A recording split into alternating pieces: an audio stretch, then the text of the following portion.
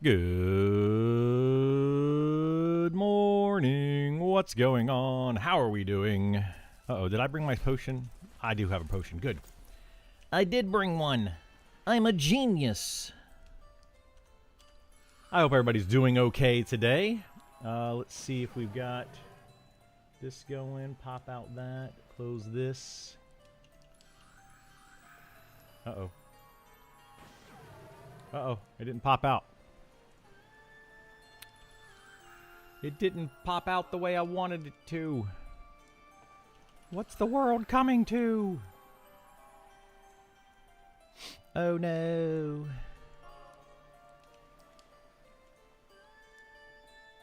Go here. Go here. Oh, we gotta put on C and Viz.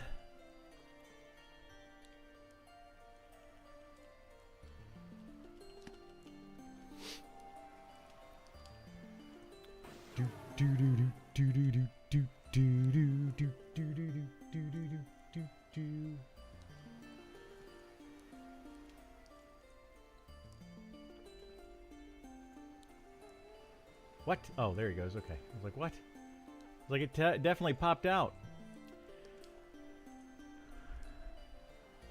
Just want to show some real love for the stream. Potentially, love content at the top. Who pulls thousands of live viewers, over 3 million followers. He actually helps smaller creators grow. Cool. Well, I appreciate that. What's going on, Pity? How are you? Glad to see ya. All right, let's grab these guys. And Sister Elsie here. Oh, shoot. I forgot to get Blink at work, but well,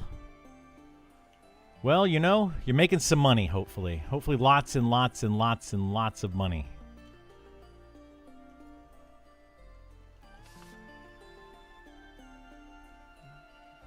Or at least enough money to suit your needs.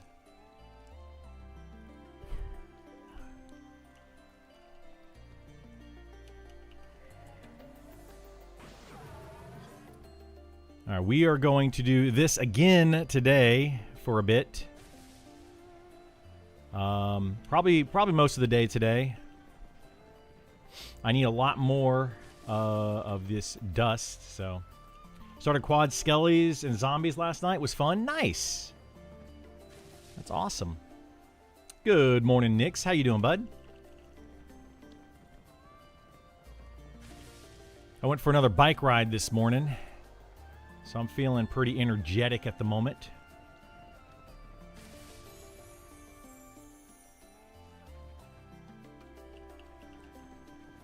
Well, hopefully, yeah, we should be hitting 51 today at some point. We will not be hitting 52, because 51 is a hell level.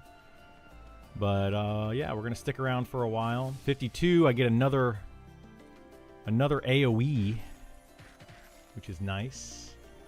How far on a bike ride? Not far today. Went for a shorter ride.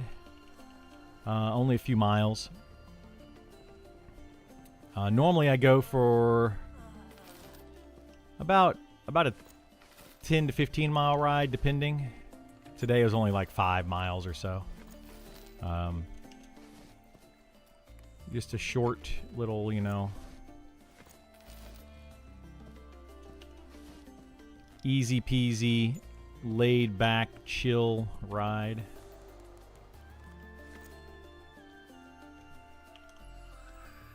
What was I doing? Oh, I was going to get ready and drink this. I forgot what I was doing.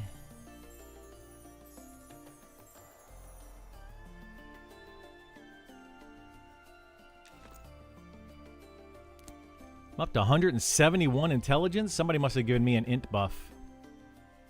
Arcane Infusion. Brilliance. I got Brilliance. Greater intelligence. That's what it is. Extra 15 int. My goodness.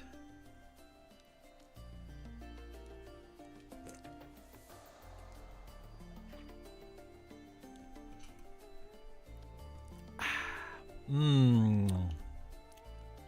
morning soda. There's somebody over here doing these today. Hopefully it doesn't interfere with my quad kiting too much.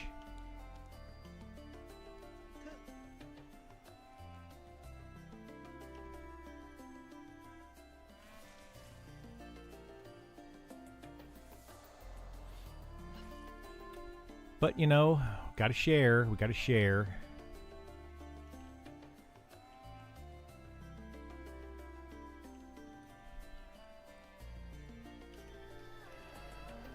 Boop, boop, boop, boop, boop, boop, boop, boop, boop, boop. Not geared well. Cemetery looked too catastrophic for me. Yeah, it's pretty tough. What level did you say you were again? So you're gonna find somewhere to go between skeletons and dunes for beetles tonight? Yeah, it can be rough. You're level 12. Yeah, that's a good level to do that, but if you are under geared, it can be a little bit tough in there. Yeah, because the skeletons down at the end of Shaded Dunes are probably too low for you at this point. So if you can find something that's around level 10, that would be great. I'm trying to think of what you can do at that level. I mean, the cemetery, they have level 10 during the day. It should be good for you during the day, even without a whole lot of gear. Yeah, you should be able to do that. I think he's trying to quad kite, so he doesn't want to do single pulls. But you should be able to pull 4 at a time over there. I was pulling like 8 at a time over there when I did it, but I was a little bit geared at the time.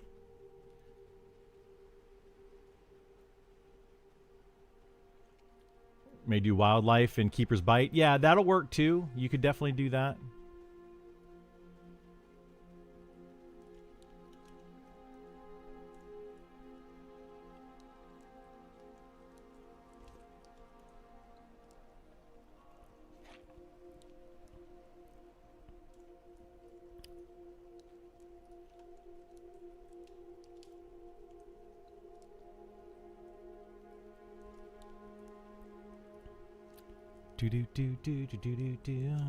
Okay, let's see. We want to separate these out.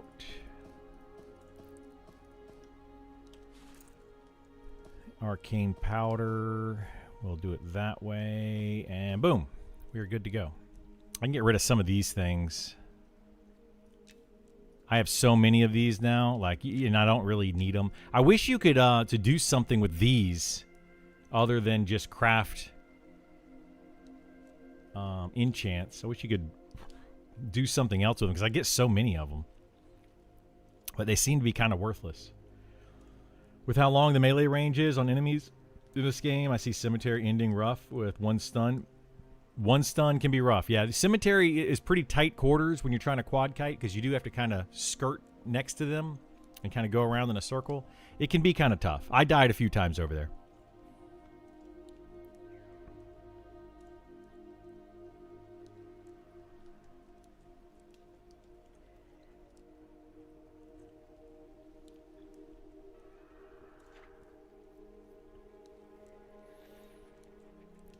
So yeah, it can definitely be tough. What do I have here? This is 5 stamina, 5 int. Okay, I need to get my exceptional intelligence. Oh yeah, see, I can get exceptional intelligence there, exceptional intelligence there, exceptional intelligence there. I think you can get intelligence on the boots anyway. I'll have to see what I can get. I can get mana on the rings. I need to start working on some of those. Boost my my potential here on the old wizard. Yo, wizard Harry.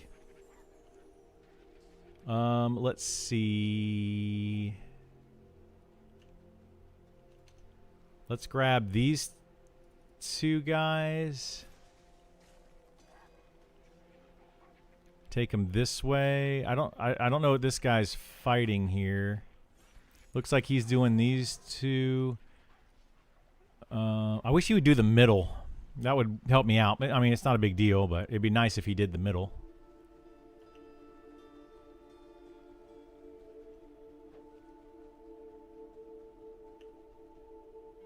Oh, Reckless is over here too? Oh my gosh, dude.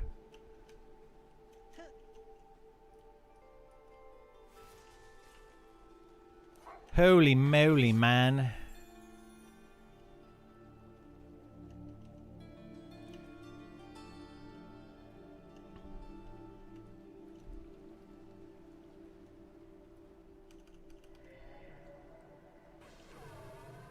Oh, double resist.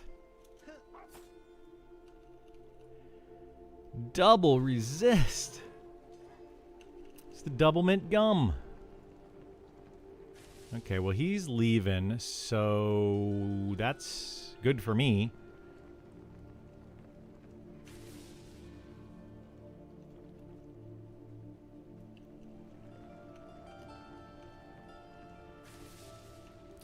Leaving on a jet plane.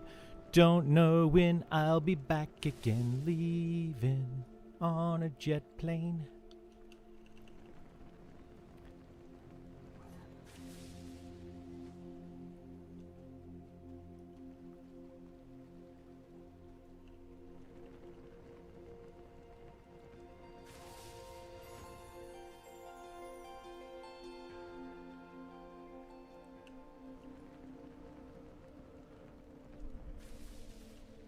Oh my goodness gracious. We're getting resisted a lot.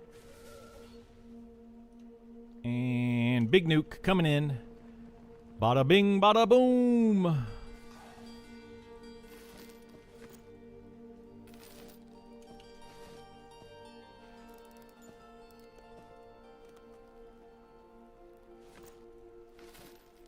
Oops.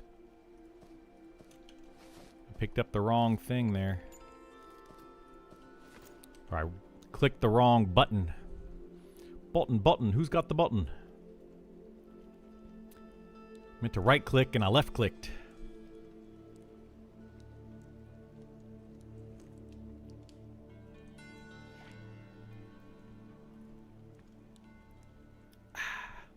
Man, I'm almost at 3,000 mana. What?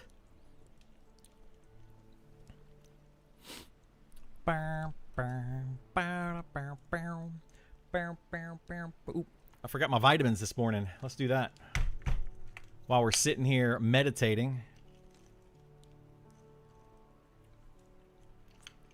Don't forget your vitamins, kids.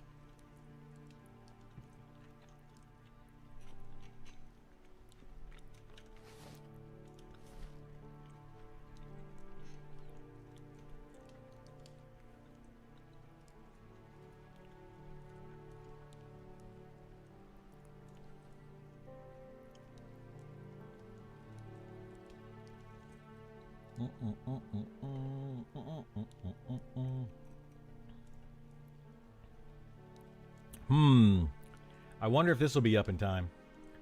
Are the mobs white or yellow? I'm not sure how you're asking that. They are blue, though. They're actually, these are light blue for me. I've been here for 7 levels grinding these out. Yeah, these are super easy for me.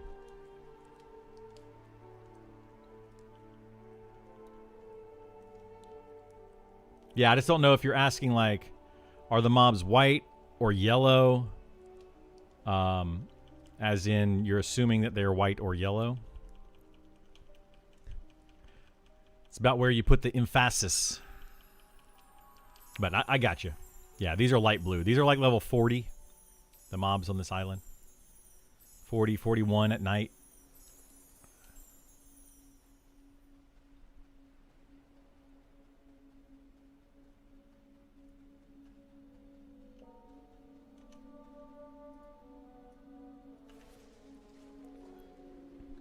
Leaving on a jet plane.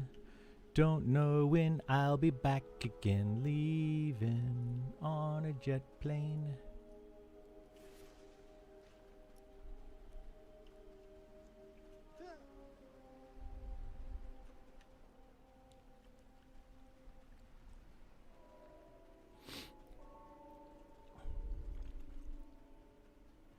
Do do do do do do do do. And we've got 'em. Time to die. Where jackals?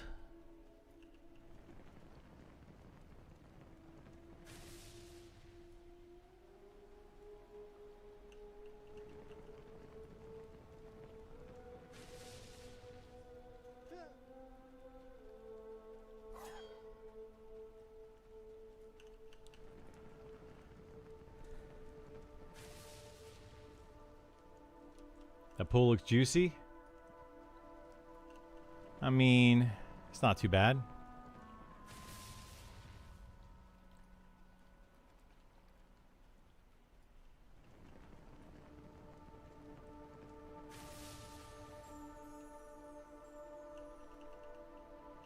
Not too bad. Yeah, these are super easy at this point. Oh, shoot. There's a cub over here that decided to break off from the pack. I think it's so funny that the cubs actually do break off from the pack like that.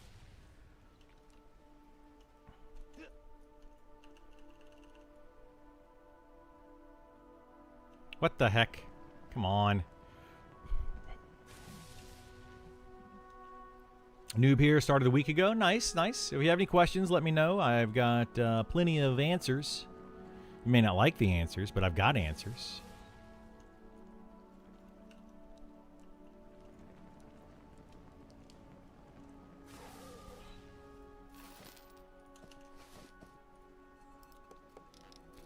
Leaving on a jet plane.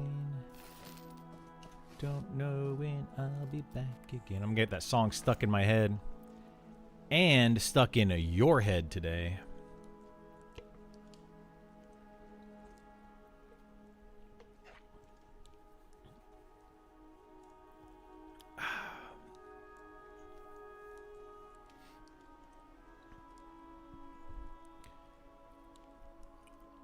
Yeah, we'll do this for a few hours today.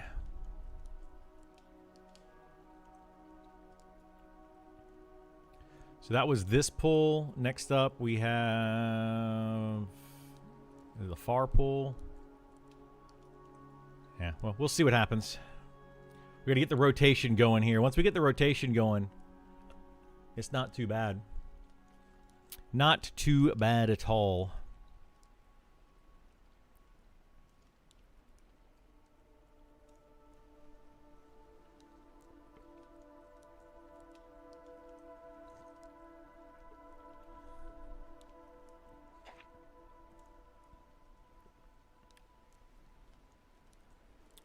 May have missed it, but what's your next quad destination? It planned. I've got a couple places that I can go to.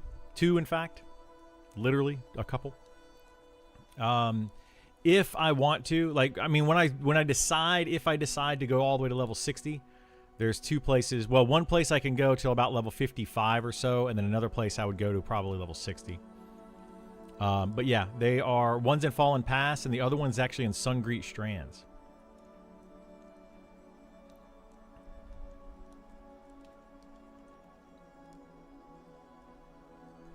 Was Drake's and Fallen Pass is probably what I would do next.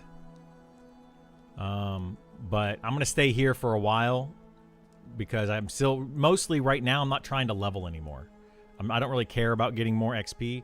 This is giving me XP, but I want the dust, so I'm actually here just for the dust. And I'm getting XP at the same time. So just kind of a little bit of a double dip going on. But it's more important to get the dust, this arcane dust down here.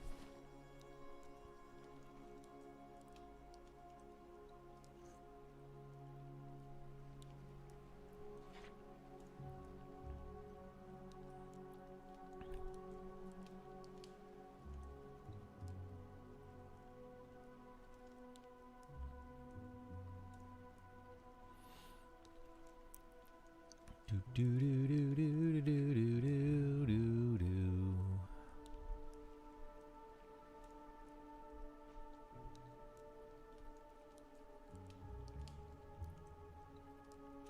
much food do I have? I got plenty of food for today. Wow. Man, I must have actually planned this out or something. I got plenty of food. I've got plenty of wood right now, and I got more wood in the bank.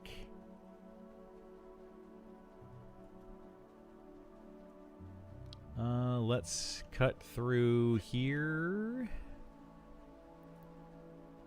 Grab this sister. Oh, that's Father Rao. I don't want Father Rao. All right, we'll grab... We don't want him at night. I don't mind doing that during the day, but at night we need to go do a different thing. So we're going to do a different thing.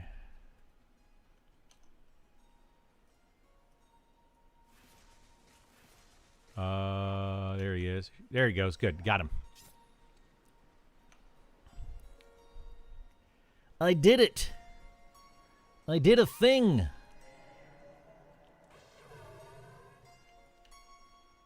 Where Jackal Elder? Okay.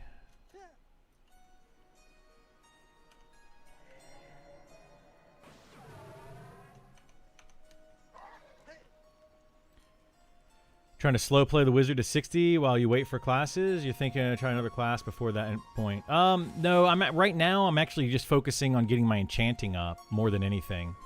I'm still leveling that. So I'm not really slow playing anything. I'm actually going as quickly as I can to get my enchanting up. But I will probably play another class when we start getting the class updates in. I'm debating how I want to do that. If I want to like twink out a character. I still feel like twinking in this game is too strong and needs to be adjusted. But I don't know. I don't know if I need to like prove that to the devs or to the community or not.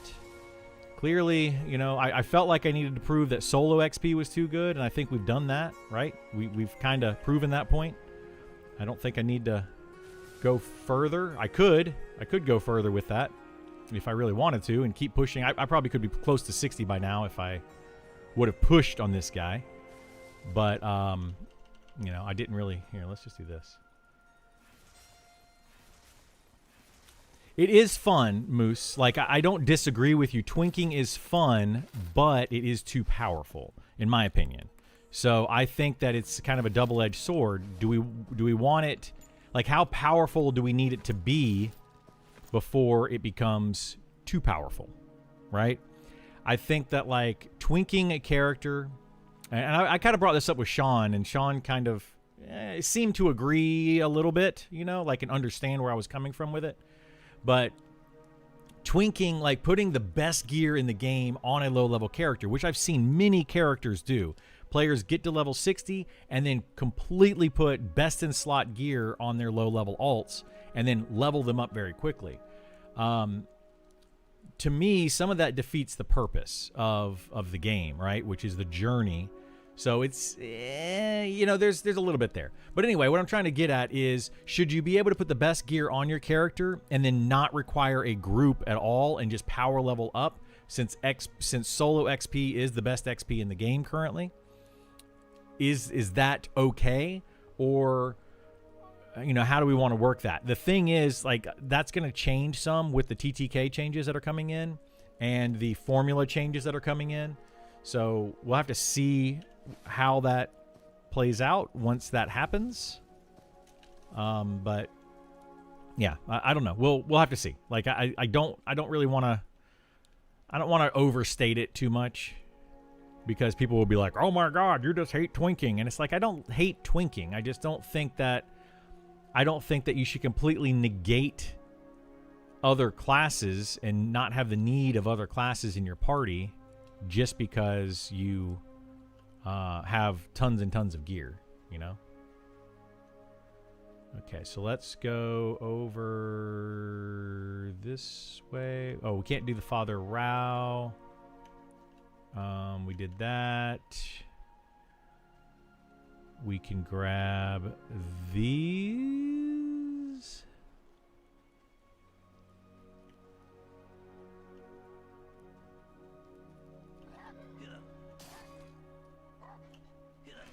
Oops. Oh my gosh. Come on. Come on, cub. Come on, sister. Come on, other cub.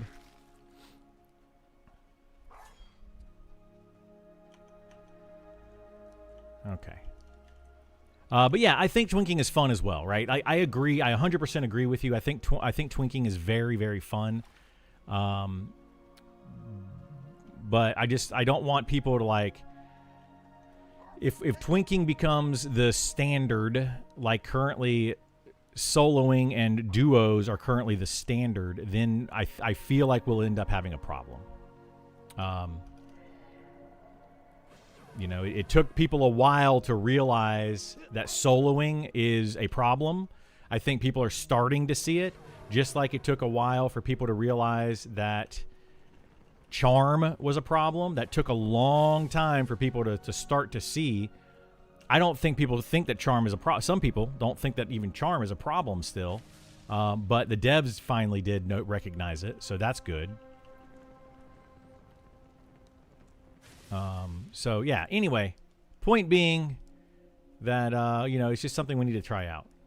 So I don't know what I'm going to do with my next character is where I was going with all that.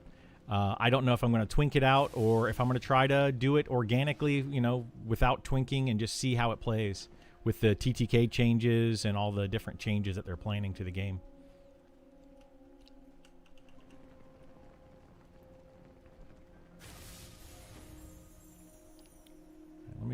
Let me finish this and I'll read some chat.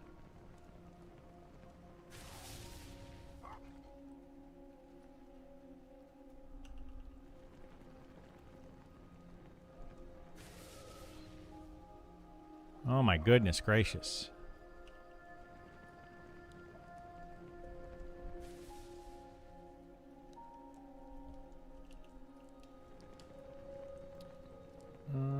Boink. Boink.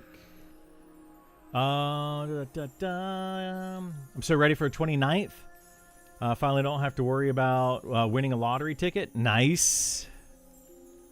Yeah, 29th is coming up. And everyone can play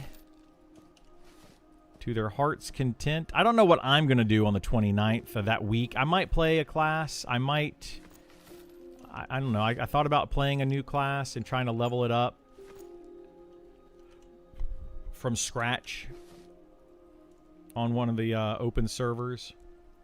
But I also thought about taking a break and playing in other games. So we'll see what happens.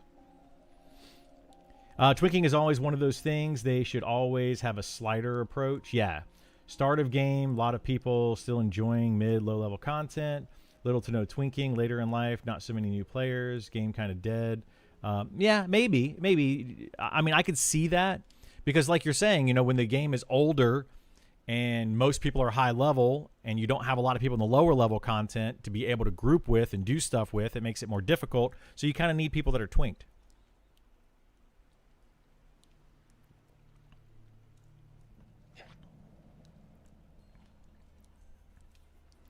I see a middle ground, make a lot of gear level limited and also make some BOE, but make some few prized items that are not BOE or level limited so you can still twink.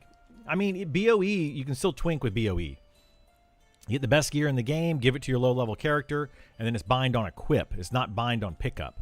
BOP, bind on pickup, would be a different thing, or like a no drop item.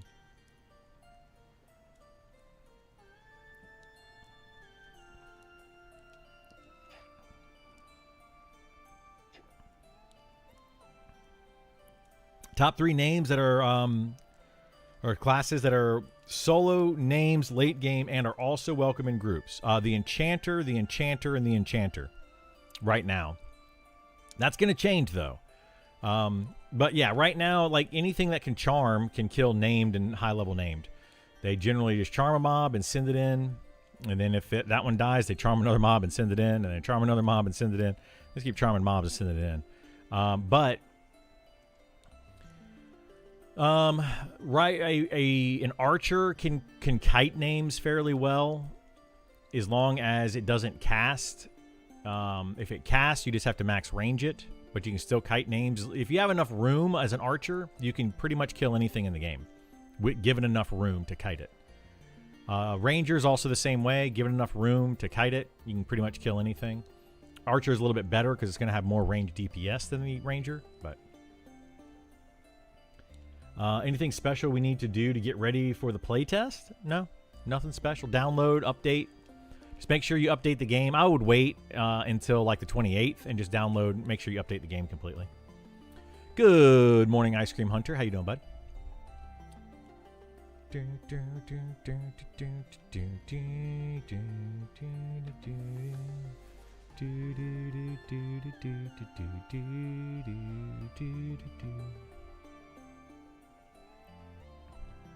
These are all out of whack, but that's okay. Brother Luca. Oh my gosh. All right, we'll just wait. Actually, no, we should have there should be another one over here unless Reckless actually killed it. Let's go see. Let's go see if that dude's over here. There's another player over here a minute ago. Yeah. Oh, no, I killed it. What am I talking about? What am I talking about, man? What are you talking about, man? All right, we'll just do 3 this round. It's 2 a.m. game time. Which means we have a few minutes for the next...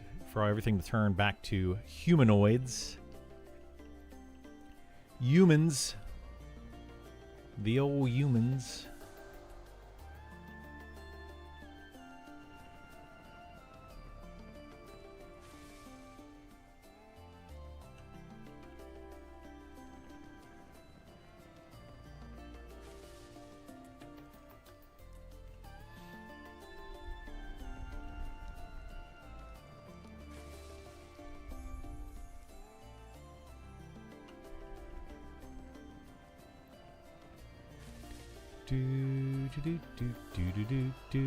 That must be an elder.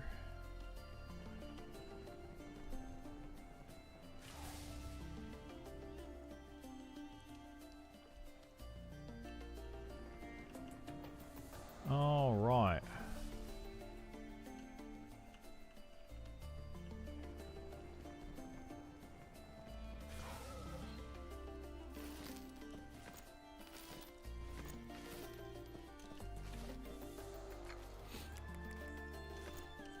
Doink.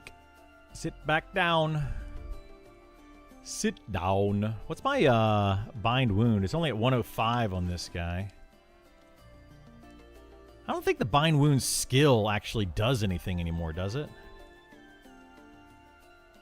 Like, I don't know. Maybe it increases bind wound by a little bit, but I feel like it's all based on the tier of the bandage you're using.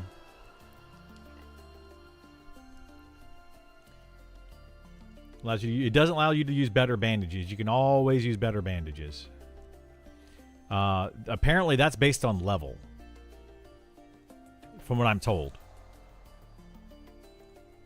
Like your actual character level, not your bind wound skill level.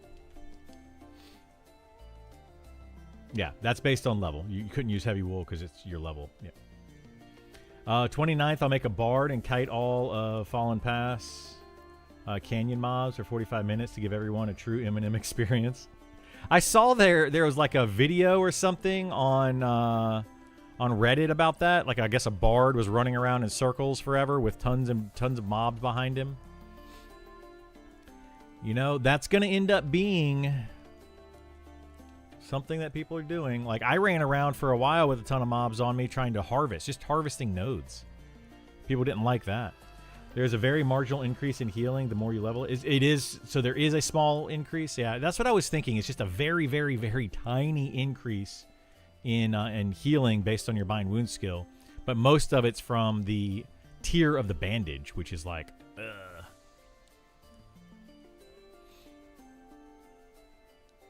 Oh my goodness, this reckless guy again.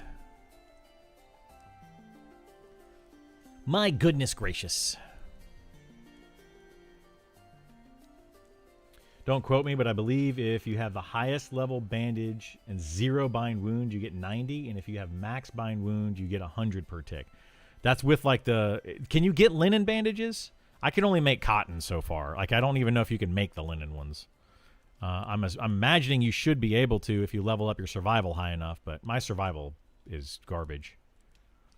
Heavy linen, you can make those? Okay. I would assume you could. I just haven't tried. I just hit 16 last night. Still a lot, learning a lot. Got the 10% haste cloak on my rogue. Nice. And I'm hooked after getting my first big drop. That's awesome, yeah.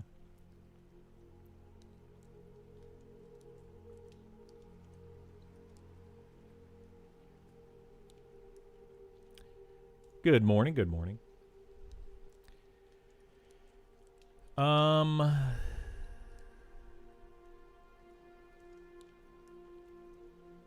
For someone who played many old school MMOs, the only issue I see right now is just the massive amount of downtime, very akin to original EQ. They're working on the downtime. They have reduced the downtime significantly in a recent patch. Like, nearly halved the downtime.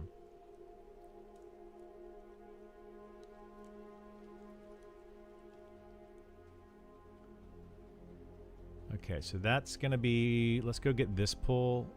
Can we do this pull, actually? Nope. Sister Elsie. God bless. Come on.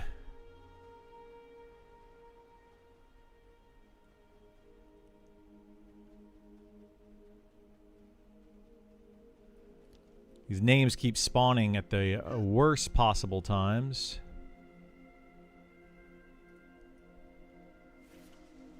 All right, we'll grab that. And we'll grab these. And we'll grab this.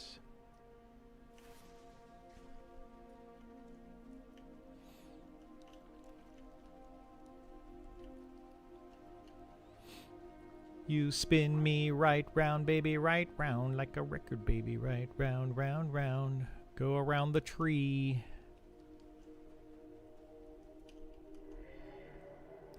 Boop, got him. Locked him down, baby. Does using enchanted copper bars make enchanted copper armor automatically? No.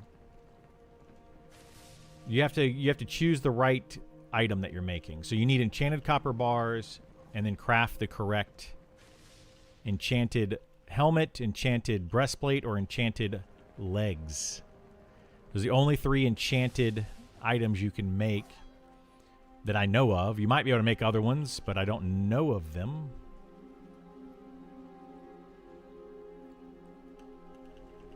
I have not seen anyone make anything other than those. But it's very possible. With Charm ending at 52 on Enchanter, I was thinking about Beastmaster. Charm, you know, people kind of say that sometimes. Charm, even at 52, is still extremely powerful. But don't worry about that at all. Charm is being tweaked. Do not make a character based on Charm. It is being tweaked. So if you make a character based on Charm today, when they actually patch that, you're going to be very upset that your Charm is no longer working the way that you want it to. This is part of the reason that I've been saying they really need to get this rework, what's the word I'm looking for? This class overhaul done sooner rather than later, because people are going to expect a class to work a certain way because that's how it currently works. That will not necessarily be the case in the future. So yeah, don't expect that. Charm's getting hopefully nerfed into the ground really hard. What's this situation with Beastmaster on in-game? Able to solo named because of Shaman buffs. They can solo some named, yeah. They can solo lots of stuff. There's a Beastmaster in my guild, level 60, and he solos a lot of stuff. Now, that being said, again, don't base anything right now. The entirety of this game, all of the classes are getting a big rework coming very soon. So right now, a Beastmaster has a lot of Shaman buffs. In the future, a Beastmaster will not have those Shaman buffs. They're going to be getting other types of abilities. So just, I would wait, guys. I would wait. Don't try to like pick your be-all, end-all forever class right now, because it could change drastically. Now, the overall way they're going to play, a Beastmaster is still going to be a DPS class. You know, like a fighter is still going to be a tank, and these classes are still going to stay in their same role, but they may play very differently, and their levels of power may change drastically. Right now, Charm is extremely powerful, and you can use it to solo a bunch of named, but in the future, that will not be the case. So I would just wait. Just pick a class right now and have fun with it, enjoy it, but don't go to your forever class right now at this very moment. Okay, what time is it here? Because it's not 6. Okay, it's almost 6 a.m. They'll switch over at 6 a.m. We'll sit here until 6 a.m. Playing an Elementalist right now, so I'm BW Expert. Oh, Bind Wound Expert. Tier of Bandages is where most of the healing comes from. Bandages tier cap, so like linen, 5 HP per tick. Wool is 20. Okay, yeah. Bind Wound yourself while moving. It cheeses the leveling. Yeah, I need to check that out. Hopefully they fix that. World looks gorgeous. Maybe this game can save the MMO genre. I hope so. I hope so. They're on the list, or do I need to find a recipe? Also the same forge in the night market. Yeah, you can use the forge in the night market, and they are, yeah, they're just different recipes. You just got to find the recipe on the list. I guess we can grab Father Rao here, because this is the human version with these guys over here. And go this way.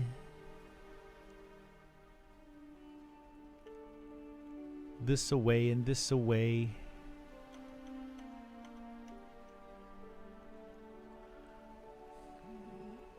I love Enchanter, but Wizard and Beast are nice too. Yeah, the Wizard's fun. I don't know if they're going to change Wizard much. They might take away the quad kiting of the Wizard.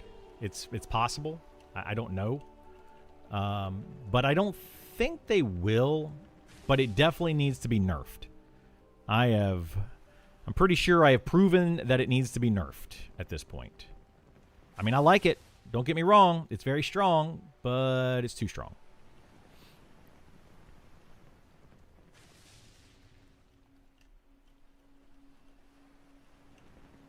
Did you see the spell blade changes? I did, yeah. I actually made a video on those. With my thoughts and everything, going over all the changes, talking about it, etc. It looks good. My short, very, very short response to that is I think that the spell blade changes look very good. They look like they're going to be a lot of fun. Make the class very active, high APM class rather than a currently an auto attack class, which kind of boring.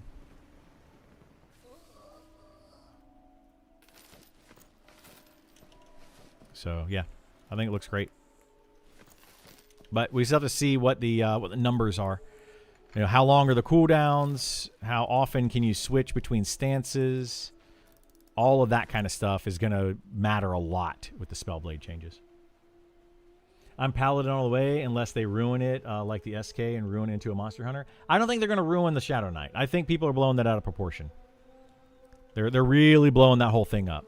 I think the Shadow Knight is just going to get its abilities from monsters rather than go to a vendor and buy its abilities. Other than that, I think it's going to have pretty much the same kind of overall abilities that it currently has. So I don't know why people think that it's just going to be completely different in the way that it plays. I don't think it will at all. I think it's going to be very, very similar. They need to come life first, I would say. What do you mean? I'm not sure what you mean by that. But anyway, yeah, I think that right now we're kind of in a limbo phase of when are we going to get some of these changes. You know, I am kind of leaning towards leveling this wizard as quickly as possible before the TTK changes come in, before the class gets completely overhauled and, you know, terrible. I don't think it's going to become terrible, but until it, you know, when it's no longer a solo, very solo friendly class.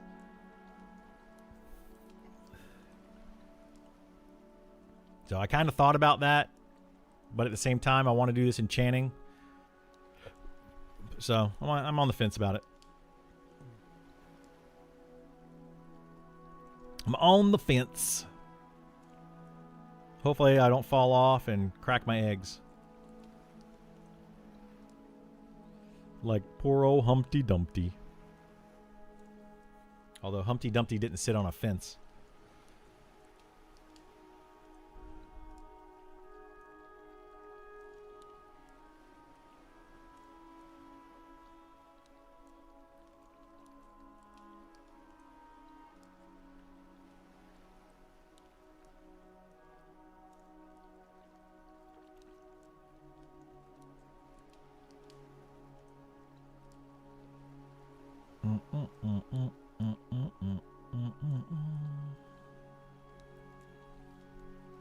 What you thought about the current state of PvP server?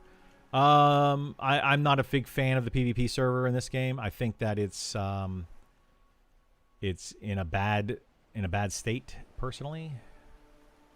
But I will not be playing PvP, so I'm going to leave that to the PvP players. Like I'm not gonna. I don't care what they do on the PvP server because I won't be playing it. It's in my opinion, the PvP server is going to just be a big grief fest. It's going to be people griefing people to the point where people no longer want to play the game, and it's going to make your casual, non-grief players quit very quickly. And then what's going to be left are your griefers, griefing griefers, and that's it. I think that's what's going to end up happening. That's just my take on it. PvP players can all say whatever they want about it, but don't come crying to me when your server's dead because you guys were a bunch of jerks to each other. That's all I can say. That's 100% what's going to happen. I have zero doubts in my mind that the PvP server is going to be a huge grief fest. A bunch of people are going to be crying and whining, and then they're going to quit, and then people are going to say it's a dead server. Like, no doubt in my mind. It'll be dead within a couple weeks of early access. It might last a month, maybe.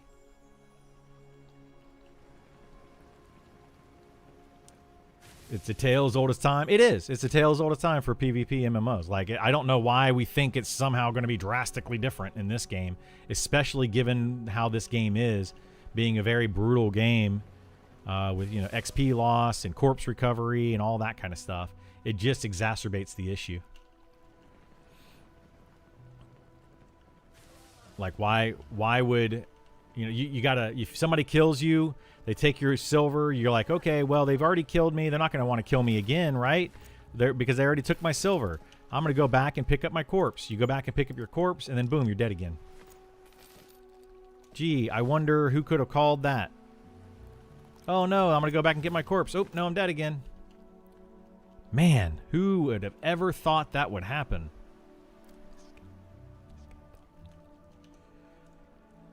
No good fights, just griefers or people who are mentally unstable. Yeah, that's exactly what I see happening.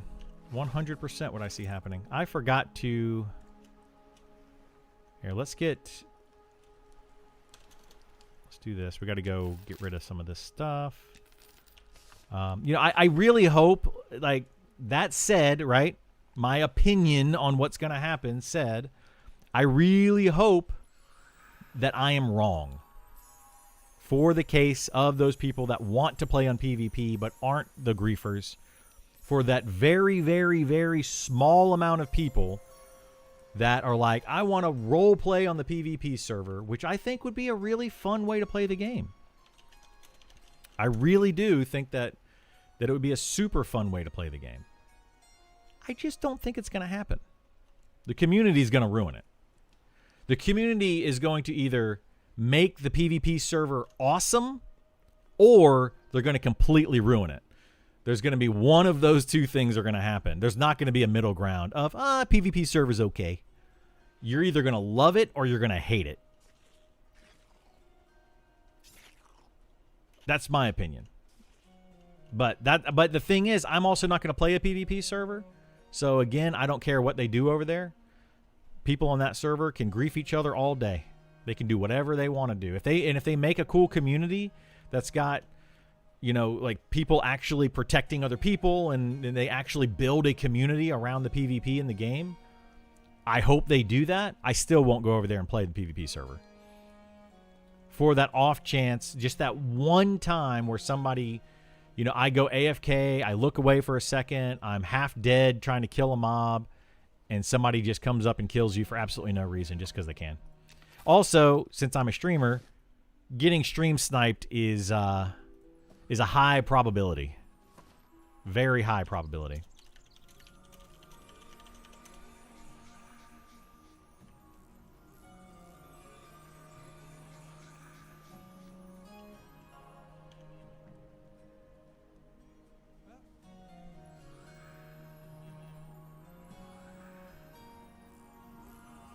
Yay, I got Speed of the Wild. But maybe it won't be. Maybe I'm wrong. Do a mistake as a noob and then it start to grief you, log out. Yep, that's what I see happening. One mistake and it's game over for you. Oop. Yay, level 50 and my gate critically failed because, you know, why not? Why should a level 4 spell be guaranteed on a level 50 wizard?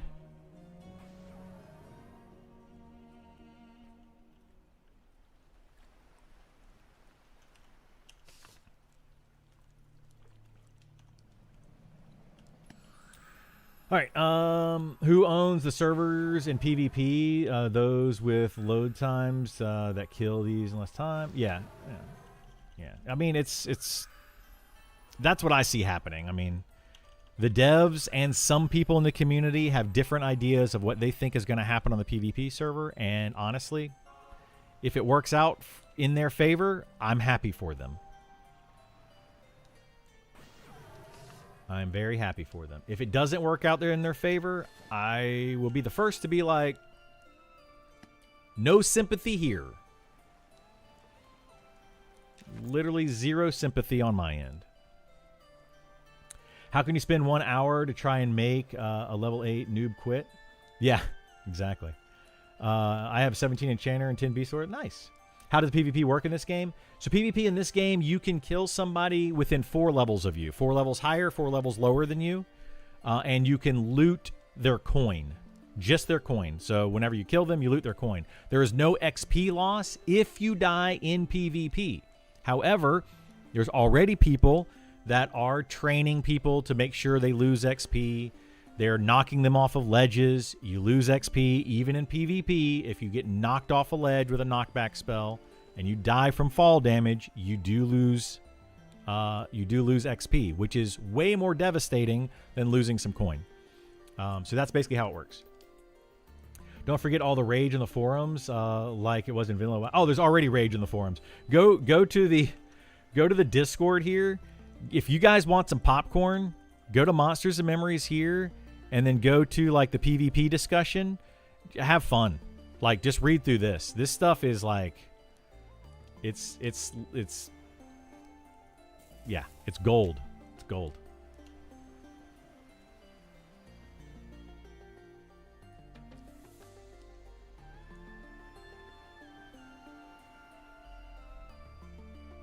Let's grab these.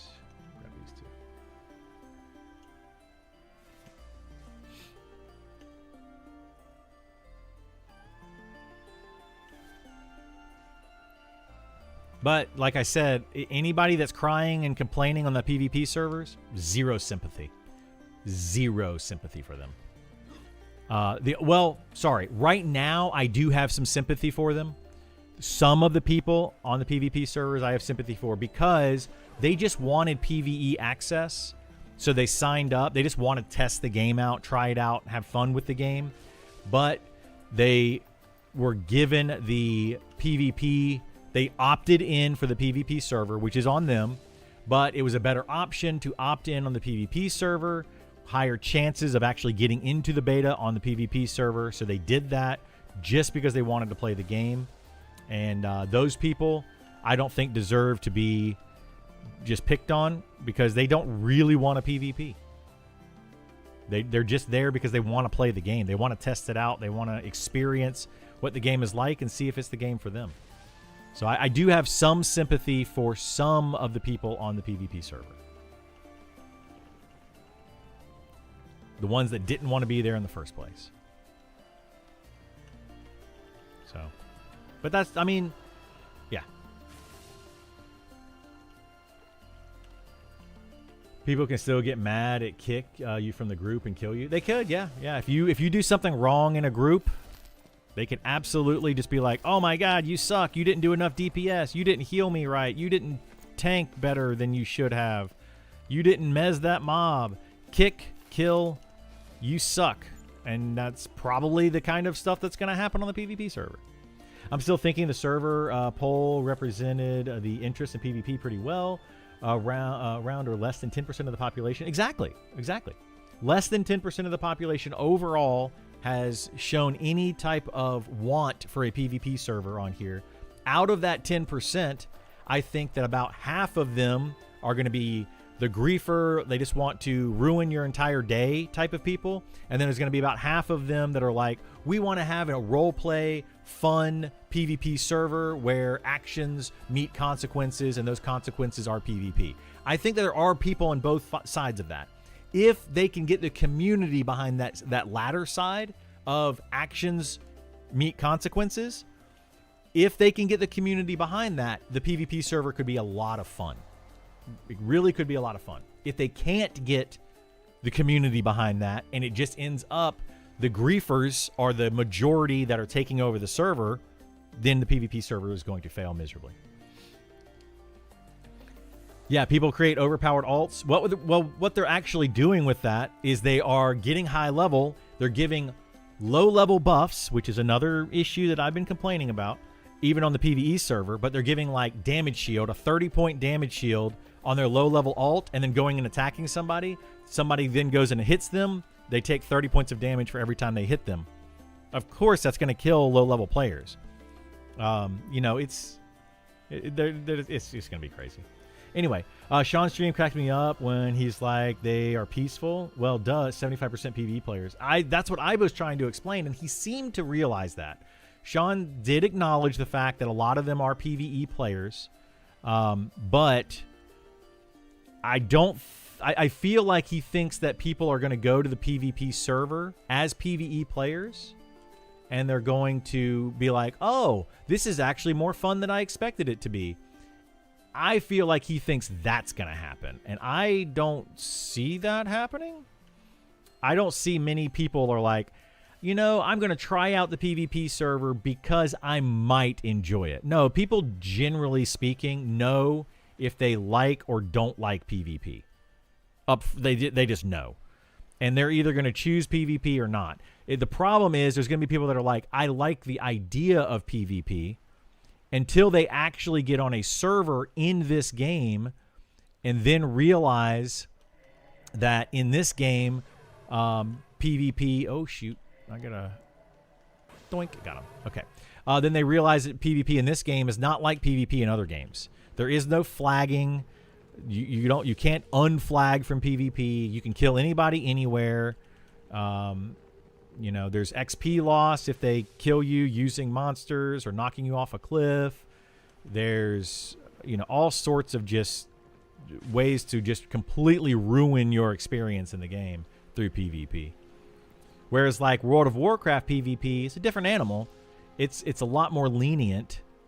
But even in World of Warcraft PvP, people hated it. People that were on the PvP server that chose to PvP still did not like it on the World of Warcraft server. So I don't know why people think that they're going to like it here. I think the only people that will like it here are literally going to be the griefers. The ones that like to cause other people pain and like them to whine about stuff. Which is a really messed up thing, in my opinion. Really messed up. Like, why do you want to ruin somebody's day? Like, what? Why is that fun for people? Where's the Priest of Discord? I don't think they have a Priest of Discord. They do. Well, no, they do have a kind of to summon corpses kind of thing, but it's after. I think 6 days. Your corpse in this game actually goes away after 6 days, real life days, and then you can summon your corpse to town.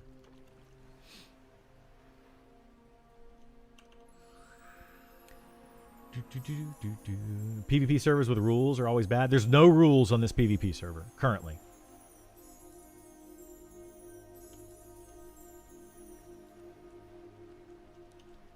Higher chance to get on a PvP server. Of course, PvPers need cannon fodder. Yeah, they do need cannon fodder.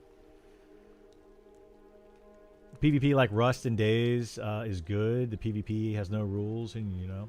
Well, yeah, but that's the thing is like right now, you go into those games and you know, like before I say anything else on this topic, I loved the PvP in Ultima Online.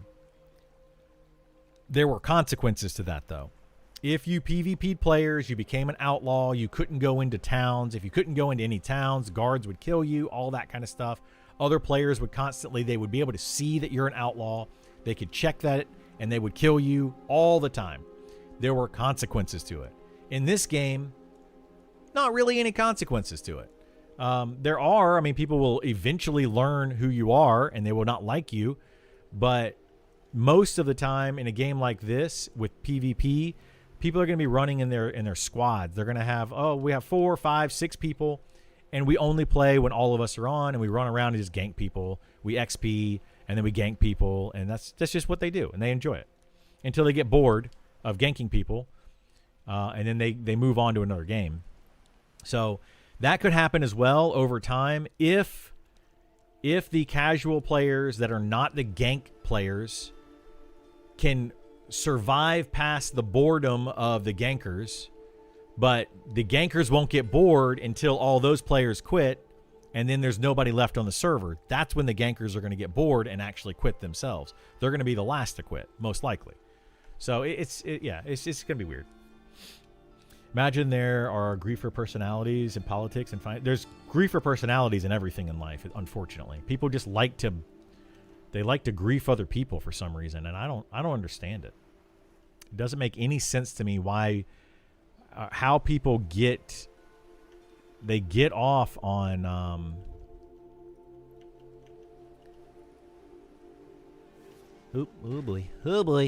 they get off on making other people's lives miserable, and I don't know. Weird.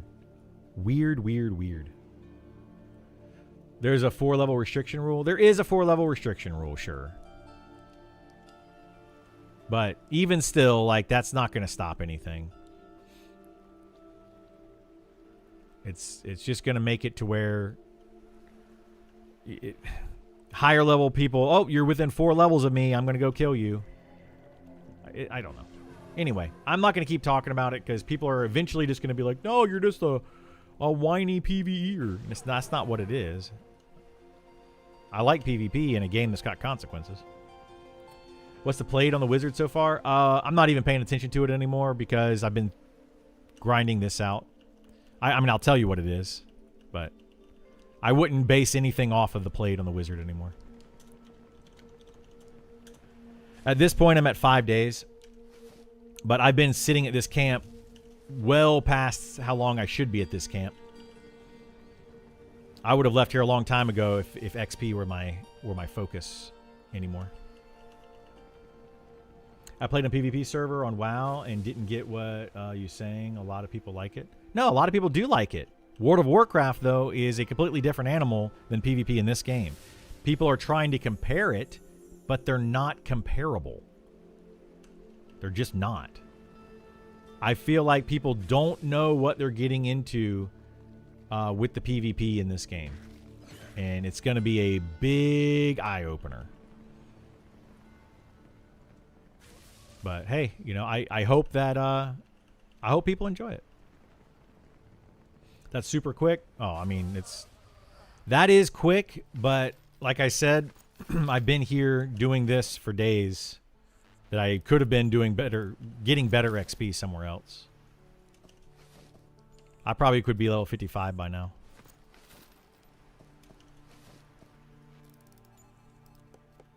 But I kind of stopped. This game is not made for PvP, no. They're just kind of slapping PvP on it.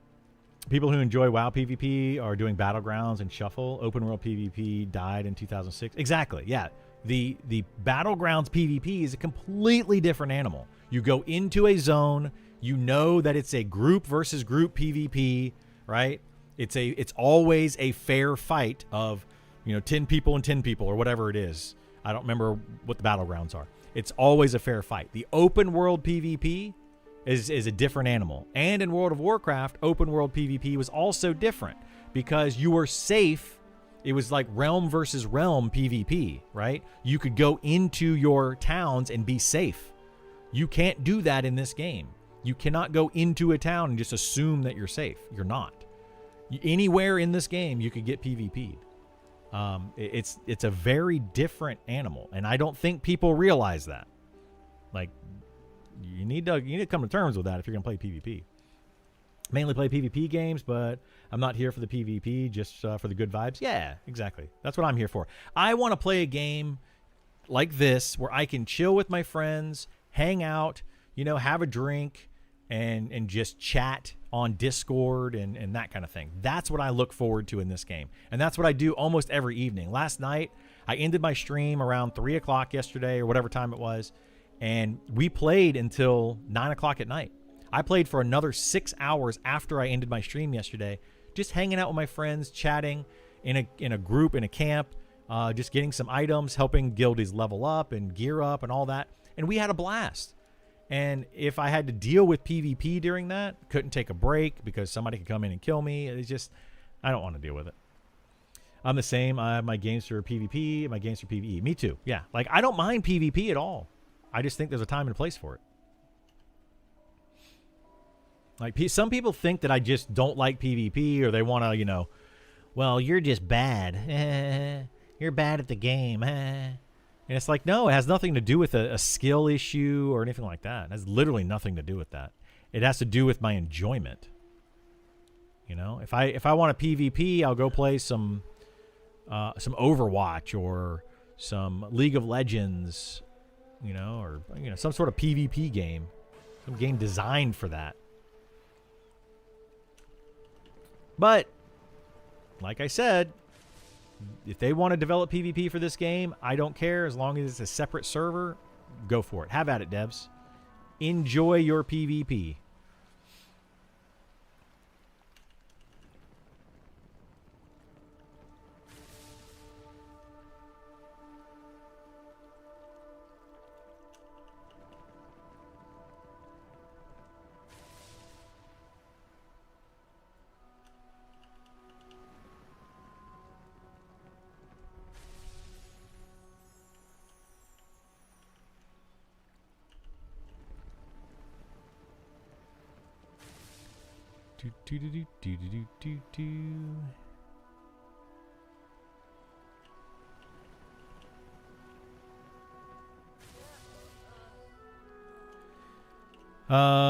You've been on this grind for a bit. What level you do this to? I'm going to keep doing this because I'm trying to get... Oops, I didn't mean to grab that. I'm doing this just for the dust at this point. I'm not doing this for XP anymore. So whatever level I get to is whatever level I get to.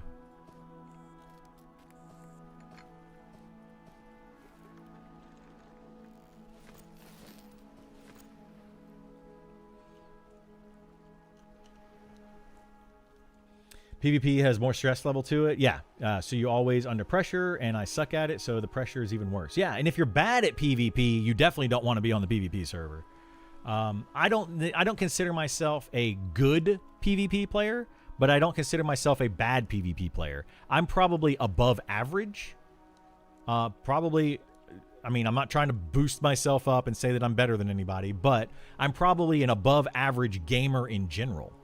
On most games, but that's just because I play them a lot, right? I just play a lot of games, and you know, they just kind of come naturally to me. I'm no like Shroud, where like any first-person shooter, just I'm amazing at. Nothing like that, but I can hold my own against the average player, you know. But it's the stress level, like you're saying. It's really that. I don't want to sit here while I'm meditating and constantly do this, like looking around. Okay, is somebody coming? I got C and Viz on. I can make sure that nobody's sneaking up on me. And I'm just constantly like my head on a swivel. I don't want to play the game like that. It's just, to me, it's not fun. Now, some people might like that, right? And for people that enjoy that kind of gameplay, by all means, go to the PvP server. Have fun. Enjoy it. Go for it. How much dust you going for? Yes. All the dust. How much dust will the game give me? That's how much I'm going for. I have gone through thousands of dust at this point. Thousands.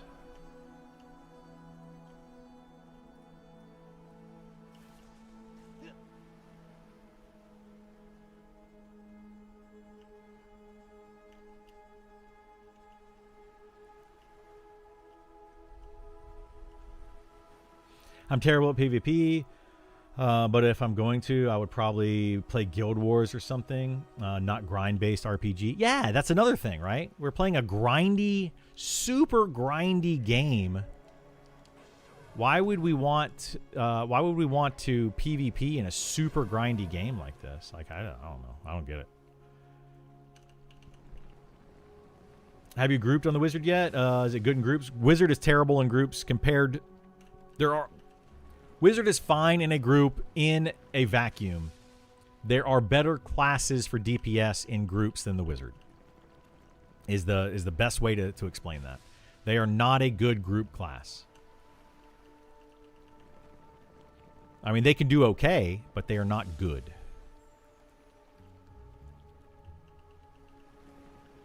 For me, if I were to PvP, it wouldn't be an MMORPG. I mean, that's kind of where I'm at with it. I would rather play PvP in Fortnite, and I'm not even a big, shooter fan. But I would play in Fortnite, or I'd play League of Legends, or I would play Overwatch, or Dota, or something like that.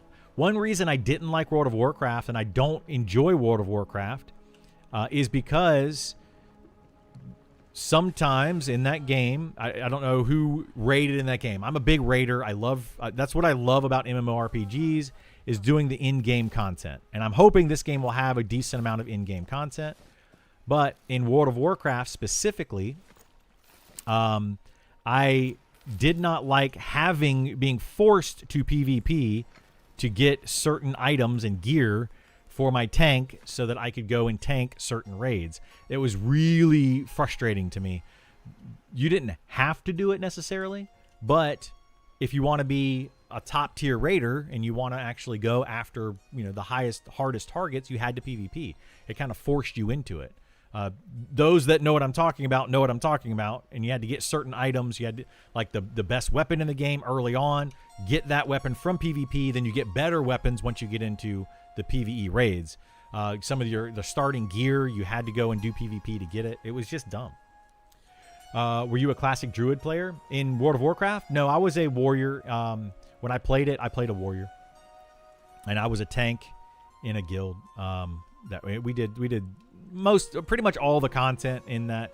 We weren't like a competitive PvE guild when I played World of Warcraft, but we did do all of the content. When I was in EverQuest 2, I was more of a competitive PvE player, and we were some of the first to do the content. Like we got world first, we got every server first, and we got several world firsts when we played EverQuest 2. PvP was the fastest way to gear up. Exactly, yeah. It was the fast. So you go PvP to gear up to do PvE to gear up more. That's how you did it in World of Warcraft, and I hated that. One of the reasons I don't like to play World of Warcraft is because of the forced PvP to get better gear. I'm feeling like enchanting is a bit crazy to level up. How do you feel about it? Enchanting is a bit crazy to level up. And it's probably going to get worse because I'm trying to get this island nerfed.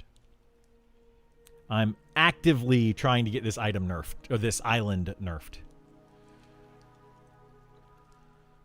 So one of the reasons, though, that enchanting is hard to level up, and I was going to make a video on this probably soon. People have been asking me to make a video on enchanting. But one of the reasons is when they added in some of these new items into the game, the magic items, they did not flag them for disenchanting. I don't know if it was a mistake. I don't know if they did it on purpose. I have no idea what the thought process, or if there was a thought process there. But there are a lot of items that cannot be disenchanted in this game right now, which I think needs to change. I've also been talking to a buddy of mine. Is my hair dry enough yet? I think it is. Okay, I can put my headset on. I've also been talking to a buddy of mine about disenchanting and enchanting, and we both kind of agree. He gave me a really cool idea, and I would like to see them implement it in this game. If anybody has played Path of Exile, and you use the gems or whatever they're called,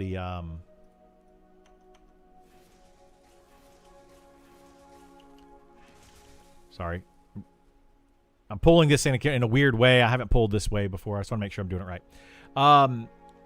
But yeah, using Path of Exile kind of way of doing things rather than what they currently do. Because right now it's just disenchant, like destroy item, get dust. I think it would be kind of cool to do more of a upgrade item, you know, get items that drop, and you can use those items to re-roll stats, or, you know, something like that could be kind of neat. Now, I wouldn't say re-roll stats like they do in Path of Exile, because that doesn't fit this game's theme, because you want to have certain items that have certain stats on it, just automatically.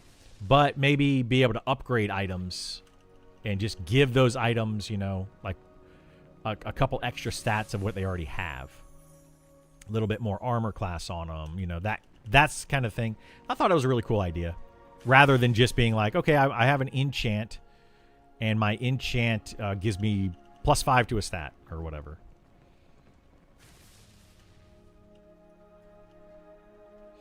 So yeah, I don't know. I don't know, but I think that yes, enchanting is kind of a pain in the butt to level. Did that kill 2 of them or 3 of them? I think I killed 3 of them there. 1, 2, 3, yes.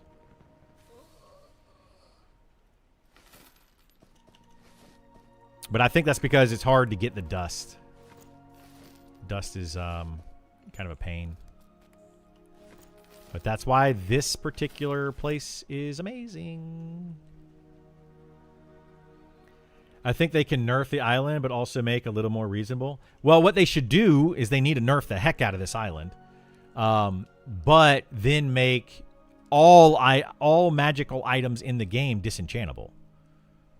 Right? Like, there's just so many items that are just not disenchantable right now. Maybe intentional to slow down the process of enchanting. I don't think it's intentional. I honestly think it was a mistake. Because it's the new items that were added in. It's not many of the old items that you can't disenchant. It's the new ones that were added in by Jahar. I think Jahar added them in. And I just don't know if maybe Jahar didn't know about enchanting and disenchanting. And didn't realize that was a thing. And didn't realize he needed to flag those items when he added them. I'm just guessing. To make it on par with mining and alchemy, because that's how slow. Alchemy is slow.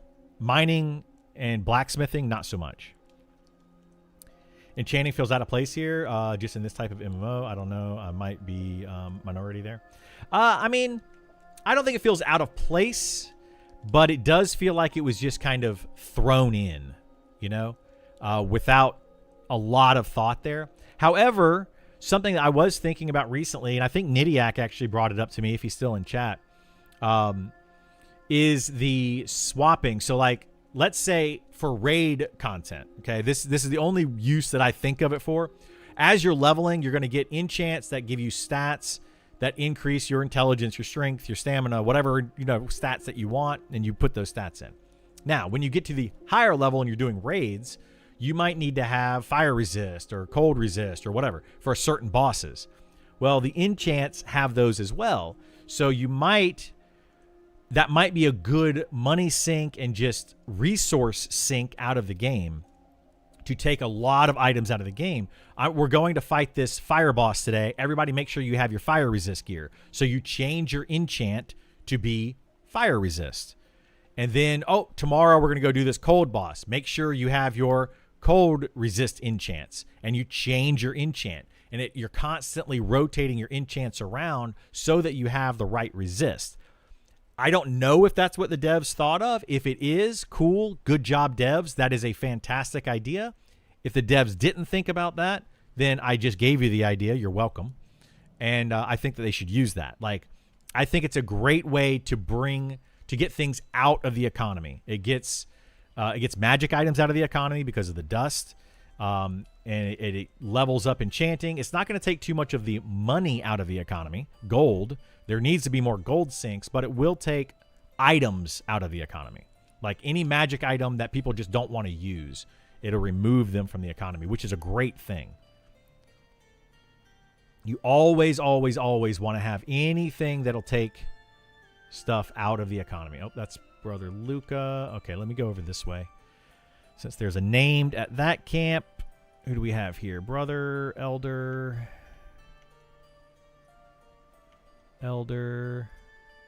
Sister. Dang nabbit. Let's grab these then. Gear repair cost. That's one that I've thought about. I don't know how I feel about that one in this game. It's a great money sink. Yes. But look at something like World of Warcraft. Gear repair costs in World of Warcraft hurts specific classes more than other classes. It hurts the tanks specifically because their gear gets used faster than other classes. So they would have to do something along those lines. It's also not only that, but it's really annoying to have to deal. Oh, shoot. That did not go off. It's really annoying to have to deal with repairs, right? Like, I find it annoying. I don't know if you guys find it annoying, but I find it very annoying to have to deal with repairs. So now if they make a tinkerer, they could do what they did in World of Warcraft, have the tinkerer be able to create like a repair kits and, all that kind of stuff, like a little robots or whatever. That is a route that they could go, and it might work out. I think that they should go the route of expeditions. Cost a lot of money. So if you guys have heard about the expeditions in this game, they're basically going to be kind of in-game type of content. Not necessarily just raid content, but in-game content for the bigger guilds and players that are just reaching towards the end goals. And I think to do expeditions, for example, you might need to get several plat to be able to charter a boat. You might need to get wood, like just get a bunch of wood, get a bunch of cloth, turn that in to be able to build a vessel, and then you have to actually pay money to a crew to take you to a location. Like you have to have a captain of a ship and a crew for the ship and all that. You have to pay them some money, and that could just be the money sink in the game to take out money out of the game, and it would take it from those top end players, which is really where the money needs to come from. So that's just my take on it. I would love to see that, but I don't know if that's what they're going to do or not. Unless it scales up, it limited money sink and only hurt new players. Well, that's the thing about the repair cost, right? It would have to scale, obviously, based on the gear, the level of the gear you have. Stuff like that would be a big money sink. But since we know that this game is going to be one of those games where the best gear may come from a low-level monster. So that means that that's easy to repair. But anyway, they would have to scale it. You don't want to hurt new players by forcing them to spend tons of money. You want to take the money from those top-end players. That's the best money sink in the game. It's taking them from those people to keep the cost of everything down. Right now, inflation in this game is through the roof, which means new players coming in are going to have a harder time than new players in the beginning. Like right now, a new player, when the game first started, it was 2 silver per stack of wood. Now it's 5 silver per stack of wood. I saw weapons that were selling for, 30 silver to a gold are now selling for like 10 gold. Like, what the heck, guys? Like, the inflation rate in this game is just going through the freaking roof. And I knew that was going to happen. I don't know what their plan is to fix that, but kind of been talking about that for months. Casters do have to pay a lot more for their spells. Yeah, but those are only one-time cost, Dream. Repairs are a cost that keeps going on forever. Spells are a one-time cost and you have the spell. So they're not the same. Inactive Creation, being a tank, was really costly, so always gave tanks some money after a run as a group.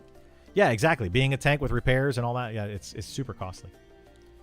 I always like the idea of repair being made from professions like leather patches, cloth, or plate. Yeah, and that's another way they could do it. I'm not against repairs. They just have to do it right. They got to balance it for the economy. Traveling smith with anvil, repair for gold. Yeah, could be good. Even within herbalism, fibers can be created, so all professions can benefit from repairs depending on profession. Well, herbalism, you don't really need to worry about that because herbalism is going to go to alchemy. Alchemy is a consumable item. Consumable items are ongoing. You use them, and then you got to buy more, right? Whereas armor in this game is you get it and you have it forever, and you don't ever have to do anything with it. So that's the difference between a money sink and just like a money transfer. Like buying spells is that example that we just gave, right? That's a money transfer. It's just transferring the money. It takes money out of the game until you own the spells. Once you own the spells, then it doesn't matter anymore.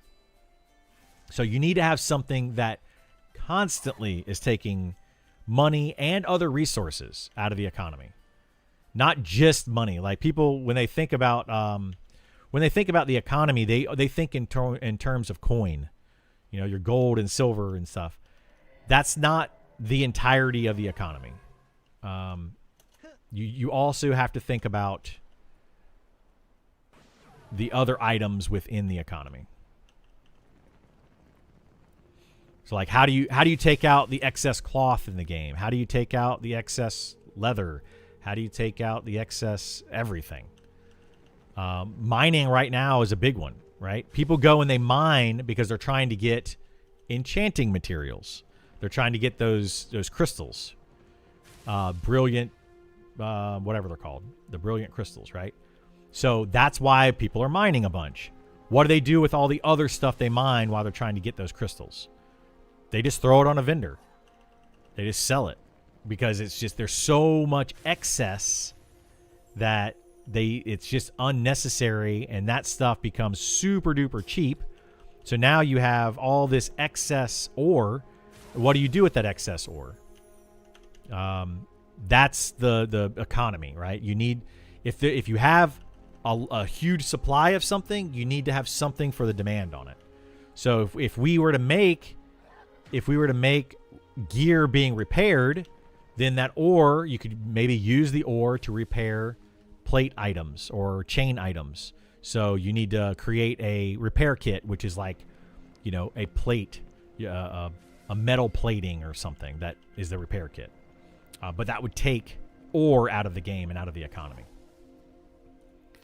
This is something that I'm sure the devs have thought about, but they did not implement very well. There's just not enough sinks in the economy currently. Oops.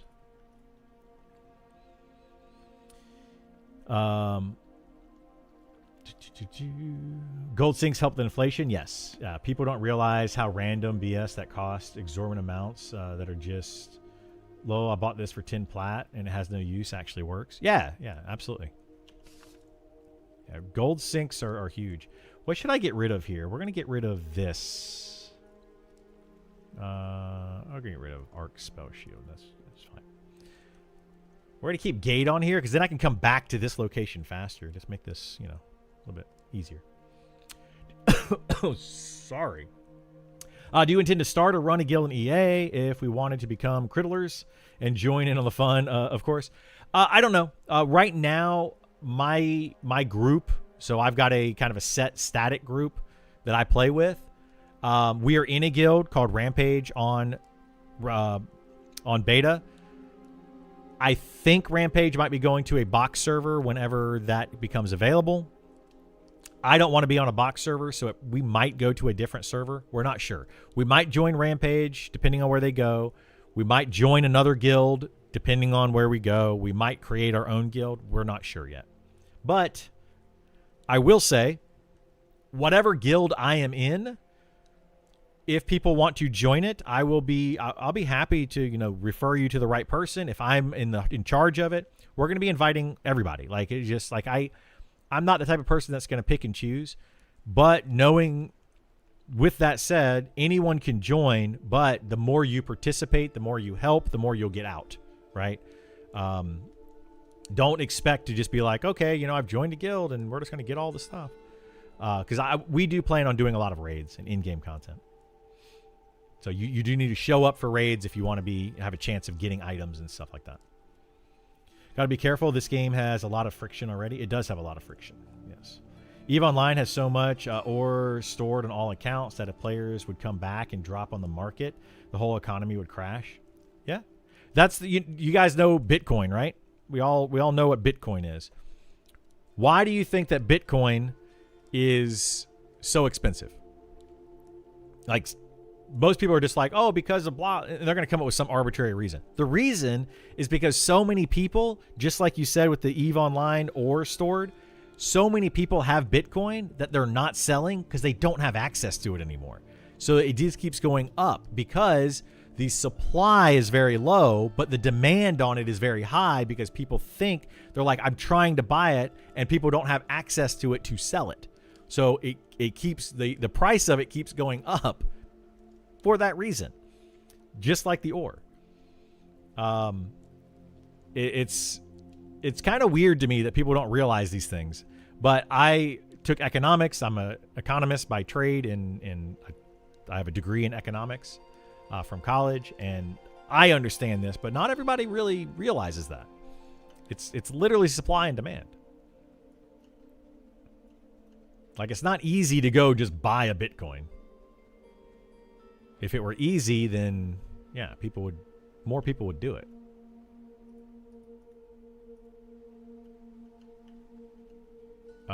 Is this guy gonna? Where are the other mobs here? Why is that cub? Oh, there they go. They're spawning now. That's so weird.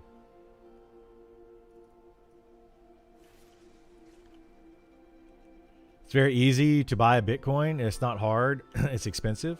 Well, you don't have to buy a full Bitcoin, right? You don't have to buy a full Bitcoin. You could buy parts of a Bitcoin. But the reason it's expensive is because a lot of it's not being sold. It's just accumulated. It's just sitting in accounts. That's the same reason that stock goes up. Stock goes down when a lot of people are constantly buying it. It's the same concept. If everybody is selling their stock and trying to get rid of it, the stock will go down because there's more sellers than buyers. But there's very few sellers of Bitcoin because they don't have access to it anymore. They found it, they lost it on a hard drive, and it's in the landfill that people are looking for a decade, right? That's where that stuff is. It's just not being actively sold because they don't have access to it. It's not the only reason, right? It's not the only reason, but it's a big reason.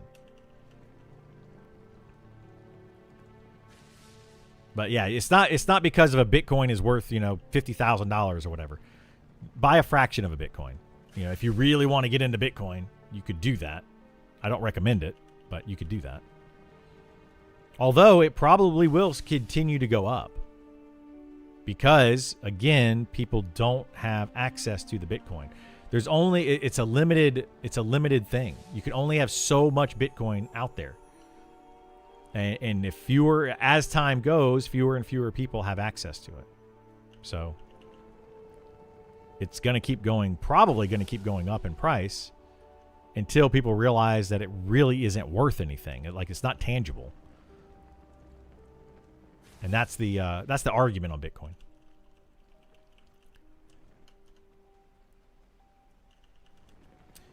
It's funny how crypto bros want Bitcoin to be the new currency. But they've said that there's a finite amount that can never be mined. Yeah, exactly. There's a finite amount of it, and that finite amount is locked behind people's passwords that they've forgotten over the years.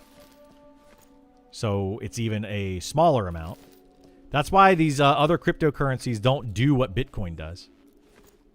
Like these other cryptocurrencies that pop up, and then they fade away, and then they pop up, and then they fade away. And it's because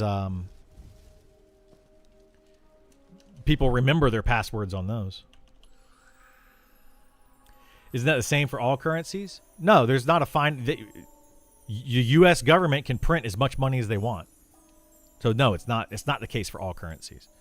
Cash is, you can create it. The U.S. government creates it and they burn it. When they want inflation, when they want money to go up or down, they literally destroy it. They take it and they incinerate money, and it increases the value of the dollar. If they want to decrease the value of a dollar, they print more and it decreases the value of a dollar.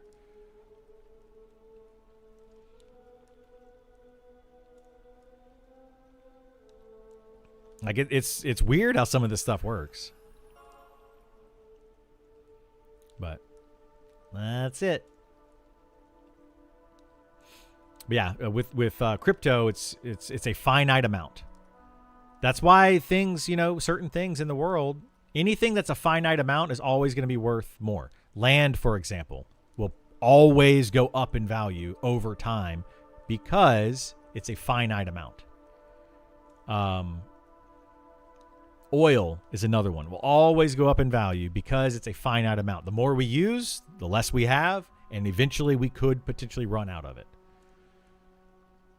It's not a renewable resource.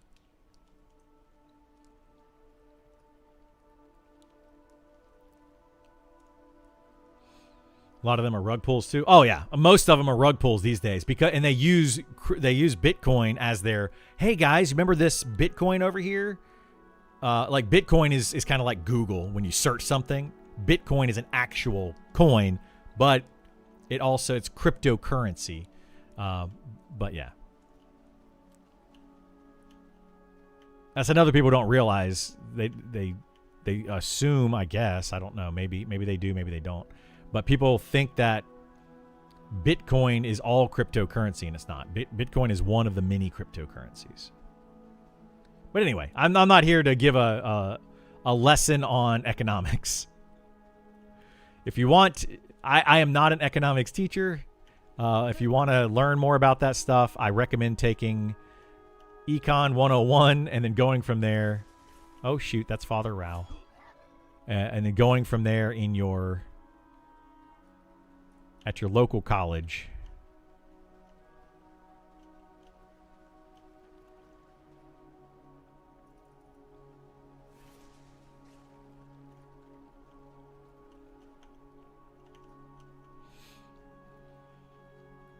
I don't know about oil. If it was finite, it would be more of a gallon of milk. Wait, what? No, like, oil is finite. There's just a lot of it. But it's definitely a finite resource. It's not, well, technically it's renewable, right?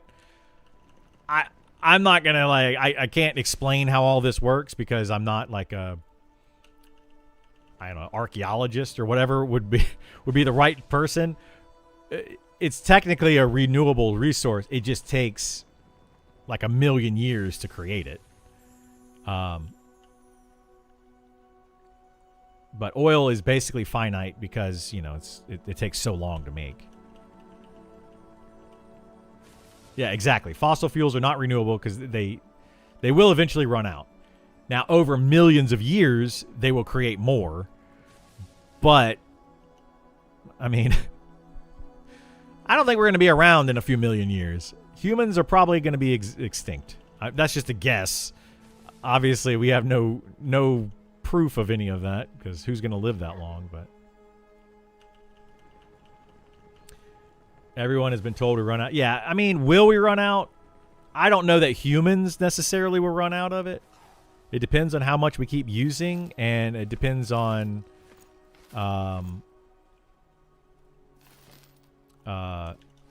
if we create other renewable resources. You know, if we start using solar power more, if we start using other things like that more. But yeah. Supply and demand, it's as cheap as milk, which makes no sense. Fossil fuel is just a theory. It's all a scam. I mean, that's another theory, sure.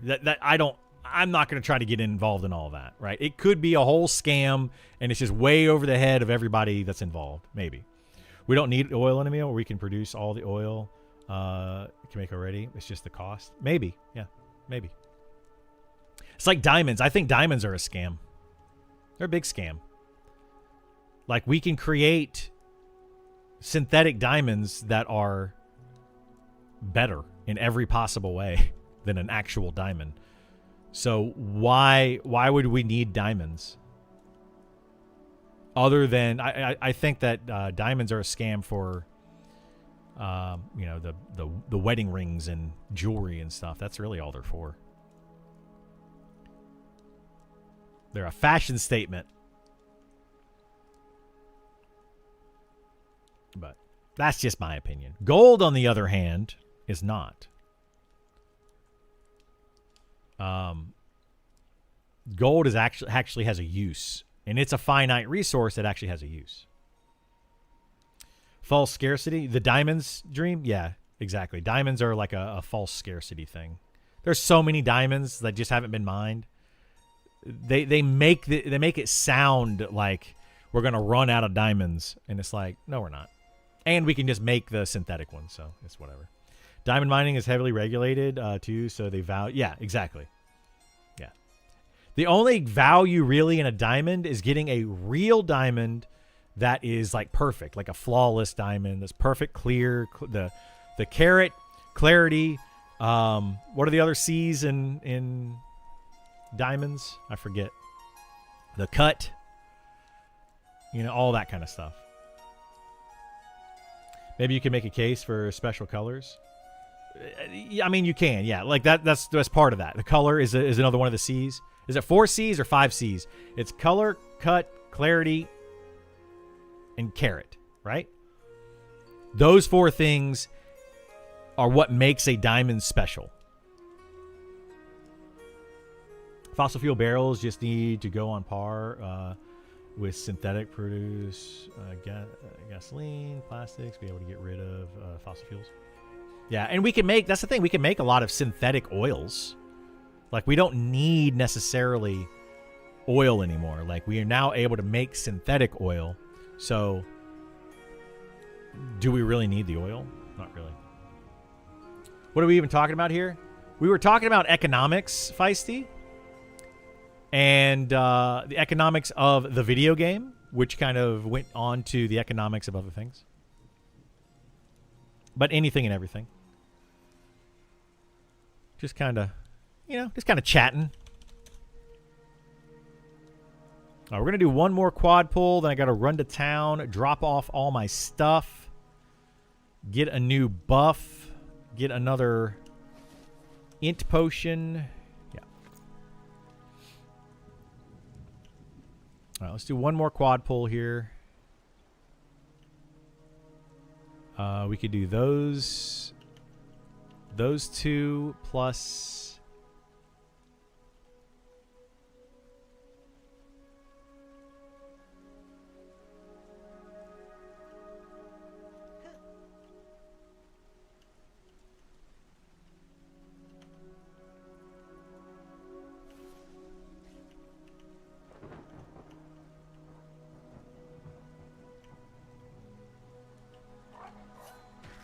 By the way, they're planning to add High Elves at launch. I think High Elves might be in at early access launch at this point, yes. Based on what Sean was saying the other day. It sounds like they might have High Elves in sometime during beta. It's a possibility. Nobody's guaranteeing that, but there is a possibility of it.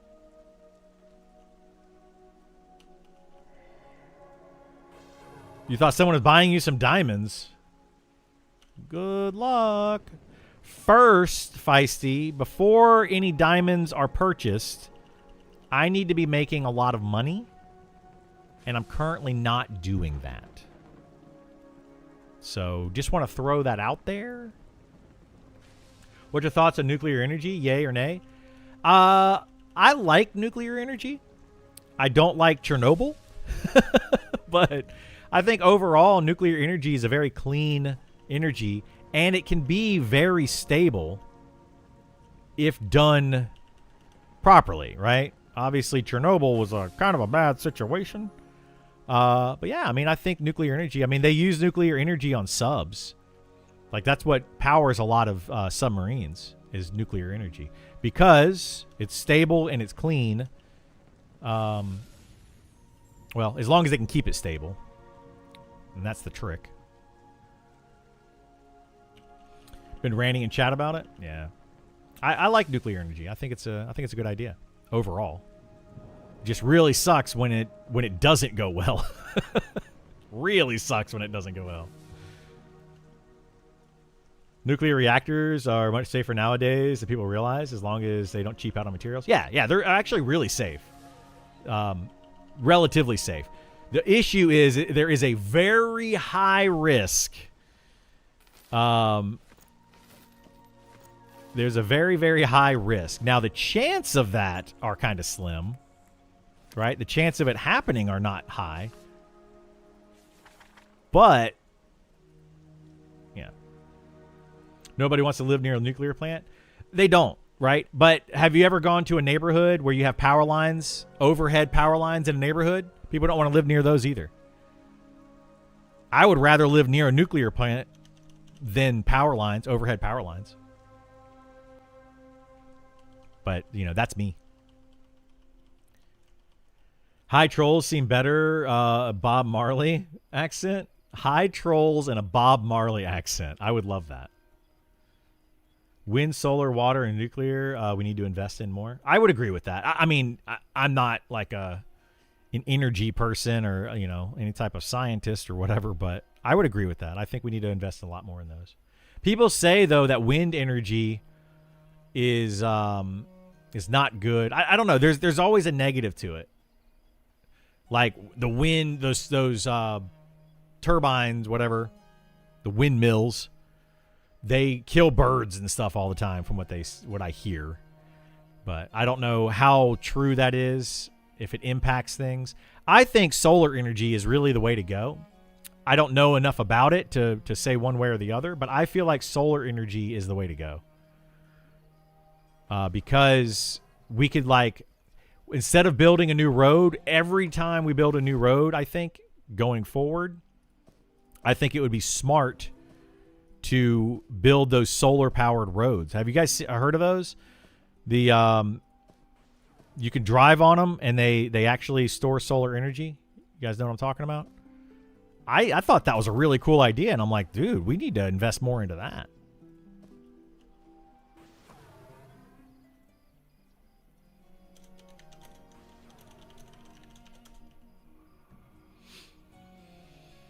There's always a negative, but they're better than fossil fuels. I mean, yeah, there's always going to be a negative. Nobody, let's see, I read that. We have a lot of wind here. It creates a very fluctuant power grid. Yeah, like what do dams do? Are dams considered good now, or are they bad now? Like, what's the consensus on a dam?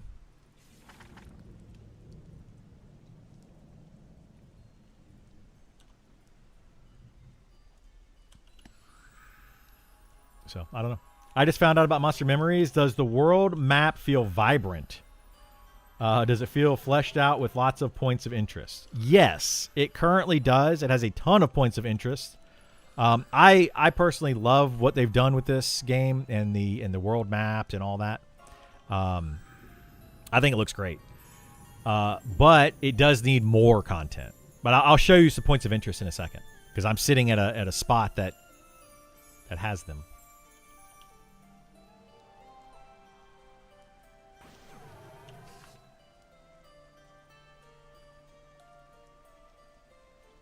Okay, so when I sit right here, you can see a point of interest over here, this green castle off in the distance. Very big point of interest. That's called Fallen Watch. That's going to be like a high-level dungeon when the game actually releases. There's another floating castle out here in the distance. Nobody can get to this one right now, but very, very cool. So you have like points of interest over there. You have a waterfall over here. You got a tower. This town. And I'm going to say something about all these again here in a second. Let me get rid of this. This tower way over here. So there's this big thing. Right next to that is a church. So Fallen Watch is in one zone. I'm in one zone. Fallen Watch is in a different zone. This castle over here is in a third zone. And this church over here there it is. This church over here is in a fourth different zone. So I am in one zone looking at 3 other zones of points of interest. A lot of really cool points of interest. Is that the KB church? It is. Yes, it is the Keeper's Bite Church. The one inside of, shoot, I forget the name of the place now. Just drawing a blank. Cover every open sky parking lot with solar panels. I agree with that, yeah. I think all of anything that's like a asphalt should be solar panels. Like, why not? And then the parking lots at places like Disney or, large parking lots for all the sporting events. I think they should start telling all those sporting events, make them covered parking lots and have solar panels. And the solar panel is what powers the entire area that's around them. I think that they should kind of force the,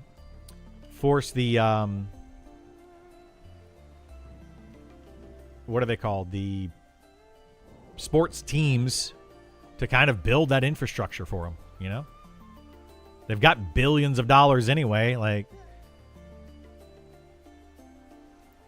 You have people like Arthur Blank that owns, a football team, multi-billionaire. Just make him build a power grid on top of his stadium. Oops. I would love to see that.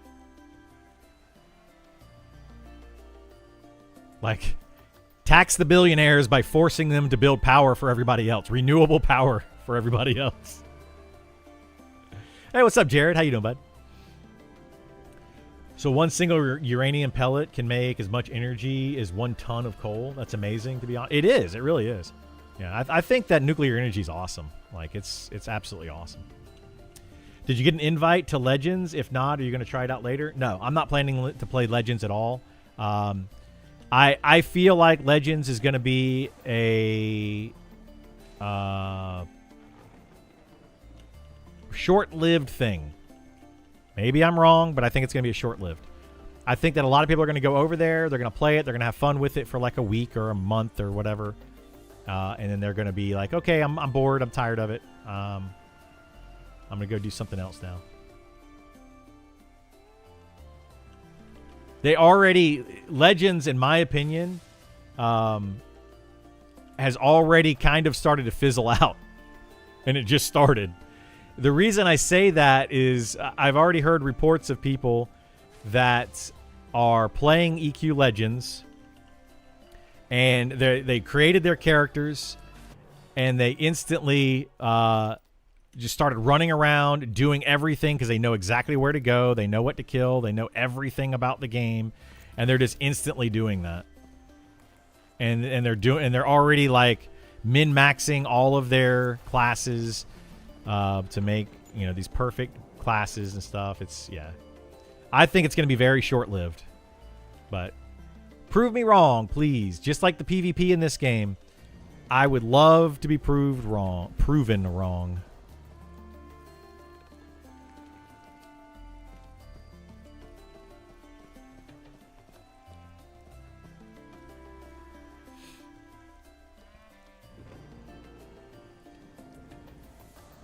Grats of 51. Thank you so much. Appreciate it.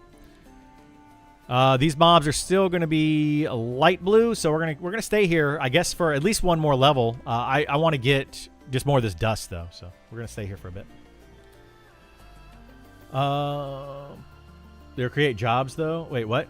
Speaking of solar panels and energy supply, they're doing the opposite by creating AI data centers to siphon all the energy. Well, that's why I think we need to make these renewable energy sources, right? Like, I think that these billionaires that have all this money, the Elon Musk that are nearly trillionaires, they're never going to spend that money in their lifetime. So why don't they can make more money with this too, because they're just going to sell it right back to us.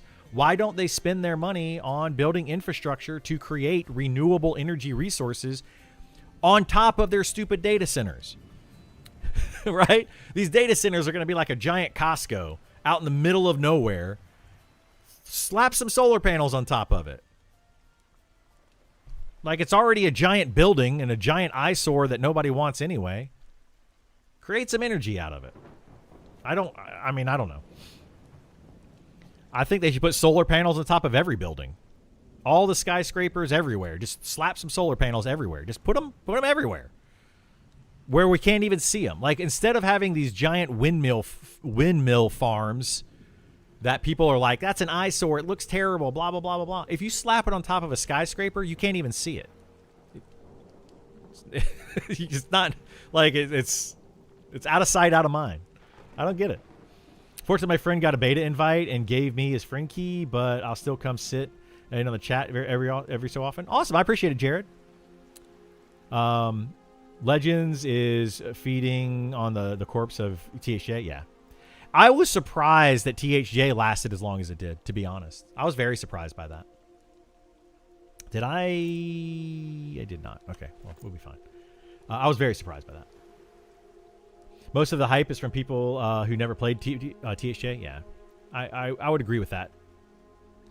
I would agree with that. Same in WoW Phase 2, raids. Hang on, let me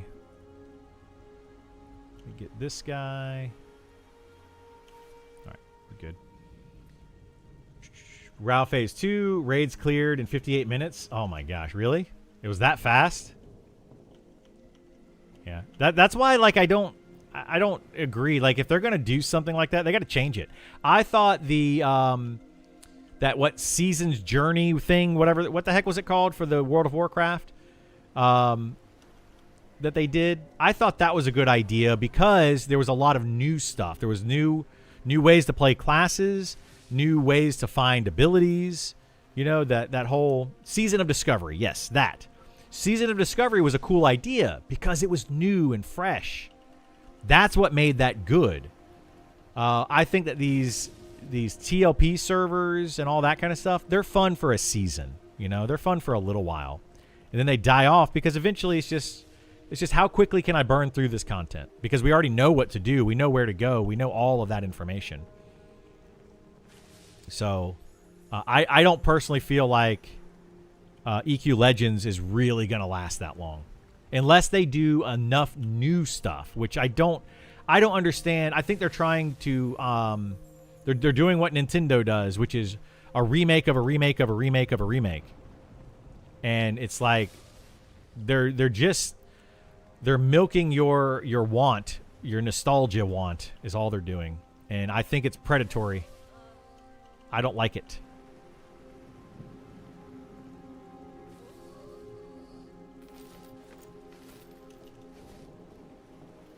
I hope you do go and wow. I hope you do end up going no box. I will definitely be going no box. I have zero intentions at this point to go to a box server. Box server might be a mess. I think the box server is going to absolutely be a mess. The only reason I think it's going to be a mess is because they're going to try to police the box server, or they're not going to try to police the box server as much because boxing is going to be allowed. It's going to be more on, can people get away with using things like Macro Quest? I think that's what's going to end up happening with the box server. We'll see. Thanks for the chill stream. You seem like an open-minded guy. I try, William. I try. Some people would disagree with you. So stick around a little longer and you will disagree with your own statement.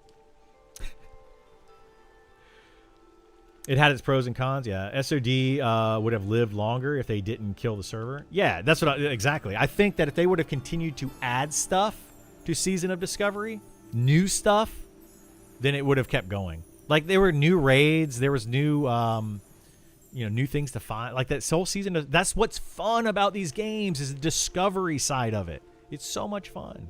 Speaking of solar panels, have you raided yet in this game? Speaking of solar panels, have you raided yet? I've done all the raids in this game in some form or fashion on the alpha. There are no new raids in the beta, so I have done them all previously. They need to really, really, really work on those raids a lot. They don't need to do it right now. It's not really a big deal. I personally, my take on it is they need to remove the current raids from the game and then put them back in when they're ready. There's 5 level 60 plus raids. Out of those 5, 2 of them I think are in a pseudo ready state. The other 3 are completely broken and should not even be in the game. But that's my opinion. I think that people that are advocating for those raids to be in the game because they're like, I'm bored, I don't have anything to do, I'm already raid logging, all of that kind of stuff. I personally feel like those people, let me, hang on a second. Let me, I pulled, dang it, I pulled the wrong thing here. That's all right. We'll go this way. It'll be fine. I personally feel like those people are not here to actually test the game. I feel like those people are here to just play the game. And it's like we're in a beta phase, right? We're currently beta testing. We're not in the let's raid everything phase. Once the raids are ready to be tested, I think they should put them back in the game. But right now they're not ready. Very much so not ready. Is there in-game and monster like raids? Yes, there are. There's 5 of them, like I said. I didn't realize they had in-game implemented already. Yeah, a lot of people don't realize it. That's why, like, I feel like, I mean, there's only, 100 and what did Sean say the other day? Like 160, maybe, let's say 200 people that are level 60 that really should have any reason to go to raids right now. And then another double that. So maybe a total of 400 players out of nearly 10,000 players that have access to the server. So what is that, 4%? 4% of the characters on the server have any business doing raids right now. I just think they need to take them out until they're ready to be tested. That's just my opinion on it. If people are literally raid logging, they don't care to test the game anyway. They're just here to play the game and that's it.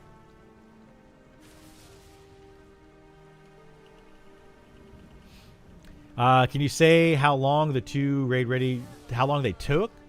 They're not long raids. If you can get a group together, well, you need a couple groups. The 2 that are ready to go, in my opinion, that are close to being ready to go, those 2 raids,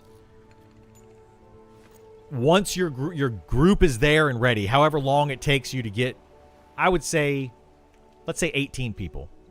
Okay, each of those raids can easily, one of them can easily be done with less than 18. The other one probably about 18 people is what I would recommend.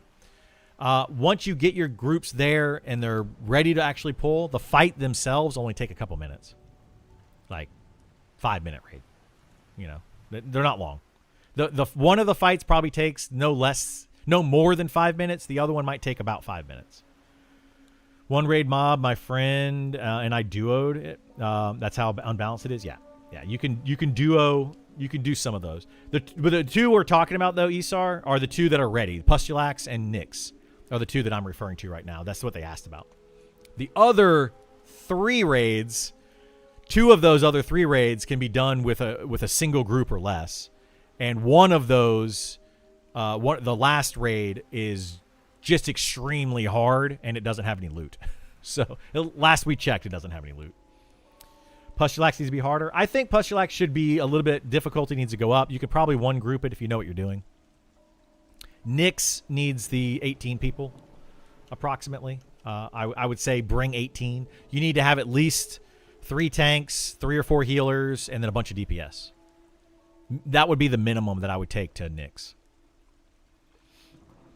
But I'm not going to go over strategies and all that, and that's just going to make people mad that are doing those raids. Plus, you know, it's fun things for people to go and find. If people inflated the market already, they are not there to test, but to min-max a guide for when it's released. Oh, absolutely. That's what I would say a lot. Most of the people that are level 60 are not here to test. I would honestly say most of the people at level 60 are here to learn the best routes where all the item drops are and find the best way so that when early access goes live, they have a huge advantage. That's what they're doing. And anybody that says otherwise is probably one of those people. And they don't want you to know. That's just, you know, me speaking out loud, but I'm pretty confident in that.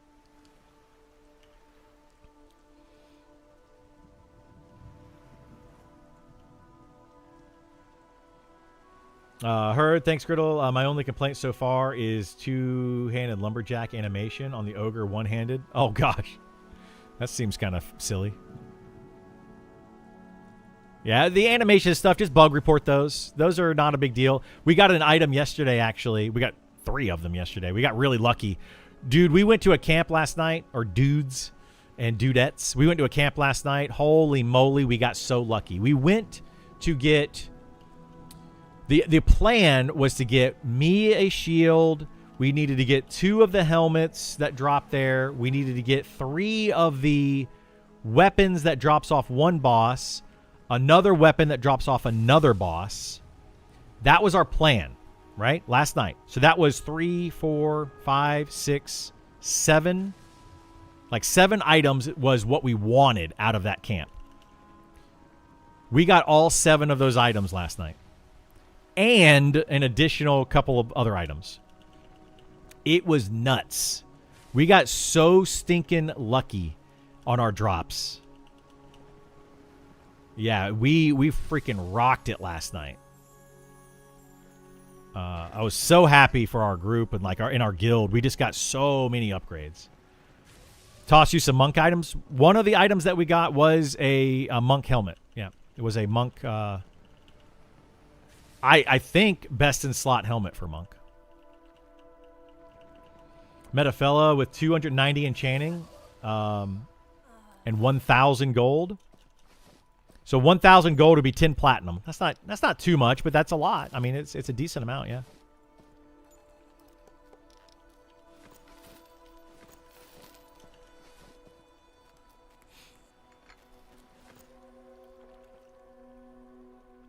I wouldn't imagine there's too many people that have 10 platinum in the game. It's probably a few. Anyway.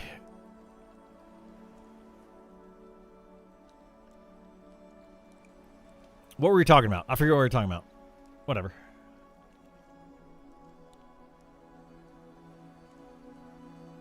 Wait, what? Oh, cool. I didn't even notice this. Did you guys notice this? I don't think I can show it. Oh, yeah, we can't see it. When you log into the launcher now, you can actually choose a drop-down menu for your different accounts if you have multiple accounts that you've logged into. Oh, that's what we were talking about. We were talking about this mace right here. So we got these maces last night because we were talking about you were talking about the swinging of the axe, the one-handed axe, which makes it look like a two-handed. When you hold this mace, the character holds it right in the middle of the shaft. So they're not holding it down here where the handle is. They're holding it like right here in the middle of it. It's more like a scepter than it is a mace. And it's really annoying. I saw it and I was like, are you kidding me? That AoE did nearly 700 damage? Yeah, and that's not even the best AoE in the game. There's at least one more better. You could have multiple accounts? You could have multiple accounts, yeah. Like, I don't... Yeah, it's not... Well, there you go. It's right here. Drop down, add account. Super cool. I didn't know they had that. They must have just added that in, like kind of snuck that one in there and didn't tell us. Wood elves hold their bows like a two-handed sword. Still, it's infuriating. Yeah. It's some of those things you just gotta like, live with it, bug report it, and move on. Just bug it, and move on. It's not a big deal, but I agree it is kind of annoying. They just need an animation pass. Yeah, they need a pass on a lot of things.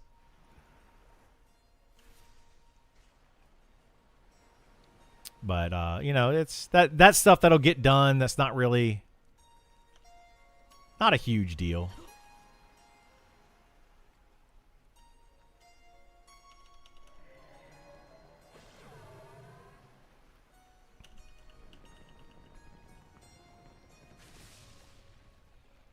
I don't know where we're going to go today to farm mobs. But hopefully we have as much luck today as we did last night. That'd be awesome.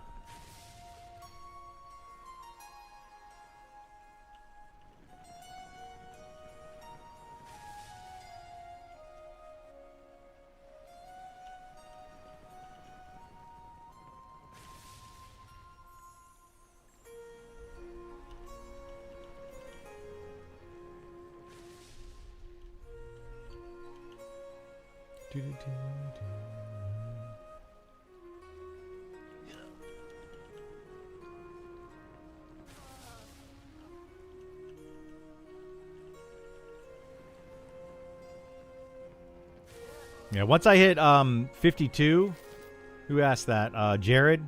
Once I hit 52, I have a new AoE.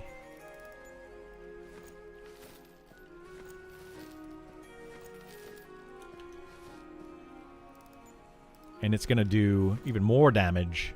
I don't know if I bought it yet, though. I have to look and see if I bought it. It's going to be a while. I probably won't even get it today. I definitely won't get it today. I'll be lucky to get halfway through this level today.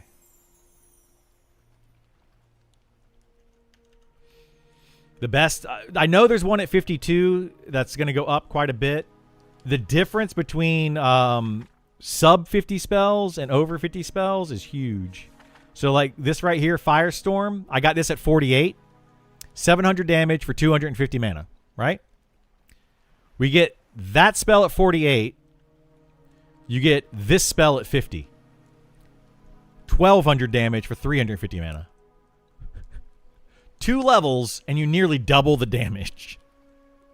That's the jump from level 40s and below up to level 50 plus. People do not realize that the 50 plus game is much more difficult. Everything is harder. Everything hits harder. You hit harder. Like, it's just everything goes up. The mana cost isn't... Yeah, it's only 100 more mana. So, like, less than 50% more mana for nearly double the damage. Huge. Huge.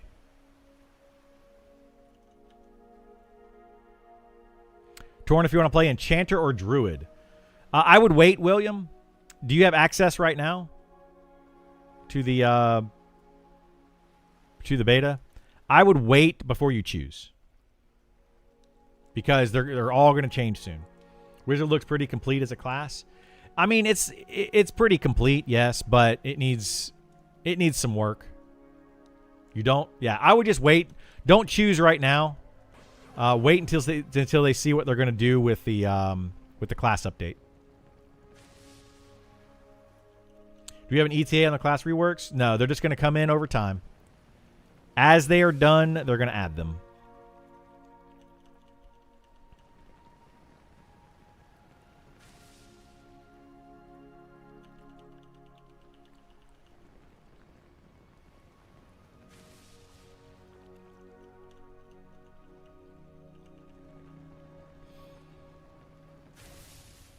I think getting all classes you like to 18 to 22 is a good idea. Yeah, I would say get them to 20 and then try them out and mess with them around at level 20.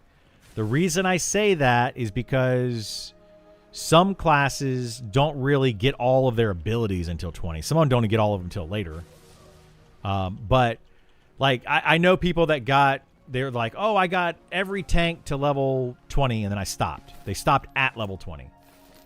And you can't really do that and get a feel for the tanks because Fighter gets dual wield at 10 and double attack at 15. But I believe the other 3 tanks don't get double attack until 20. So the Fighter is going to feel exceptionally better up to level 20 than the other tanks will because they don't have double attack yet. Like that, it's going to make a huge difference. So you gotta make sure you get them, and mess with them at a certain level. I would say get to 20, like maybe even go all the way through 20 to get a feel for the class and stop at 21. But it all depends on the class. It really depends on the class. Do you feel like there's enough difference with the classes compared to EQ? Right now, no, there's not. That's what they're working on. That's why they're going to do this class overhaul that they're talking about. But right now, there's too much homogenization between the classes. It's basically copy and paste of EverQuest. The previous dev that was working on the classes literally didn't have an imagination and just basically said, what did EverQuest do? Okay, I'm going to do that over here too. And that's basically all they created for the most part. Like there were a few slight changes here and there, but they weren't created by that person. That person is no longer on the dev team, so you don't have to worry about that. I probably should have spoken out more previously. But I didn't. I was trying to be nice. This is why I don't want to be nice sometimes. If I find something that I just disagree with in the game, I'm going to tell you. I will let you know.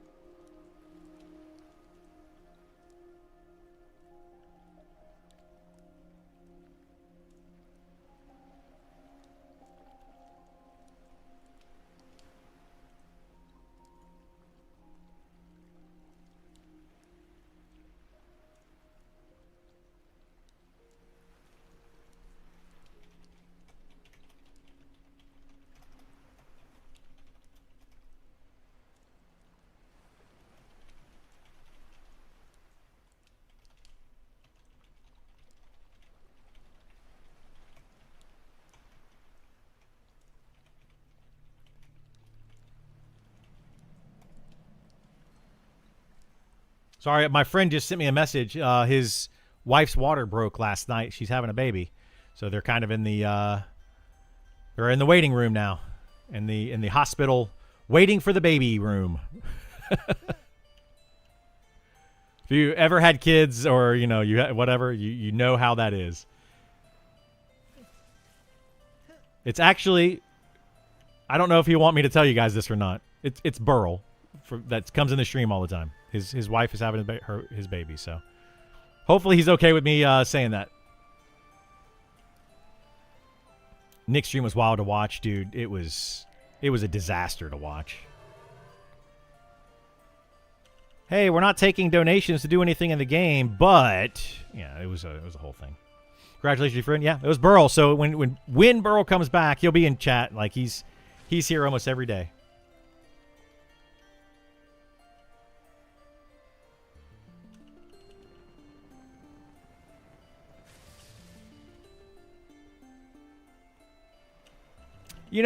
Taking the ideas and writing it down, Quackums, that's fine. Like, I think that's cool. He kind of acknowledged, hey, I like that idea. I'm going to write that down. I'm going to, whatever. What I didn't like that Nick did a lot was somebody, like, they literally said, I think that Shaman should get nukes. And he's just like, okay. And he just added it in right then and there.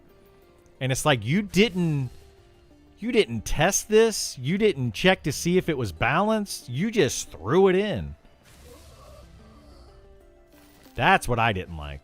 The balance was so bad.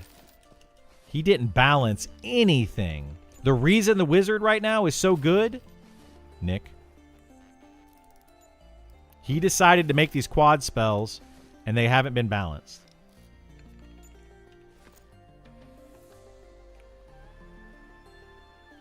Cool method. His takes were insane, though. His takes were just terrible. They weren't insane. They were just bad. Hey, let's make more meme abilities, guys. This is a good idea. Let's meme up everything because, you know, memes are fun. So let's make memes. And it's like, no. The whole point of a meme is that you don't know that it's a weird skill and you make it into a meme later. Like, you don't create a meme and be like, hey guys, look at my meme. Who does that? You something happens and it becomes a meme. Oh my god, dude. Doesn't feel like the class at all. Yeah. Those shaman nukes were such a bad take.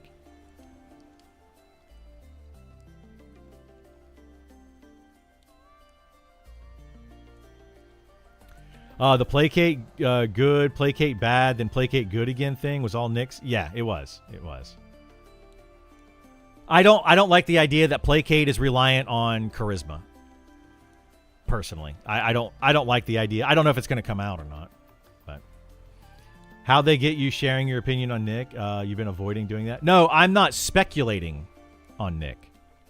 I'm not speculating why Nick is no longer on the team. That's a different topic. I am saying whether I agreed or disagreed with Nick's ideas. I highly disagreed with those ideas. Never liked those ideas. I was very vocal about that prior to Nick leaving.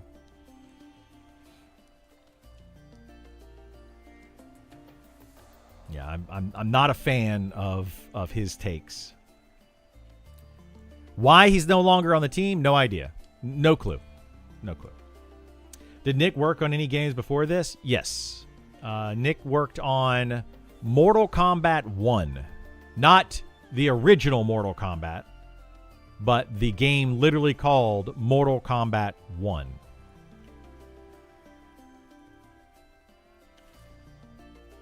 Other than that, I have no idea.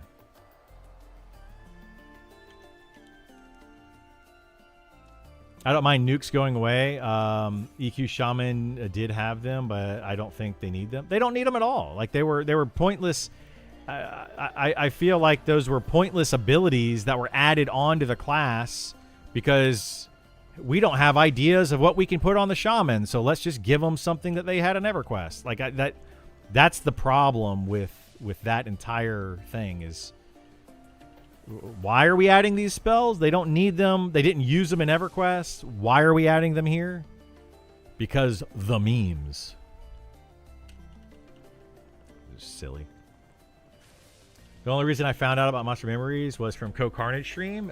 He was concerned about one of the devs being booted. Was he really concerned about one of the devs being booted? What did he say about that? I didn't hear anything about him being concerned about devs being booted. From my knowledge of Co-Carnage in this game is he likes the idea of the game. He thinks it looks fun, it looks good, and he's planning on playing it at some point down the road. That's the only thing I know about Co-Carnage in this game.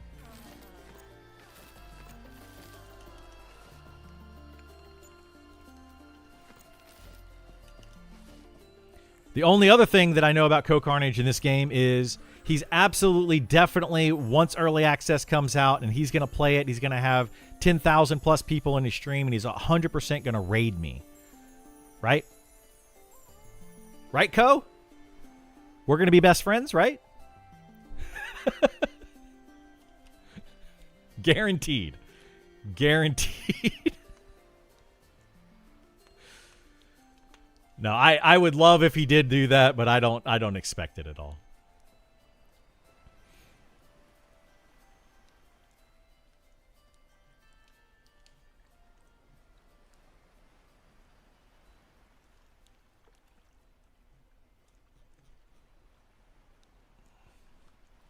Co-raids people? He does infrequently, yes.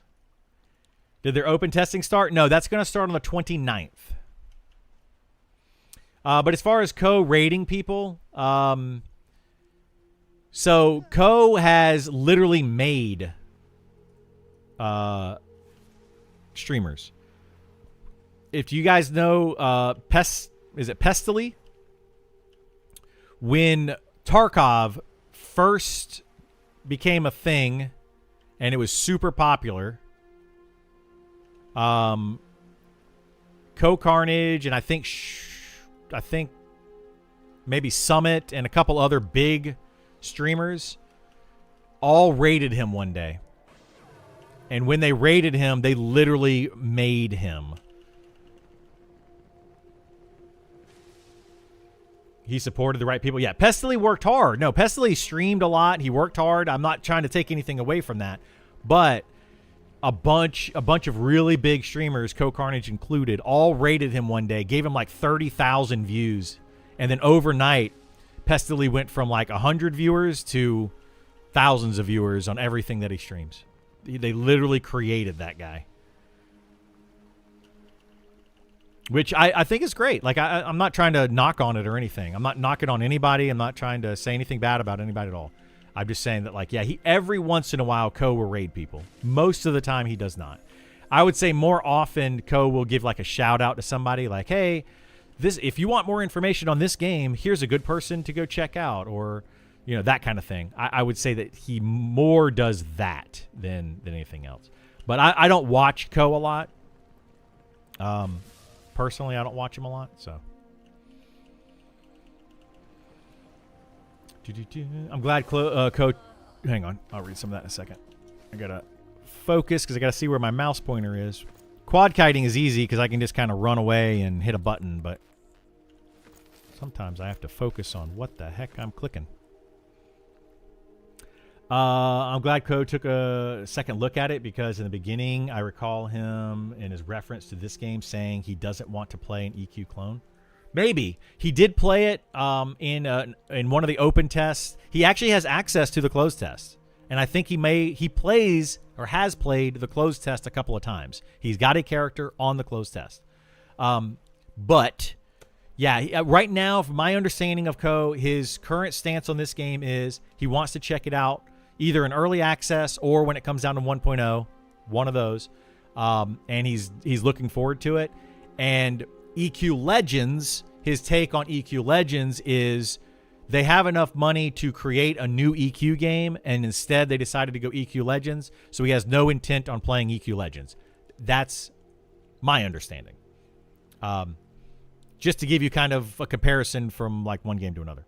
He mentioned one of the devs being kicked and an internet rumor, but admitted it was just a rumor. Yes, everything about Nick being kicked off the team or quitting or whatever happened. So, William, I can give you a lot more information about it. I follow this game very, very closely to kind of add on to what Co was saying. Nick is a co-founder, owner of the company that is creating this game. He was also the class designer of this game in the beginning. Kind of suddenly, he was off the team. According to one of the other co-founders, technically the head of the entire project, that person made an announcement on Discord that Nick is no longer on the team for Monsters and Memories. He still is, however, a co-owner of Niche Worlds Cult, and that's really all the information we have.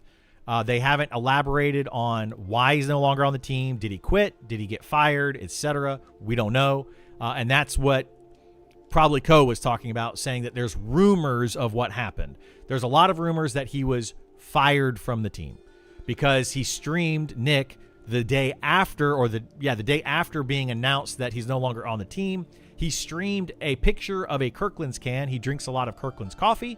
He streamed a picture of a crushed Kirkland's can on like a curb, right? Like kicked to the curb, and people insinuated that. But he streamed it and literally just showed a picture of that for like 10 hours or 12 hours stream or something ridiculous, which personally, I'm not going to speculate on what happened there, but personally, I feel like that is is whatever, kind of childish that he did that. And, you know, I don't know how to really say it in any other way, but I feel like he probably shouldn't have done that. You know, grow up.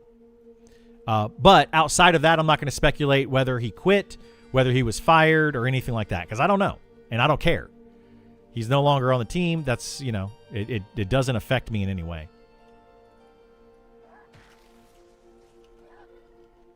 So anyway, that's basically what happened.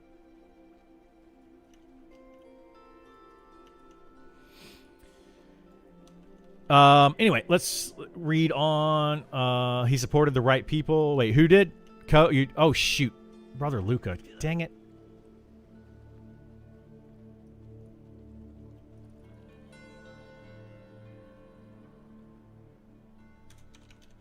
I don't know if I can get out of here. Just in case I can't. Hang on a second.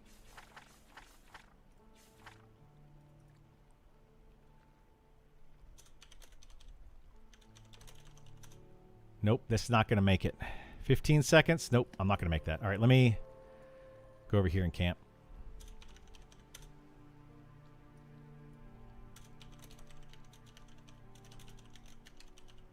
All right. He supported the right people. Pestily definitely worked hard. He did. I agree. Pestily worked very hard, and he deserved everything that he got. Pestily peaked at about 120K viewers during a Drops event. Crazy numbers. That's awesome. Just wanted people to know that Pestily is a good man. Yeah. I have nothing against Pestily at all. At all. I think he's good. No servers available. What? Yeah, nothing against the guy.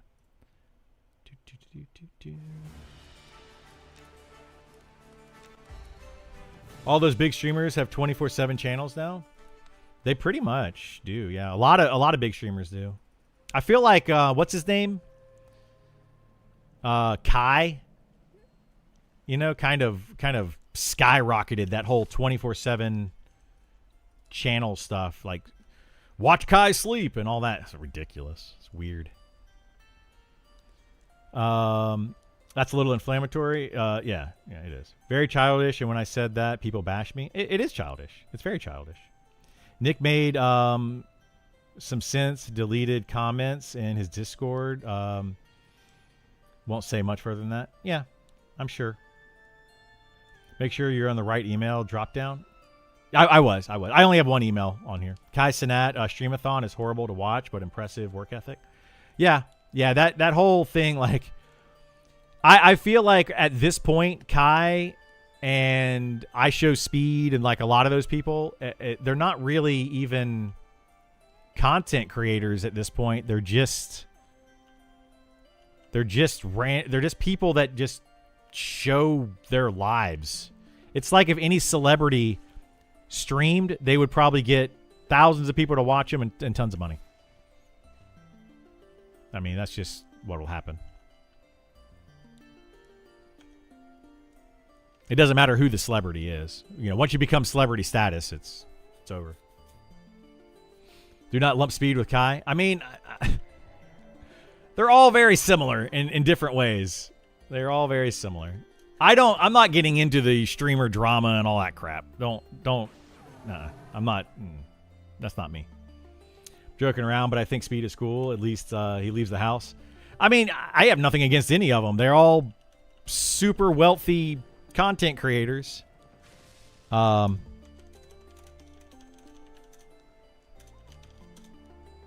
You know, they've clearly made it. Whether they got lucky, whether they worked hard, whether, you know, whatever happened. It is what it is. If the thing is, it doesn't matter what I say, it's going to come across as like jealousy or something. Like anybody that's not one of them is just going to be like, "Oh, you're just jealous." Grr. It's like, okay, I couldn't care less. It's kind of like Asmongold, completely different audience, in my opinion. I mean, clearly, I guess there's a couple people that have that watch both me and one of those guys, but yeah, completely different audience in my opinion. I have no desire to be either of those people.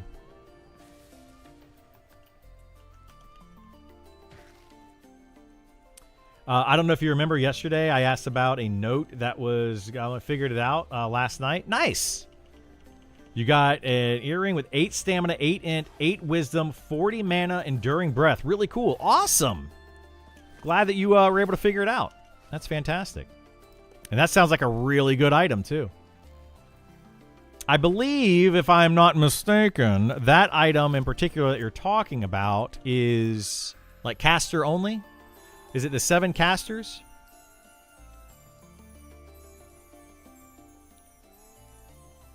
I personally think it should be an all item.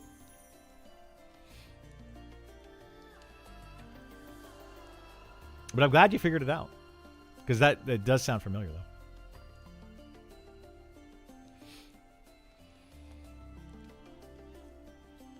That's pretty much best. That would be a best in slot item for pretty much any caster.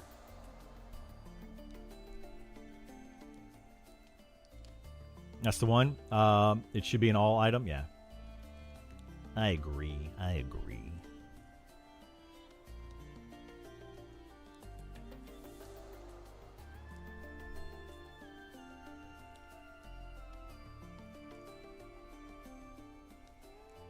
One more quad kite. We'll go back to town and we'll get another sow. I feel like I'm going through these sows fast today. The heck?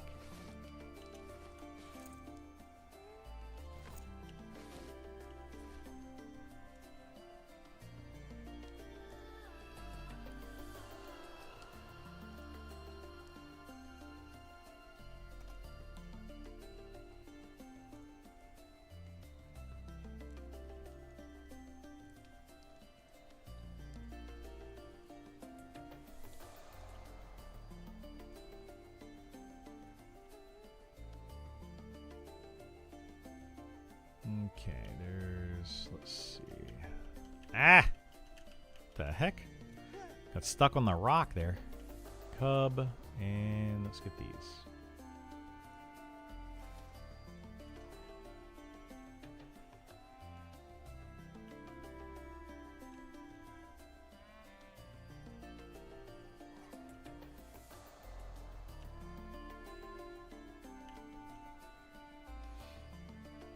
Do.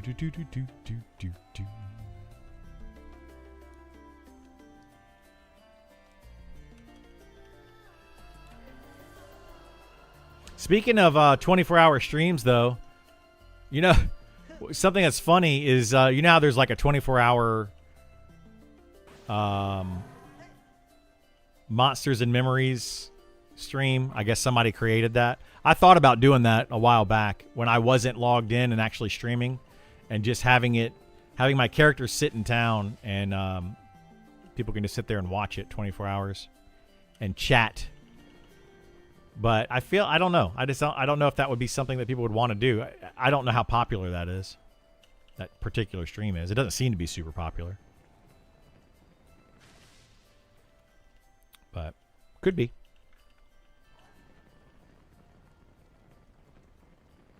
I think the only thing that would make it popular is if people actually go in and chat, you know? You'd use it for the trades. Yeah, you could do that. So you could actually just see what people are selling in town while leveling up. That's actually a really good idea. Yeah, that's probably the best thing it's for. It's like a trade channel.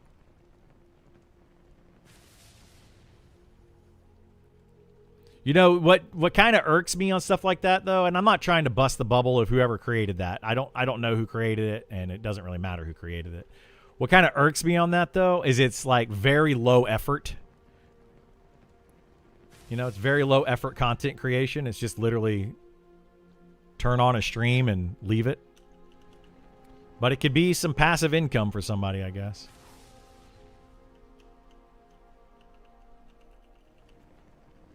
Have to end streams with it to make it popular. Yeah.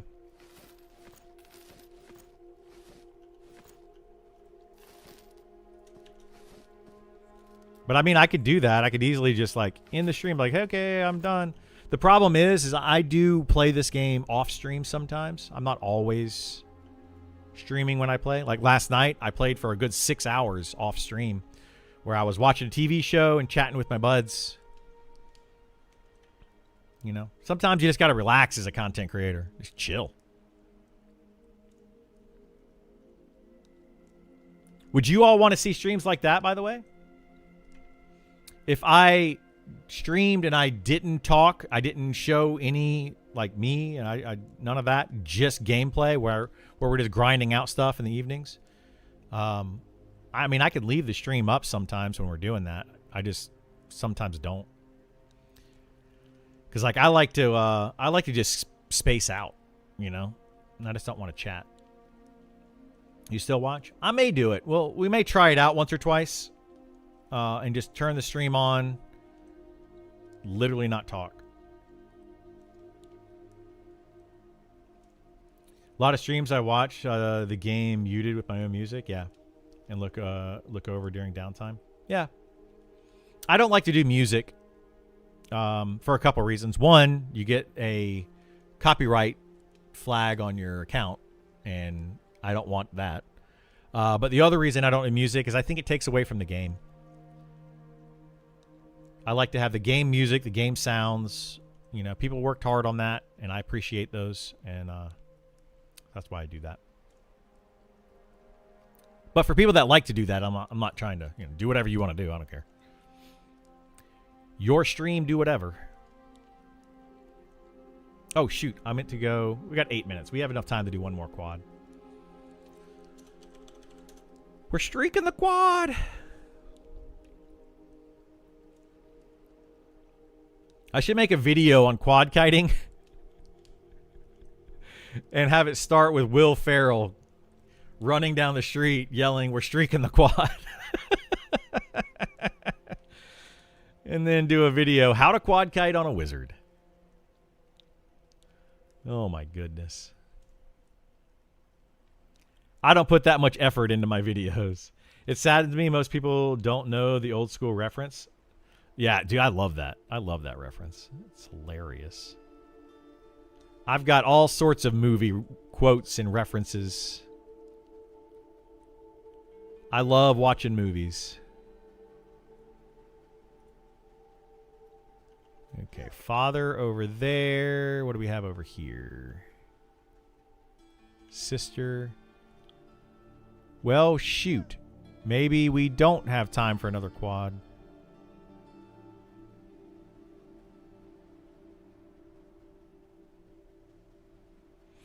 Well, we'll do these 3 and then we'll go.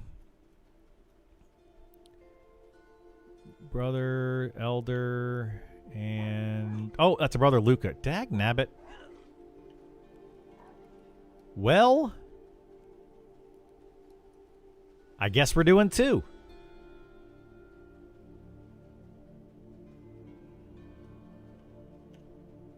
Just very poor placement on these mobs. That's all right. We're going streaking in the quad. Exactly.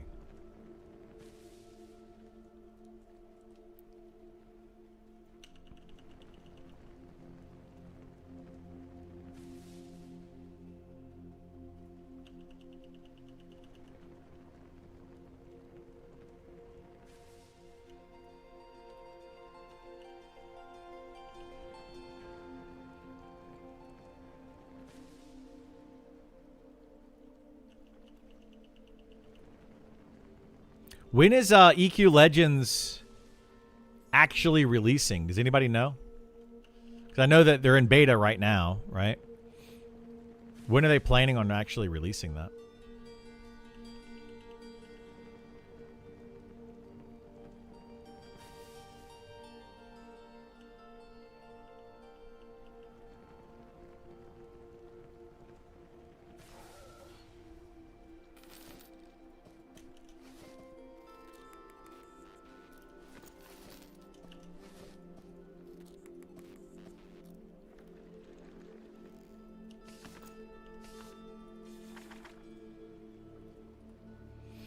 You can let it. It's in July.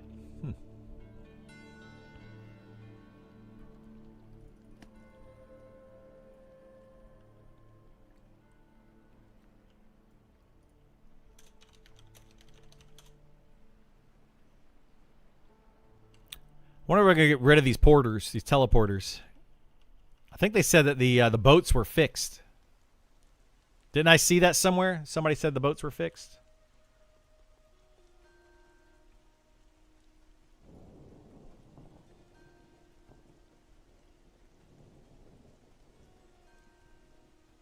So I'm guessing the teleporters are going to go soon.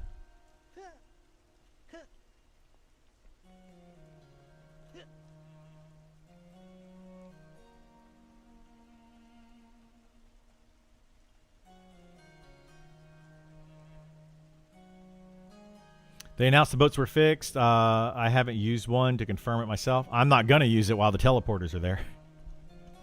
Not happening. Why would I use the boat? Unless I wanted to see like the scenery or something, but there's no reason to use the boat.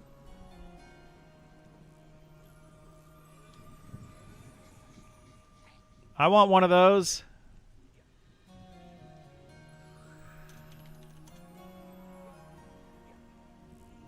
Thank you. So nice of people to give out Speed of the Wild in town.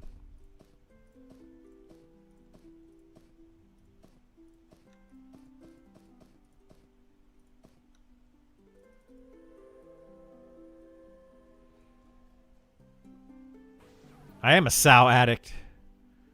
Thank goodness I can get back here quickly. I can get to town, get my sow, get back out to fighting very quickly. It's one thing I love about the wizard, man. Teleports. Oh, so nice. I'm debating if I want to make a wizard as my alt on live or not. I don't know.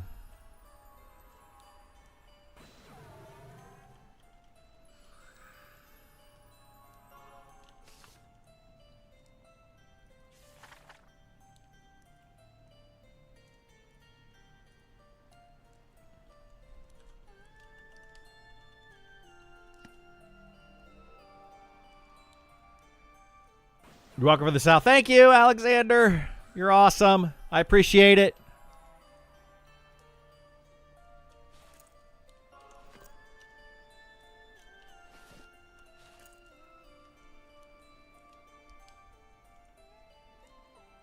It keeps me moving. Keeps me doing stuff. So nice to bind yourself to your level spot and port back to town. It's so nice, dude. It's so nice. Blessed place to farm copper ore right outside of the newbie areas, or go into Sungreet Strands. I've been doing laps around the newbie yard outside the west and north gates. It's rare to find a node. It is rare to find a node there. I would say north gate's best outside of the town, but you can also go into Sungreet Strand and find some copper out there as well. Not a lot. It's a pain in the butt in the beginning to get mining up. Very much a pain in the butt.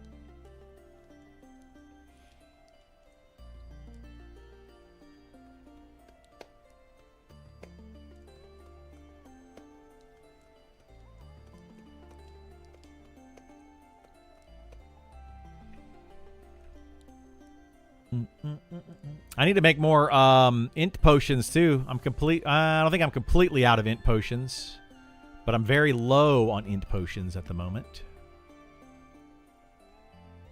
Okay, what do we have? Elder, brother. Oop.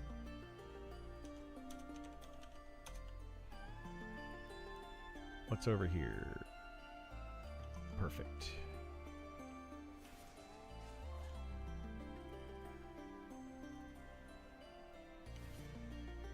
I'm new here. How do you get into MnM? Is there a paid for beta access? There's no paid to get into beta access. You can opt in on their website, !beta in chat, and it'll take you to their website. Well, it'll give you a link to their website. And you can opt in for it. They roll a lottery every Friday, and they're doing several hundred invites every Friday. So like 500 invites every Friday. You can also possibly meet people in the community that could get an invite. And when you get an invite, you get a friend request as well. So you can invite a friend along to play with you, because this game is supposed to be a social group-based MMORPG. So they're trying to get, it's more fun to play these games with friends. So they're trying to encourage that. So yeah, there you go. Great answer. Yeah, no worries. Now try to make friends with people in the community if you can. There might be somebody in chat you could be best friends with. Are we like best friends now? It's another reference to Will Ferrell. Although Will Ferrell doesn't say that. I think we're best friends. Or do we just become best friends? That's what. What's the other guy's name from Step Brothers? I always forget his name. Recommend to opt into PvP server? John C. Riley. Yes, John C. Riley. There you go. Thank you. Yeah, I like him too. He's fun. The guy's he's just a wacky dude.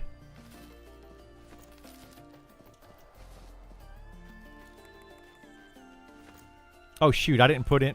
Yeah, I did. I did put those in. I'm smarter than the average bear. Hey, boo boo. That's what I was gonna do.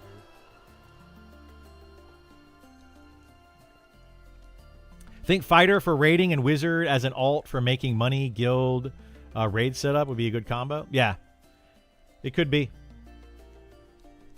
Although if I'm going to be main tanking, which I probably will, just based on playtime and the class I'm going to be playing and all that. If I'm going to be main tanking on a fighter, I won't be able to switch to my wizard and port people over. I'll need to be ready to go on my fighter.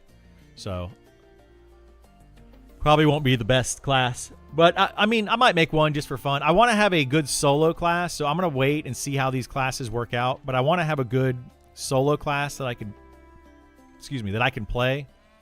But most likely, on early access, I'm going to be very busy on my fighter for the first, and once I level up to 60, I'll be very busy helping other people level up and gearing up and all that kind of stuff. Meant for pre-parking? Yeah, for that, for sure. I might do that. I might make a wizard. We'll see. If there's still good quad kiters, I might do that. I hope, my hope is that I can get the wizard nerfed. That's partly why I'm playing it, to show how strong the wizard is at quad kiting, because it needs to be lowered in power. TTK needs to come up, make it more difficult to quad kite, and then the power of quadding needs to actually come down. And I know people are going to be like, well, don't do that, Criddle. But it needs to happen.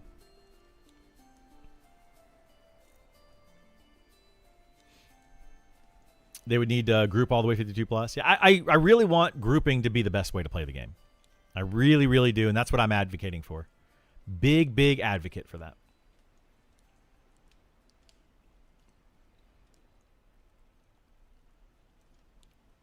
Soloing should be viable, but that's it. Just viable.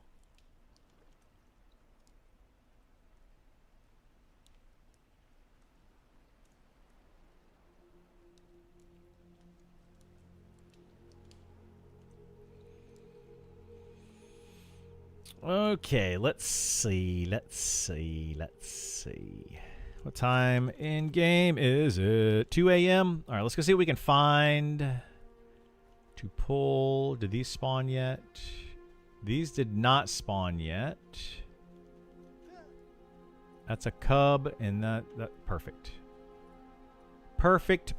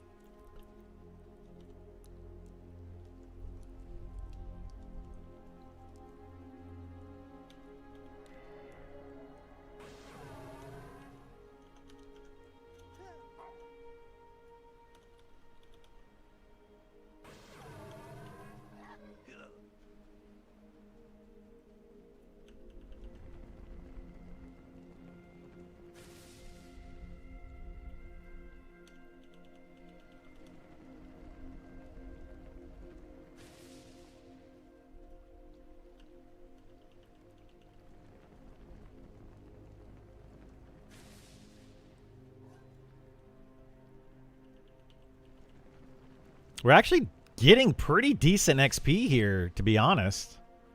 Even in a hell level. Like, this is really not that bad.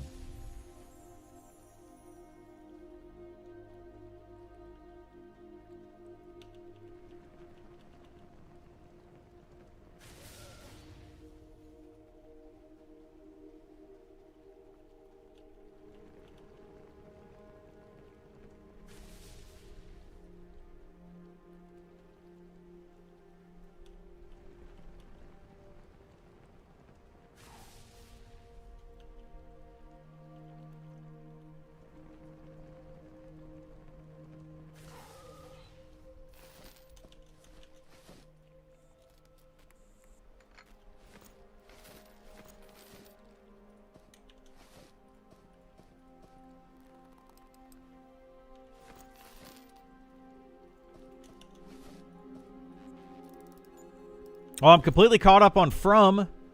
For those that are interested and trying to keep up with the TV shows that I'm watching, I don't know why you would want to, but hey, some people might. I finally caught up completely on From. We got to season 4, episode 5 last night.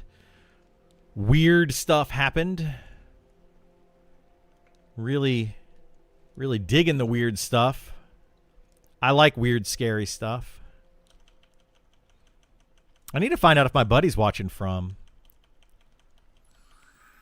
He comes in the chat once in a while. He's getting married the end of July. I'll actually be gone that last weekend of July. I will not be here streaming because I'll be at a wedding with one of my best friends since 8th grade. Crazy. Known this dude since 8th grade. We are going on, let's see. We've been friends for 30-something years. 32 years, something like that. Nuts. Absolutely nuts.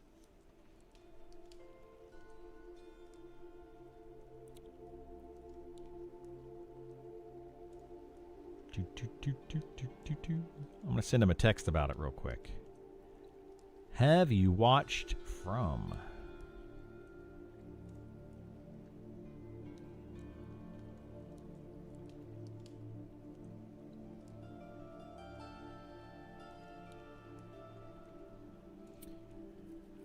We need a Criddle fanboy guild.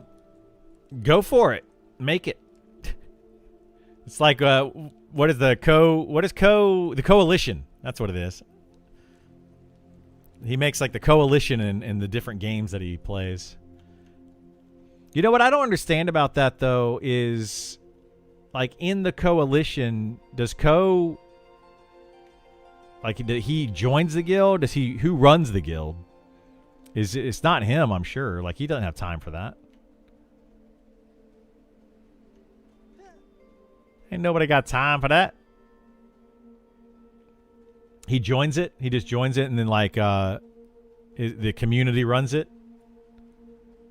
Okay. Yeah, I've always been curious on that.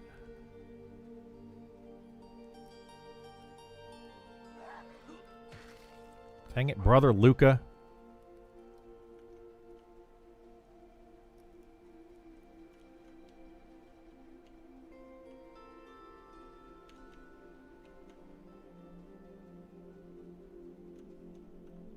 All right, well, I guess we're doing a twofer here. Wait, did those resist? What the heck happened there?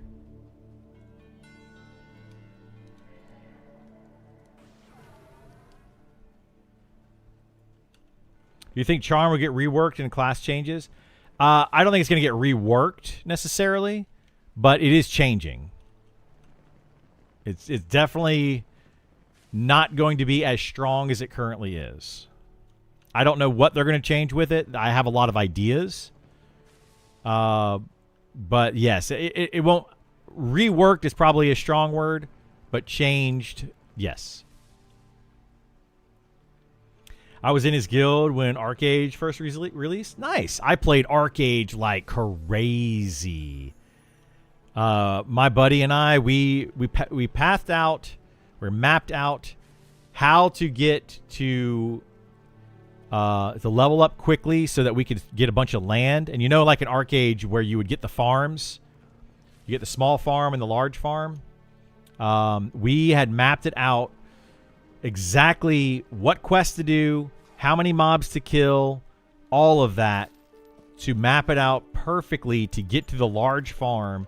And we had an area that we were going to go try to grab, and we grabbed a large farm and a small farm. We did it like 6 times each, and we owned this large area out in the peninsula at the very bottom of one of the for like a shipping route. And we set up down there to take boats and do shipping. It was so hard to get land. I never could. Dude, we had so much land. We owned, I think I owned like 5 large houses. And he had probably more than that. We ended up at the end of Arcade, all of our land went to one guy. Like, it was probably like 10 of us that played the game. And we all gave it to one guy. And he farmed all that land for about a year before he quit playing the game. He owned like literally entire continents. It was nuts. It was bananas. I think when they did a server merge might be when he quit.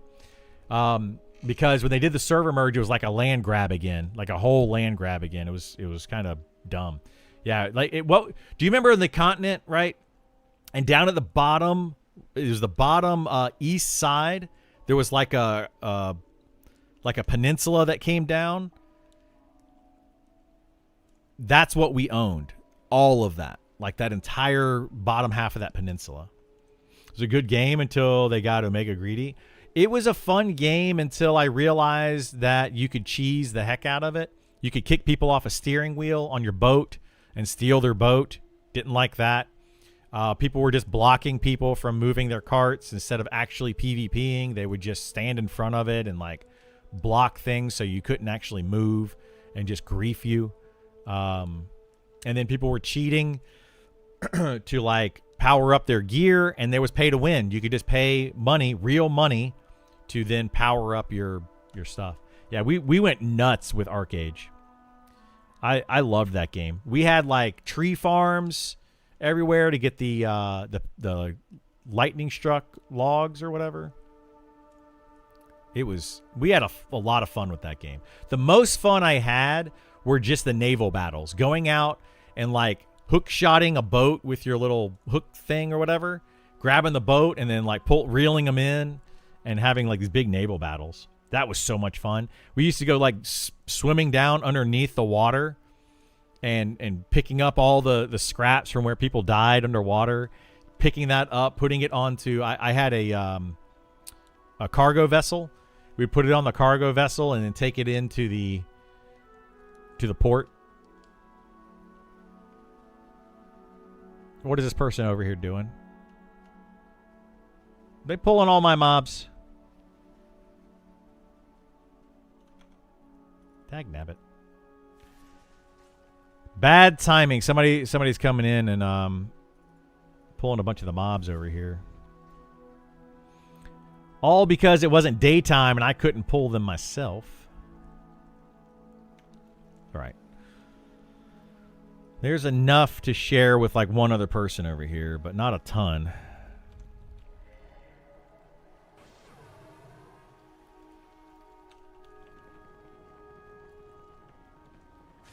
We'll see what happens. Gliding over to their boats. Yeah, it was fun to do. Fun for a while until the cheating started and all that. Then that's when it lost its fun for me. That's why I am not a big fan of PvP and open world games like this. The PvP in Monsters and Memories will quickly lose its fun for me.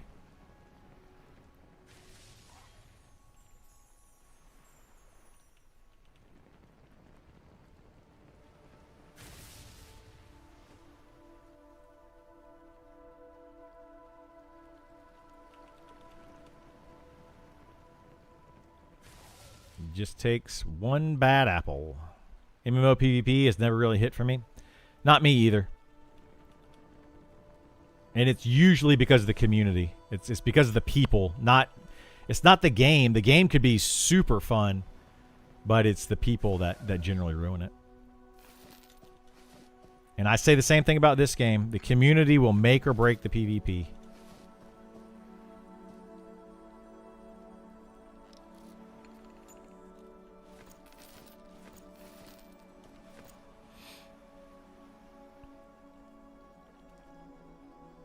Played WoW early days, New World, Ashes. People always want to just cheese, dominate instead of encourage good fights. Yeah.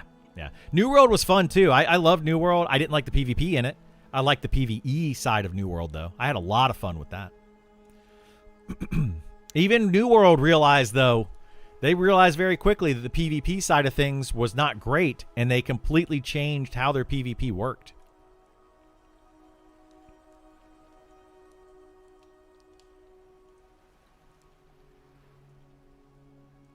Showbeck is a cool WoW PvP content creator because he goes out of his way to respect opponents and respect even odds. Yeah, and that's awesome. I love that. If people actually played in MMOs, PvP in MMOs the same way that I do, like respecting each other and only using it as like fair fights, that kind of stuff. Used it more role play, which I'm not trying to say that people should do that, but if people played it that way, I would enjoy PvP more. Like in Ultima Online, one of the last times I played Ultima Online, I joined up with like this role play guild, and they did PvP battles between their different guilds and stuff, and that was a lot of fun. Like I really had a blast doing that. Takes a whole village to create the culture, make it a great experience. It does, yeah. Do you think instance PvP like Battlegrounds is the way to go, or does that ruin the open world feel too much? I think that Battlegrounds would be an okay way to go in an MMO. Like in World of Warcraft, Battlegrounds I think are a good idea, and I don't have anything against them.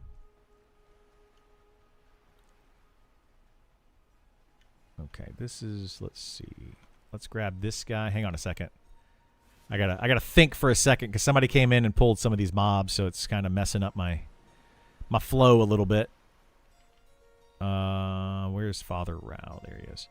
But yeah, I think instance PvP is fun because it's fair and everybody that's going into it knows. Like the Battlegrounds thing from WoW. You know, like I don't dislike that. What I didn't like about it in WoW is that it was required, if you wanted to be any type of pseudo-competitive PvE raider, you had to do PvP, and that kind of ruined it for me. But, yeah. But it does take away from the open world PvP. You know, Battlegrounds absolutely takes away from the open world PvP. Open world PvP, though, can be a lot of fun, like in Ultima Online. It's great. UO is great because PvP has consequences. Yes, exactly. Which is the only way it would be fun here instead of cheesy griefing. Exactly. Cheesy griefing ruins the game. Consequences makes it fun. Like what they should do, and what I would like to see them do is what they did like in Meridian 59 and Ultima Online. When you kill a player in this game, have the different color nameplates. If you see a player with a normal color nameplate, they haven't killed anybody. If they have an orange nameplate, this is something they did in Meridian 59, and I really liked it. If they have an orange nameplate, it means they've attacked another player. If they have a red nameplate, it means they've killed another player. And if you have an orange nameplate or a red nameplate, players are free to attack you all they want without your nameplate changing colors. So then everyone knows just by looking at you, that's a bad guy because they've killed players, innocent players. They're a bad guy. And then everybody's pretty much just going to go after you and kill you all the time.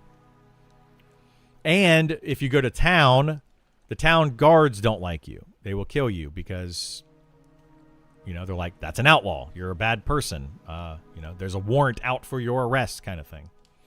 I heard yesterday they are discussing PvP rules in the Discord. They've been discussing PvP rules for a while.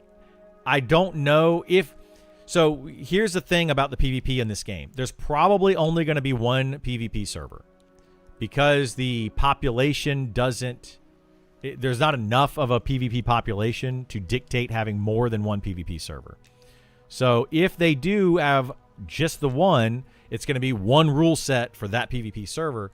And getting the entire PvP community to agree on a rule set is going to be impossible. So I don't know what's going to happen with that. Some people don't want rules at all. They want it to be a free-for-all. Some people would like to have realm versus realm kind of rules. So like good versus evil, that kind of thing. How do you balance that? Can you balance that? You know, some people want it to be more of a role-play PvP server. There's people that are all over the place with the PvP. If they made it a rule-based PvP, I'm not going to play it. But I would be more inclined to play it if it had actual rules like realm versus realm. That can be a lot of fun. I actually enjoyed Dark Ages of Camelot PvP because of the realm versus realm.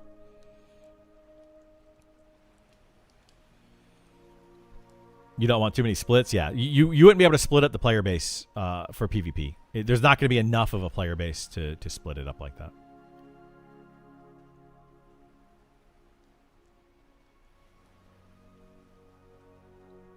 All right. Where the heck are all the mobs?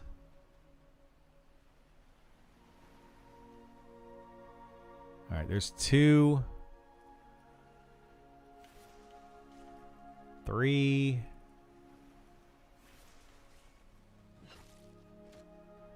Oh my gosh, dude. Is this guy really like... Ugh. He's killing so many mobs. We're literally running out. That almost never happens.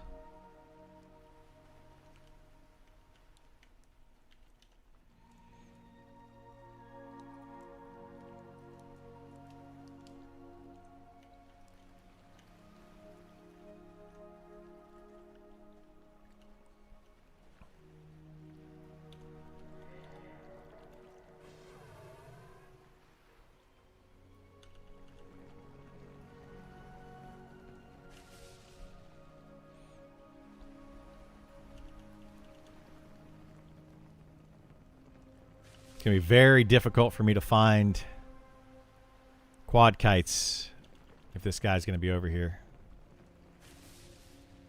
Very, very difficult.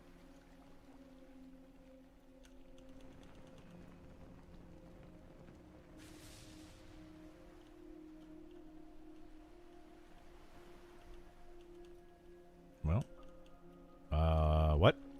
Am I lagging? I'm lagging. Jeez Louise. That was a really bad lag. That was forever long.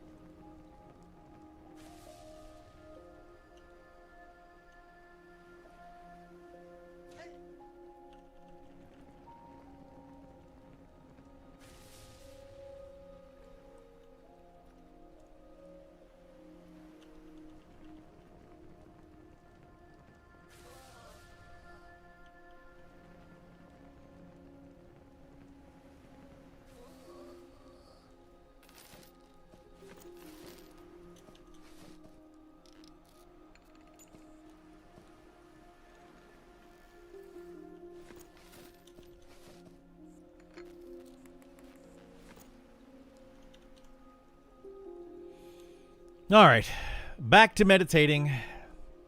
Back to meditating.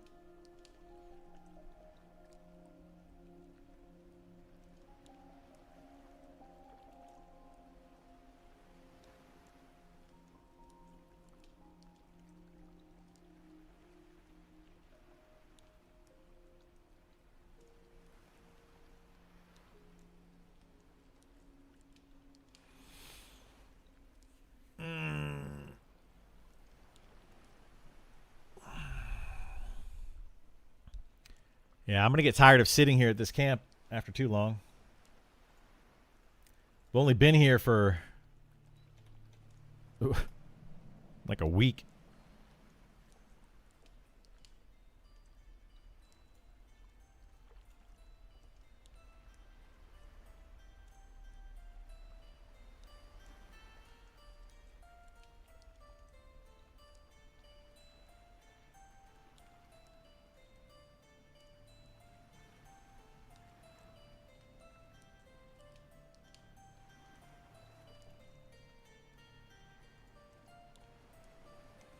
Cue up the lady from Titanic. It's been 84 years. It has been a while. It has been a while. I wouldn't mind doing something different. I'll probably do this till 52. And by the time I hit 52, that's probably enough dust. You know, I could always use more dust.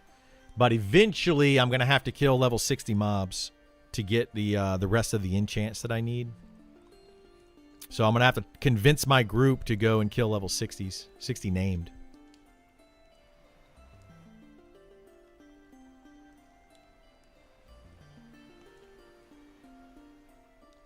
So we'll see. The problem is, like, a lot of the items that they added in lately on some of these camps are just too good. So, like, the guild doesn't want to disenchant them. We're selling them to other players, or we're using them ourselves. There's not a lot of good items out there for enchanting.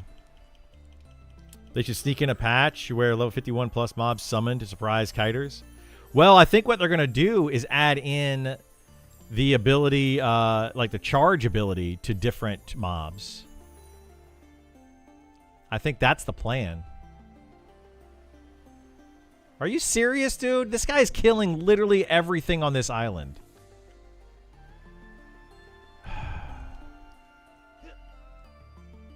This is so infuriating. Like, I'm over here camping this stuff, and now he's leaving me 2?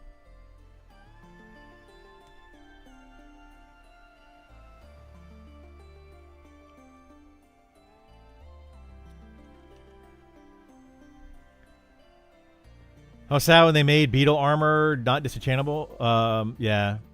Felt like one of the only ways to get stuff for low level. It was, yeah. It definitely was. I seriously, like, can't... there's nothing for me to kill. This guy's literally killed everything.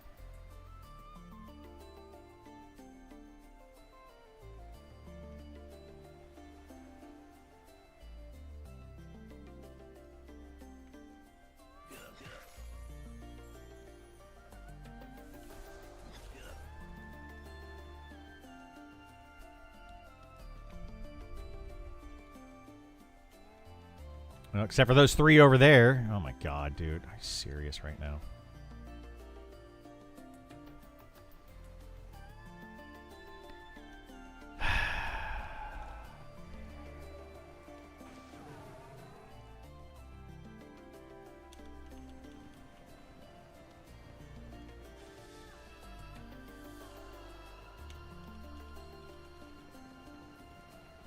Zero respect for camps. People just have zero respect for camps.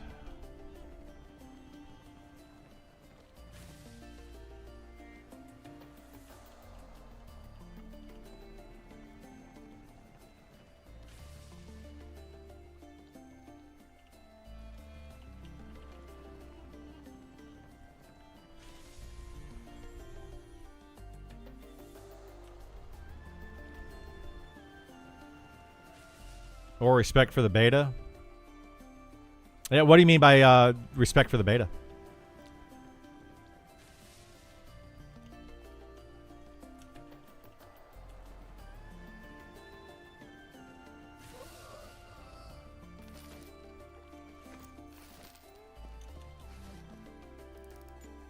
Disrespectful gameplay? Oh, yeah. I mean, it's an MMO. There's just going to be a lot of people with disrespectful gameplay for sure. That's going to happen a bunch.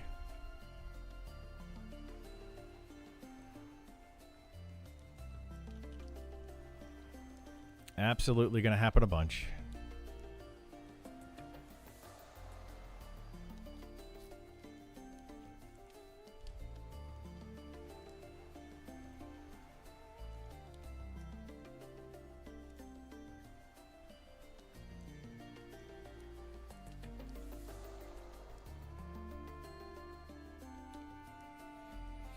Also, hello. Hello. What's the proper etiquette for when you see someone camping and you want to kill those mobs? You're only asking because I'm new to old MMOs. Do you ask the group? Or so there's a couple ways you can go about it. Yeah, one is like, hey, do you have room for more? Right? That is an option. If they say no, we're full, or whatever they say, you know, and you can't join them. The idea is that you will be able to join them. Which is the best way to go, right? That is by far the best way to go. But if you can't, then you would say, hey, well, what are you camping? What mobs are you killing? Sometimes people are only there for a specific named, right? And they don't care about all the trash. If you're there for XP and they're there for a specific named, you can share it. I'll kill all the XP mobs. When a name spawns, you can have the named, right? You can share it that way. And then sometimes it's, hey, there's 20 total mobs. I'm killing these 10 over here. You can have these 10 over here, and you can kind of split them that way. So there, it's just kind of figure it out. Kind of make a deal with them if you can. Is usually the best way.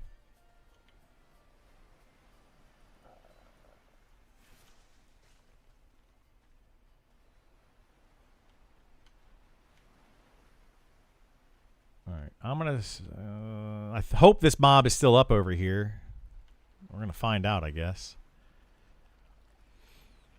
But yeah, I'm trying to get them to make the game very group friendly, like as group friendly as possible, to where you always want to add more people to your party. Like that's what I would like this game to get to.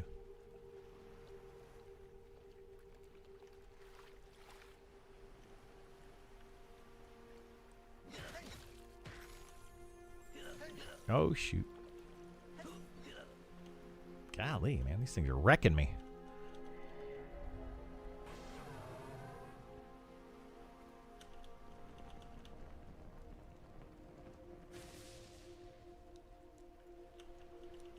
Yeah, communication is the biggest thing. If you see somebody, you know, anywhere, it doesn't matter where it is. If you see somebody with, especially with a campfire down, that means that they kind of are camping that area, right?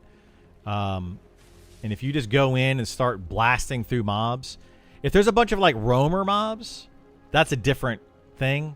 Mobs that are just kind of roaming around in an area, then those are kind of fair game and free for all for anybody. And it's kind of hard to really say, oh, I'm camping these mobs or whatever. Now, if there's like 10 roamer mobs in one area and somebody is clearing all 10 of those, then that's kind of a camp.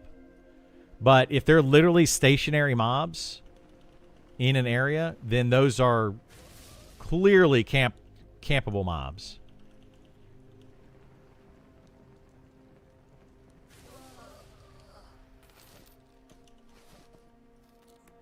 In which case, you know, if somebody's there, it's kind of first come, first serve. If you do get into an altercation with people and you can't come to an agreement, if you were there first and you claim the area, you can petition and say, hey, I was here. I've been killing these mobs for X amount of time, yada, yada. And the devs will kind of figure it out. My experience on it so far is if you're not killing 100% of the mobs, the devs are going to ask you to share. The problem with that is, let's say I'm killing 9 out of 10 mobs and somebody comes in, if I'm not killing 100%, they're going to ask me to share. Now the other player comes in and they're able to do it better than me and they're able to kill 9 out of 10 mobs. Now I went from 9 mobs down to 1, right? And that's just not a fair thing. So that's just, you got to play it on case by case basis. I'll be back. We can go camp something when Kaz gets on. Yeah, whatever. You think MnM will add Twitch drops, or are they not going to add anything like that? I was just thinking cosmetic or transmog. They're not going to have any type of transmog or cosmetics or anything like that. Like, there might be a few cosmetics, maybe, of some sort, but they're going to be in-game cosmetics. You have to earn them in-game. Things like illusion mask, stuff like that. They're going to have stuff like that in the game, which I'm going to look forward to, but I don't think they're going to have any type of drops, Twitch drops. That'd be cool though if they did. I think Twitch drops would be fun. I would love to see them.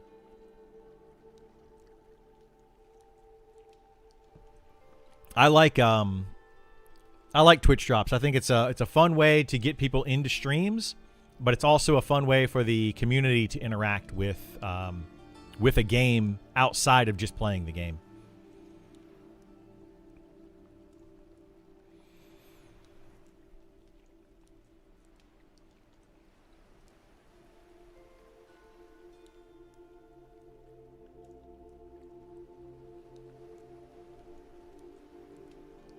You like the stance of earn it, nerd? Yeah, I do too. I think that's probably the best way to go with it.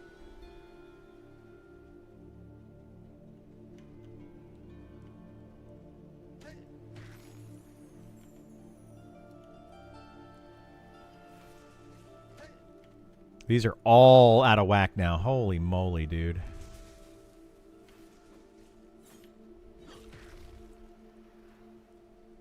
One, two, three, four. All right. That could accidentally pull an extra one because whoever that person was that pulled a bunch over there, like, just completely pulled. He pulled things like here and then here and then here and then here. Didn't pull them from one camp. He kind of grabbed them all. It was kind of weird.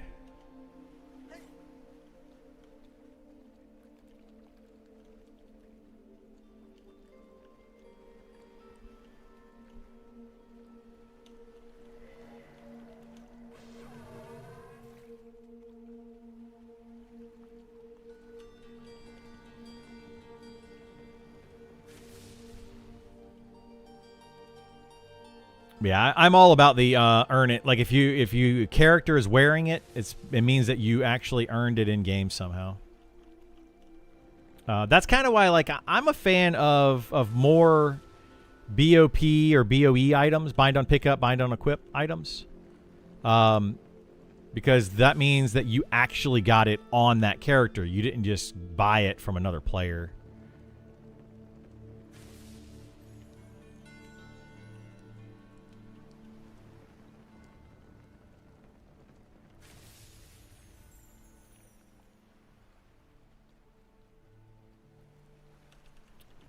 What's your stance on limited AoE? I don't mind it. I like the... I don't want AoE. I'm not a big fan of actually the Spellblade getting all those AoEs that they're getting. Yeah, I think that's taking... It's going to take away... Like, the issue is going to come into how is that used, right? And how strong is it, and how is it used? Thought it was only one or two. It's two abilities that look like they're going to be AoE, but that's all you need. Like, you don't need a lot. The thing is, it could be like, how much damage is it going to be? How much mana is it going to cost? Like, things like that. There's a lot of we don't know. Wizard has two. It's all you need. I have a snare and a damage. That's all you need to be really good. So it's gonna depend on mana cost. It's gonna depend on recastability. It's gonna depend on a lot of factors. They're also melee, so they'll get hit using them. It seems. I mean, yeah, they could potentially get hit standing in them. You know, they got to be careful with how they use them. I think it's going to be more of an enchanter nightmare. They're going to put down a field that does damage. That means that an enchanter is going to have to make sure that they mez mobs outside of that field. Like, it's gonna be an AoE nightmare. I feel like in a group setting, a Spellblade using that ability, the group is going to be mad at them and be like, "Hey, dude, stop casting that! Like, you're killing us." When I played Pantheon not too long ago, something that really bothered me in Pantheon was one of the players was a necromancer, and the dude would constantly fear mobs in combat in a group. We're in a group, like a full party, and he would constantly be fearing mobs. Don't fear mobs. Like, that's why you have a tank and a healer. Like, yeah, it was a whole thing. It's going to be a nightmare. AoE takes away the purpose of CC. I noticed my coercer from EQ2 had a bigger CC role during early EQ2's life versus after several expansions. Yeah, absolutely. What are people's thoughts on high-level buffs on low-level tunes? My thoughts are they need to go away. They need to nerf that. Does it make things too easy if you get twinked out? Yes. I think it does. I think that they should remove the ability. Like, twinking is already... like items, if you give a really good item to a low-level player, they don't get 100% of that effectiveness of that particular item. And I would like to see that go away even more. But the buffs right now, you get 100% effectiveness on a buff, and I don't like that at all. I think that high-level buffs on low-level players should be scaled down to the player's level. I like the idea of twinking, and I like the idea of power leveling. You know, I like the idea of those, but it shouldn't be as powerful as it is currently. I don't think. Other players will disagree, and I think that... So the reason I say that is for the longevity of the game. The game will last a lot longer if it requires players to actually do stuff rather than just get the right buffs and twink and power level and all that. The game will last exceptionally longer. Love EQ2, especially through Echoes of Fedwar. I enjoyed EQ2 for many years. And then it just kind of started to fall off. But I think the reason I enjoyed EQ2 is because of the people that I played with. More than anything, it was literally the people that I played with. Which are the same people that I play games with now. The whole reason I still play MMOs is probably because of the people that I met in EQ2. If I didn't meet cool people in that game, I probably would have stopped playing MMOs a long time ago.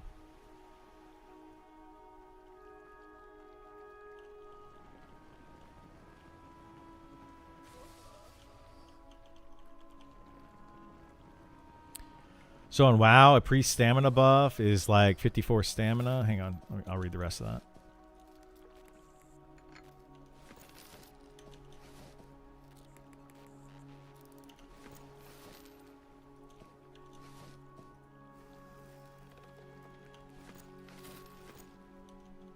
Got 13 minutes on that. All right, which is 540 health.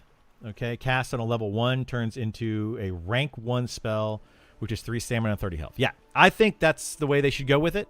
That's my opinion. And I would be all for it if they decided to make that change. Give me 1 second. I'm going to use the restroom real quick while I'm meting up this round. And I'll be back in just a minute.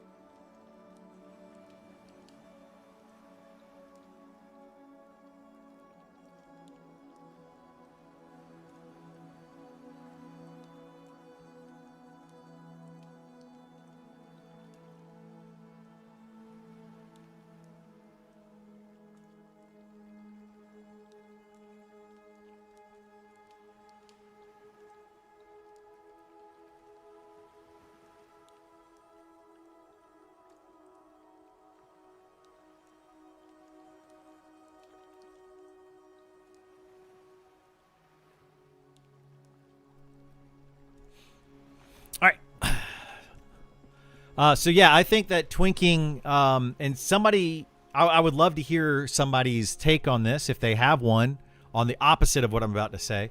But I think twinking takes away from the game more than it adds to the game. I have yet to hear anyone give me a way in which it adds to the game, outside of, well, it's fun for me to twink. Okay, I understand that it can be fun for that one person to twink, but for every one person that's twinking a character, power leveling, and taking up like entire camps of spawns, you're taking away from the game for other players that could potentially be doing that. Or like, oh, you have twinked out your tank and you're able to go and do this entire camp by yourself. Then you have 5 players sitting over here that need a tank, but you're not willing to join them because you're twinked out and you don't need them, but they need you. So I personally feel like it takes away more than the game than it adds to the game. The only argument for twinking is it's fun for me, right? Because I'm twinking my character and it's a fun power thing. It's literally the only argument I've ever heard. I've never heard any other argument for it. Twinking is fun after your first tune. Yeah, and I don't disagree with that. I think that twinking is fun after your first tune. But, you know, it's fun for the person twinking. It's not fun for all of the other people that are now having to deal with you and your twinked character. You know what I mean? Like, I know that sounds weird, but it's just how it is. Like, you, oh, shoot. God dang it. This guy didn't get snared. Yeah, people don't realize, like, we talked about zone disruption a few times. People don't realize that twinking and power leveling causes zone disruption. It causes it a lot, but they don't factor those two things together. They're just like, oh, well, I'm just having fun. Yeah, you're disrupting other players' playtime. You're making it less fun for them. I like the game all around, delving into Stormhold, Catacombs, under Kinos, going to Crypt of Arsoon, Net Castle. Me, my brother, and Pug, so much fun. Yeah, super fun to do that kind of stuff. And I want that to come back. They're going to have to actually create that game. If they want it to be that way, they're going to have to create the game around that. If you want people to explore and meet new friends and meet new people, that's the idea I think that this game is going for. And if the devs actually want that to happen, they're going to have to develop the game around it.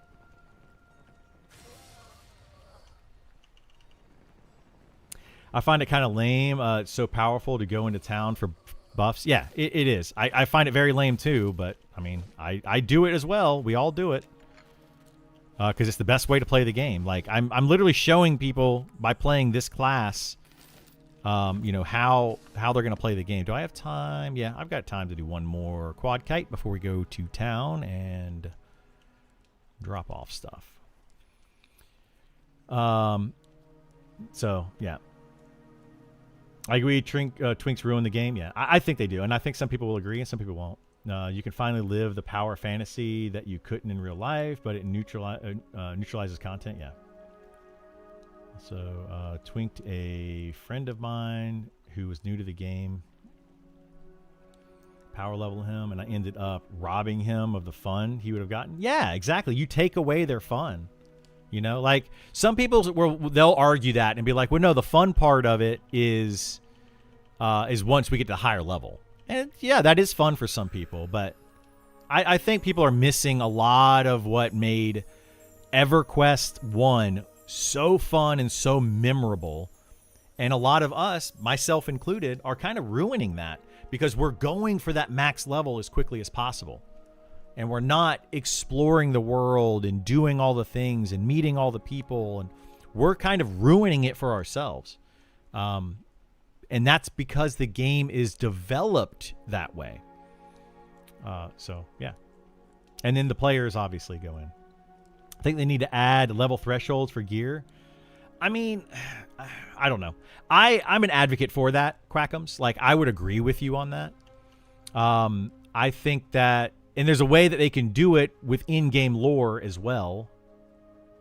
Hang on a second. Yeah, we got this one more quad kite. Grab this.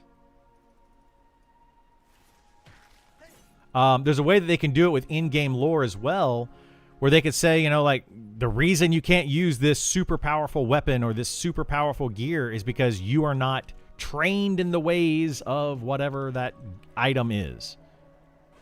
You know?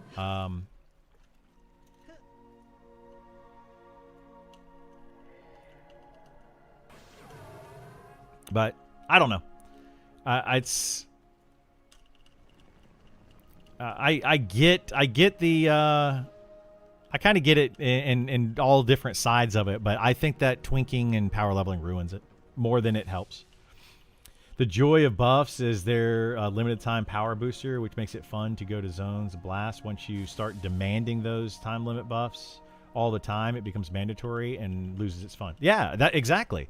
Right now, Speed of the Wild for me is pretty much, it's not mandatory, but it definitely is helpful. Right? It makes this a lot easier. And I think that that's part of the reason why I don't want that to be the case. I don't want to go back to town every hour just to get some buffs. You know?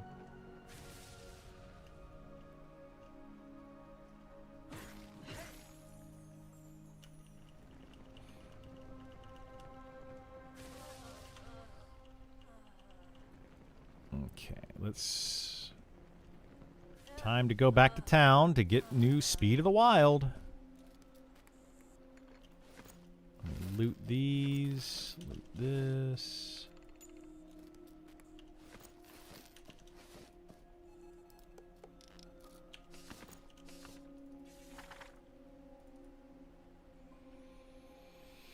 That's a good point. I got the 10% haste cape last night and was surprised nobody was camping the general. Yeah, that's nuts that nobody was camping the general. Very surprised by that. Are all of your spells AoE? No. Only I have one spell every 8 levels that's an upgrade. That's AoE, and then I have an AoE snare. That's it.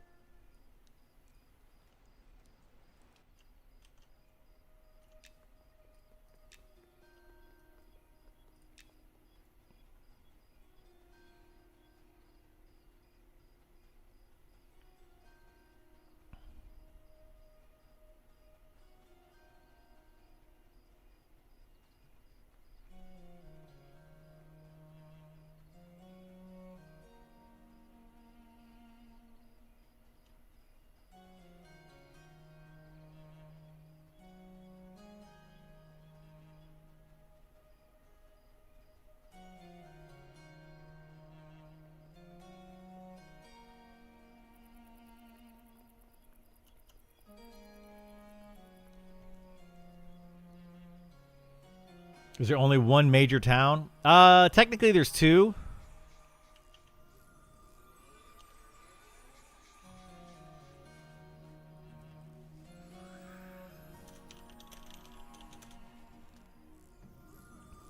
Yay! That was a quick sow. Love it. Loving it. But yeah, there's 2 major cities. There's this town and there's Phalandraw. They will be adding in more later on.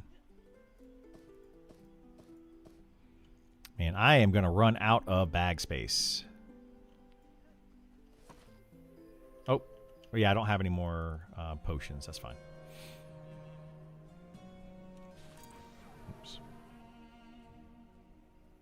Yeah, everybody uses Night Harbor. Exactly.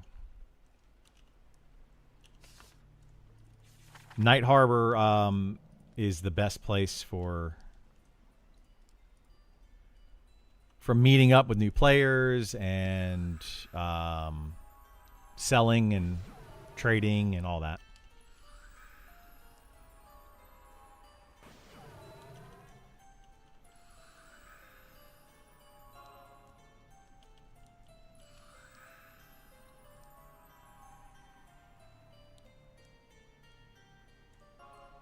Hopefully you can get in this Friday. Yeah, I wish you luck. There's a lot of people that are opted in, so.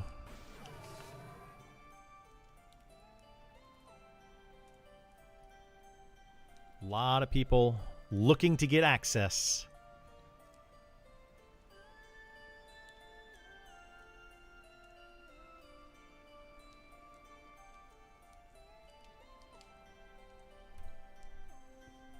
Is it just random? It's random. So you have a chance. You have the best, just as good of a chance as anybody else. But I would recommend trying to meet people. Maybe you'll find somebody and say, hey, if you get in, give me your friend key. If I get in, I'll give you my friend key, and, you know, kind of do that whole thing. Yeah. Got PvP access, and now I can't see my PvE status. Do you know if I'm still eligible for PvE? I already got PvP. So, Marla, excuse me. That question has been brought up a lot. The devs have been asked that question a lot. They claim that, yes, if you get the PvP access, you still are opted in for the PvE access. However, I'm not so sure. I don't know of a single person that has gotten PvP access and then also gotten PvE access later on. I don't know of a single person that has happened to. But it doesn't mean it hasn't happened. You know, I don't know everybody. But nobody has come in. Nobody has posted anywhere saying, hey, I got PvP access, and a week later I got PvE access, and now I'm switching back over to PvE or whatever. So I don't know. So you get invite, you can't pick your server. If you get into the PvE access, you can pick PvE or PvP. But there is also a PvP exclusive opt-in that you can choose. And if you choose that PvP exclusive option and you get in through that, which is a very highly likely chance you will, because not many people are going that opt-in, then some people are saying you lose out the opportunity to get on the PvE server altogether. According to Swanee, who is the one that designed the system, according to Sean, according to Swanee, that you are still opted in for PvE. But I have seen no proof of that. And nobody has said that you can. Nobody has said, hey, I got PvP and also got PvE. The PvP invite is such a lie. I mean, I don't want to say it is or it isn't. I don't know. But I feel like it's kind of duping people and kind of forcing them into PvP, and then they're not getting into the PvE access. So is PvP that terrible? Is it just PvP all the time, or like zones? It's PvP all the time, anywhere within 4 levels. Within 4 levels. You get what you get. I mean, you do get what you get. I'm gonna go out there and I'm gonna say it because I know a lot of people are thinking it, and I know the devs have heard it. I don't hide the things that I say, so I'm gonna go ahead and say it for you. The entire opt-in system was very poorly handled, I feel like. I don't know of a better solution, so you know I can't say that I could have come up with a better solution, but I feel like the whole opt-in system was poorly handled. Probably they could have come up with a better way to do it, but it is what it's in now. It's fair in the sense that everybody has the same chance. It's kind of unfair in the sense that every week more people are trying to get are opting in than are being selected. So therefore, every week it just becomes a harder and harder and harder chance to actually get in. So I just, you know, it's hard to say, but it doesn't feel very fair to me.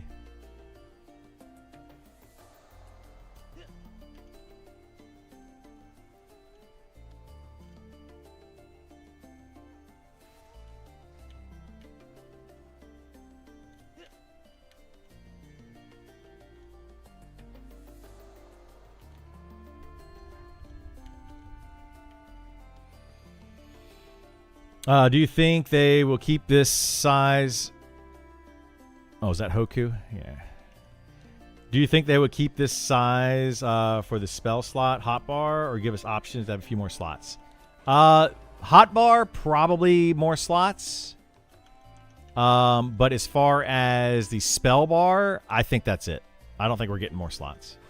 Maybe way down, like later in the future, possibly for certain classes, but spell bar probably not. Hotbar, most definitely it will. We'll have multiple hotbars rather than just the one. I mean, right now you can toggle, like the hotbar, you can scroll through it. You have 10 lines of hotbar. Or 10, yeah. You can have a lot of hotbars. But I think eventually they'll make it to where you can have like hotbar 1 is 1 through 10. Hotbar 2 is shift 1 through 10. Hotbar 3 is control 1 through 10. You know, like they do in most games. I expect that.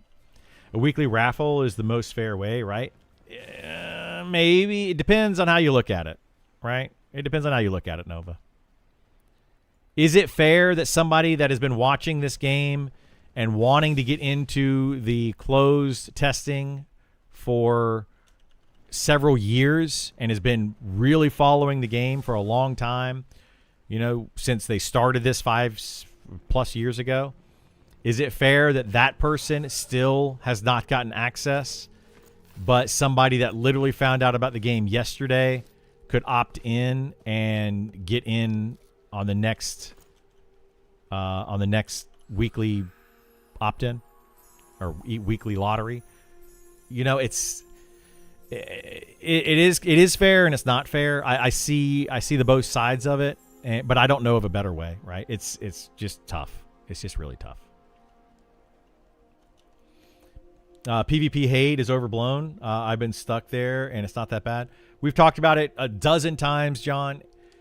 I think the reason that PvP is not as bad as it is because there's so many PvE players that are just on the PvP server.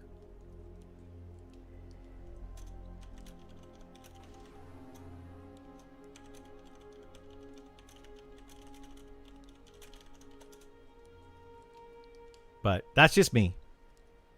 I don't think the PvP right now is that bad.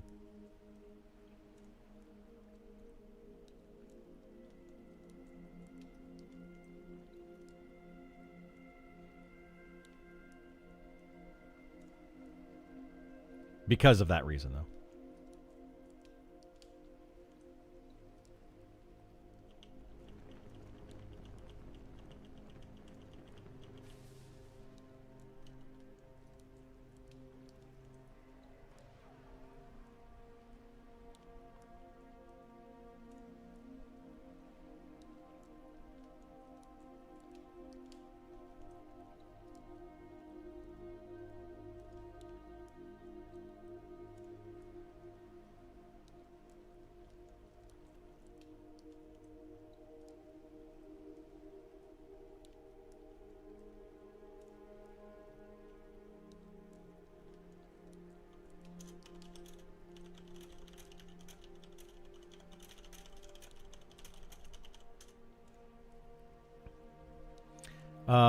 Let's see. It is, but I used all my work emails, so across 6 signups, it took me since the first invite. Got invited 2 weeks ago. Yeah, that's nuts. That's nuts.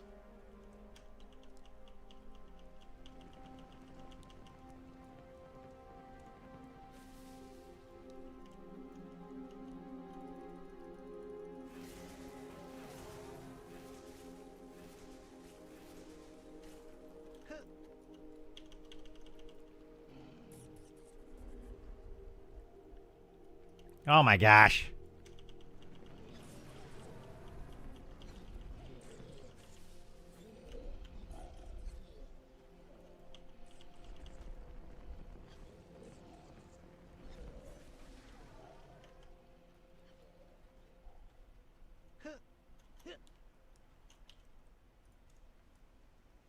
Oh, did I gain did I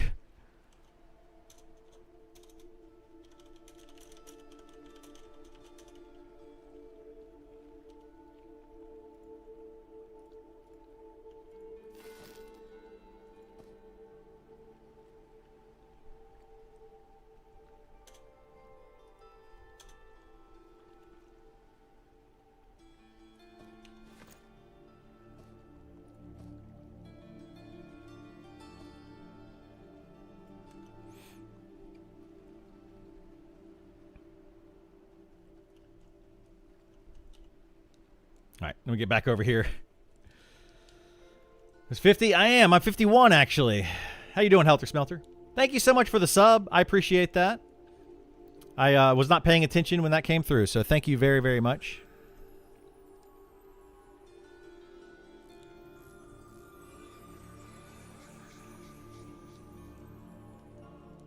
Things more feels bad than anything else. Not everyone will win. Yeah, that's true. Oh, nice. He got the troll illusion.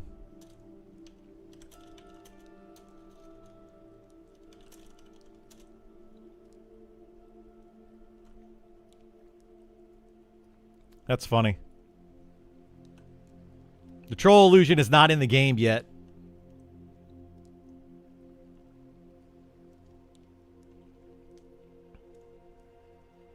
Where you think I can level up solo as a 28 wizard? 28 wizard. You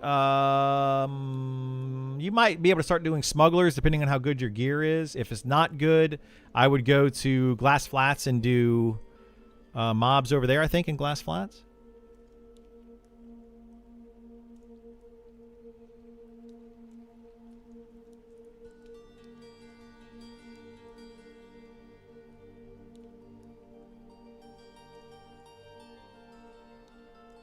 The same way I'm doing it now? Yeah, I would go to Glass Flats. I think you can go there in the mid to high 20s, and it'll take you all the way up to 30. And then I would go to Smugglers in the high 20s to early 30s.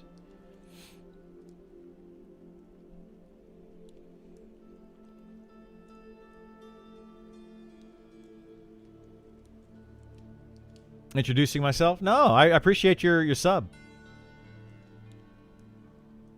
Wizard has a magic auto attack. Yeah, it's kind of like it's like a D&D cantrip. Yeah, that's what this mana volley is right here. It's basically like a D&D cantrip. Very low damage compared to what they can do.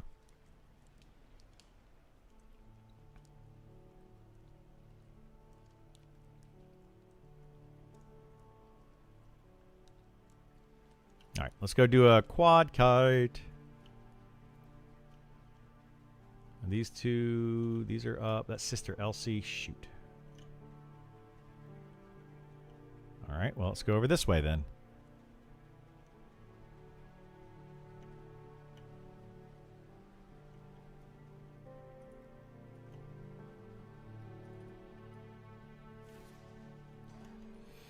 Pulling cantrip for kiting? Yeah, it's pretty much all it is. I use it to pull the mobs. But what it does is actually better than that. It stacks. It's a stacking debuff that goes on the mobs. Stacks up to 5 times, and each stack gives you 4% more damage with your evocation spells. So you can actually get up to 20% more damage with your evocation spells. But your evocation spells also stack it. So like right now I'm doing like 500, now I'm doing 610 damage. And then it'll be doing a little bit more. 633 damage. And then the next one will go up to like 600 and whatever, the 655 damage. And that might be where it caps. Let me see. 678 damage, and that should be where it caps. Oh, shoot. Stack it 5 times and switch to evocation. Basically, yeah. That's when, even in group settings, that's what you do. So in a group, you would use your mana volley, and then at the end, when the mob is very low on health, the idea is to use your big nuke to finish them off. If you finish them off with a nuke, you gain mana back. So, I'll show you here in a second what I'm talking about.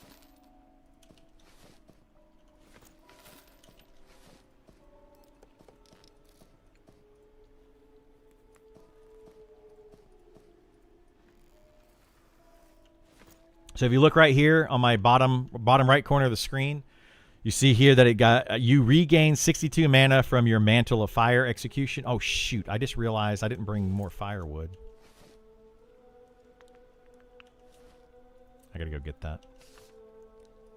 But yeah, you gain mana back when you get an execution, whenever you get the killing blow. So the idea is you use mana volley until they're low on health, then you use your big nuke, finish them off, and then gain mana back. Can be any nuke? Yeah, any evocation spell does it.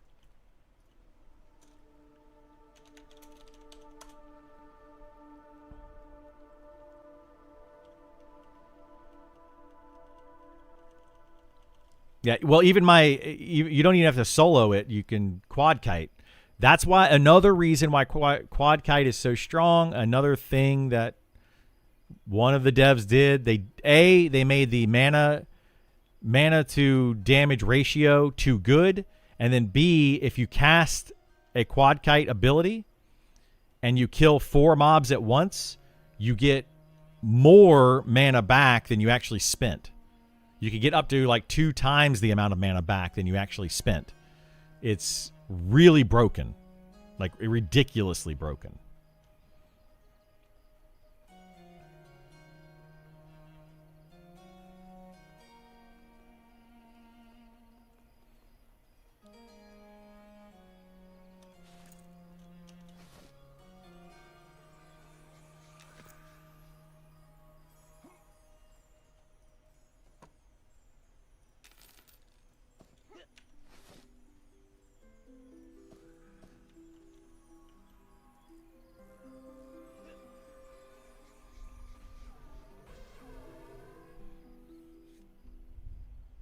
Hey, look, the bank is still broken. Yay.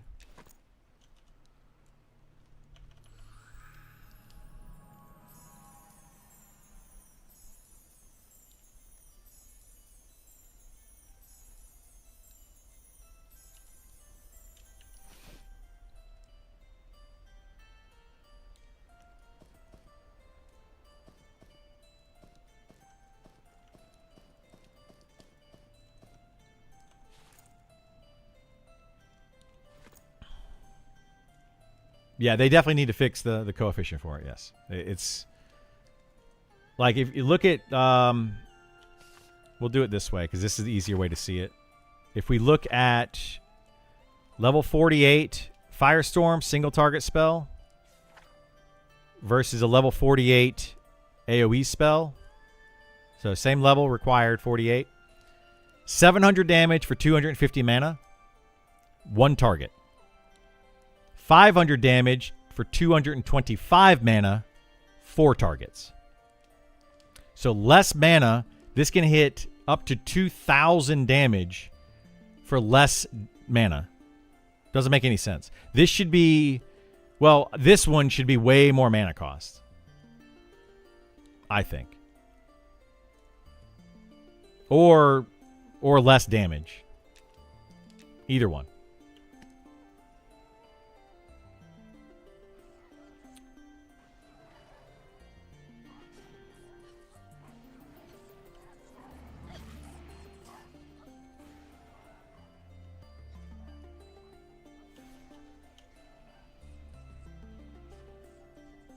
Just created an account. Now I'm just waiting an email so I can confirm my email opt-in. How long does it take to receive the email normally? It shouldn't take long to get the confirmation email.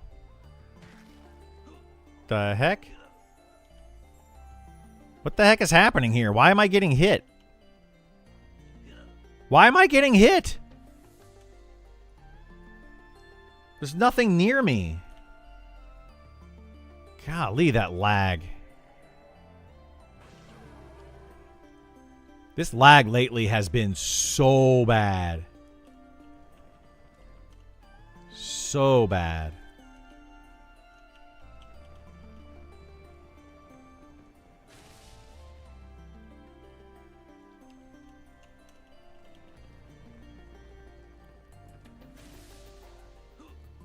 Dude. These mobs are so far away from me right now.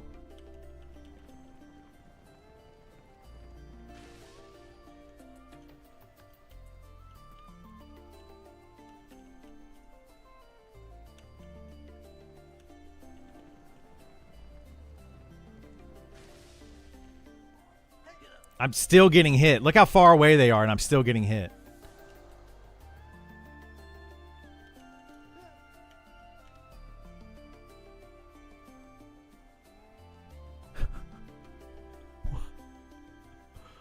What the heck, dude?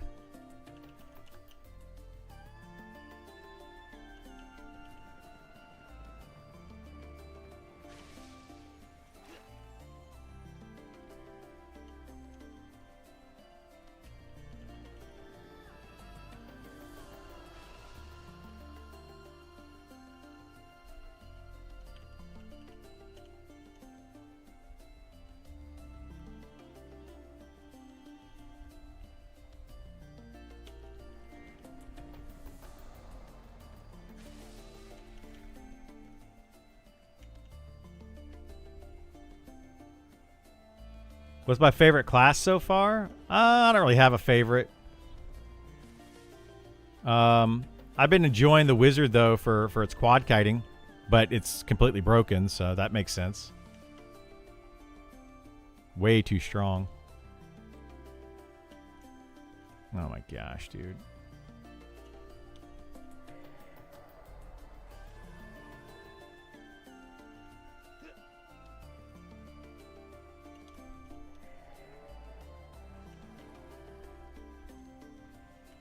Jeez Louise, man. This is nuts.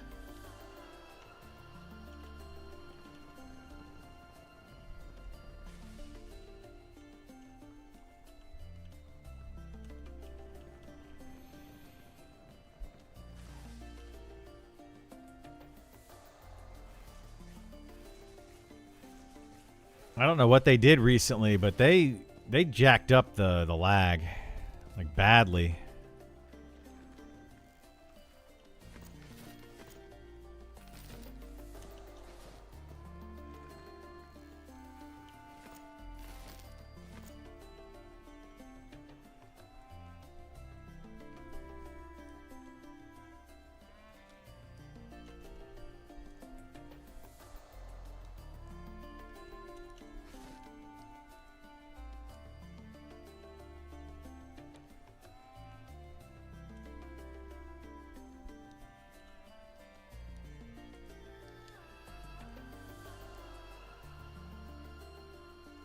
Lag's insane recently for you too? Yeah, it's been really bad lately.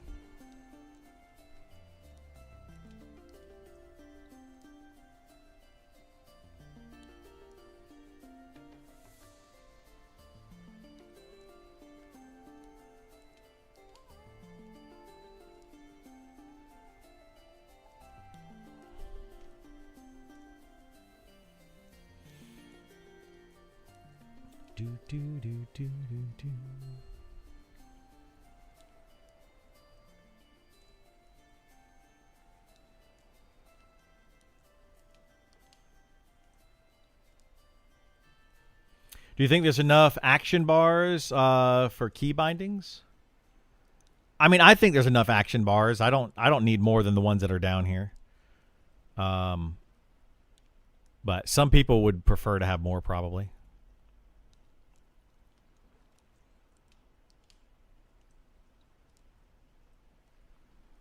It would be nice if you could like use a key to scroll through these. Like there's a down, up and down arrow here at the very end, so you can scroll through different bars. It would be nice if there was a hotkey to scroll through those bars, or if you could just have like additional bars, I guess. But it doesn't really affect me. Like I don't use these a ton.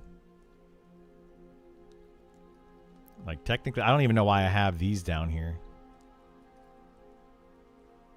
right now. Oh, I know why I had those down there. I remember now. Do you find magic resistant and infravision as OP as I do? Infravision, definitely not, no. They just seem to vastly eclipse any other option in character creation. Infravision, not at all. I chose the trade skill one. But that's just because you can just go in here and change the gamma. And just, you know, that kind of fixes the whole infravision issue for me. But as far as magic resistant, I don't find it OP. I understand why people like the skill, but I don't find it as powerful as some people make it out to be. Like I don't think it's nearly as strong as people make it out to be. It's a 5-minute cooldown. Sure, you might get mezzed every once in a while, or you might get rooted or whatever, feared, and it can get you out of that. But I don't know. I think like interrupt the fear, interrupt the mezz, use interrupts. That's what they're there for. You shouldn't need it that much. And I think ultimately, at the end of the day, it's going to be a waste of a trait for a lot of people to take that once they learn that they can interrupt those things. Now, if it's a situation where you can't interrupt it, so you can't stop them from casting it, then yeah, maybe. But and most situations you can stop them from casting those spells.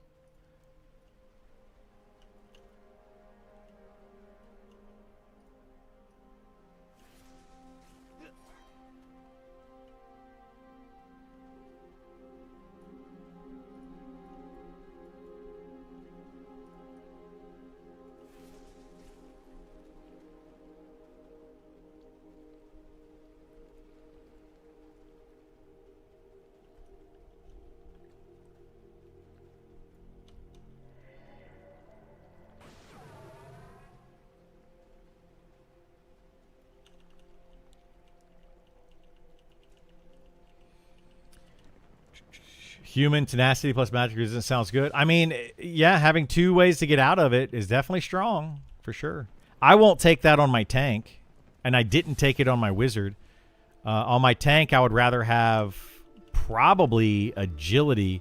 I took stamina on my tank this time around, but I might choose agility for early access. Maybe. We'll see. Because you can also cure, there's spells to cure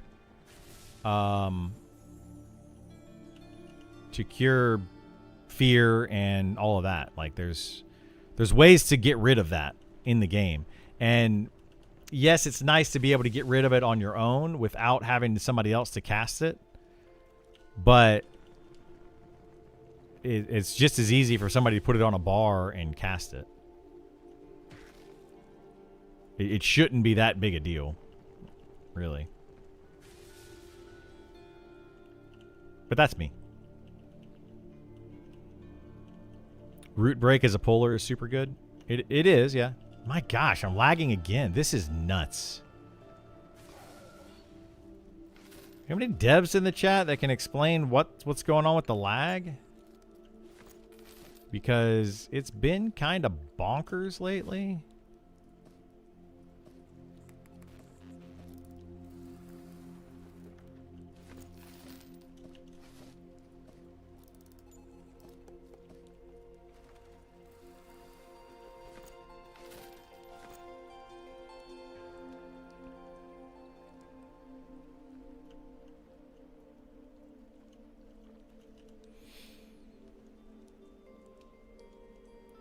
But yeah, root break. You also have on gnome. You have slippery, which is just part of the gnome traits, which is a root break.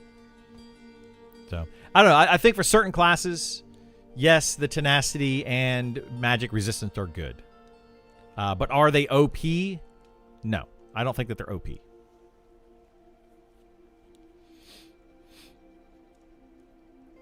I did watch my friend press corruption resistance and go from 5 to 255. Really? It made you 255 in corruption resist? If you take a resistance trait? I have not tried that. That's crazy. It just makes you immune, well, not immune, but it just really significantly increases your corruption that much. Magic resist a trait is the strongest trait. I would say it's probably the strongest trait, but it's not OP. Now, I wouldn't say it's overpowered, but it is a strong trait, sure. But for a tank, if I'm playing my fighter and I take agility and I'm fighting a mob and I can boost my agility by 50% for 15 seconds, I'm going to be dodging and blocking and parrying a lot more abilities. So for a fighter, that should have somebody, if you're main tanking a raid boss, there should be many other players in the raid that can cure a fear or a snare or a root or a mez or whatever gets on you.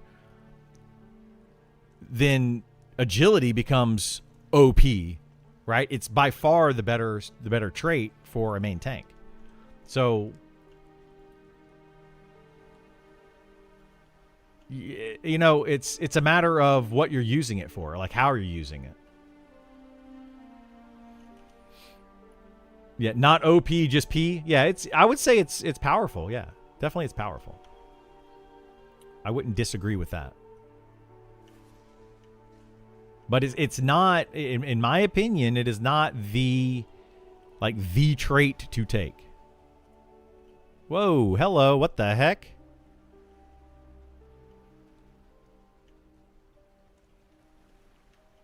The heck did those guys come from? All right, let's just kite these because I don't know what's going on over there, so we'll kite these.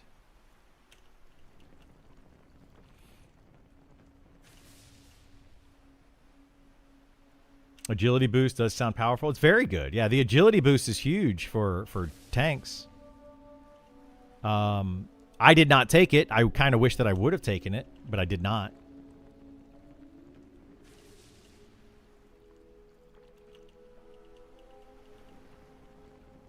But like I was saying, for early access, I probably will. If they don't change the formula, but they might change that formula too. So I think it's situational. It's like that magic resist trait is extremely situational. In the situations where it's used, yeah, it's very powerful. But how often are you in those situations? If you're in those situations a lot, I'm going to say that you're probably not a good gamer. Like, you're just bad at the game. And I'm not trying to be mean with that, but you shouldn't be getting feared and snared and mez and all the things that magic resistance removes. That shouldn't be happening that often. If it is, maybe you should figure out why it's happening that often.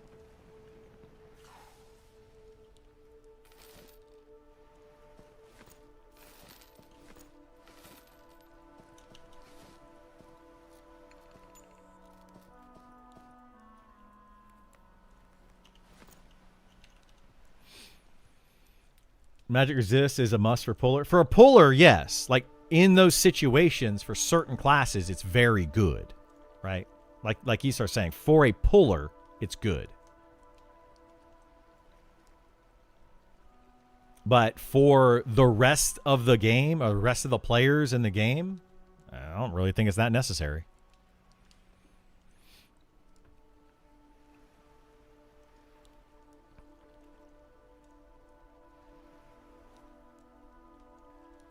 Hopefully, all the time, because me and my friends likes to delve into uncharted waters, through mobs. I mean, yeah, you could do that, sure. I mean, if that's what you want to do, if that's what you enjoy, then go for it.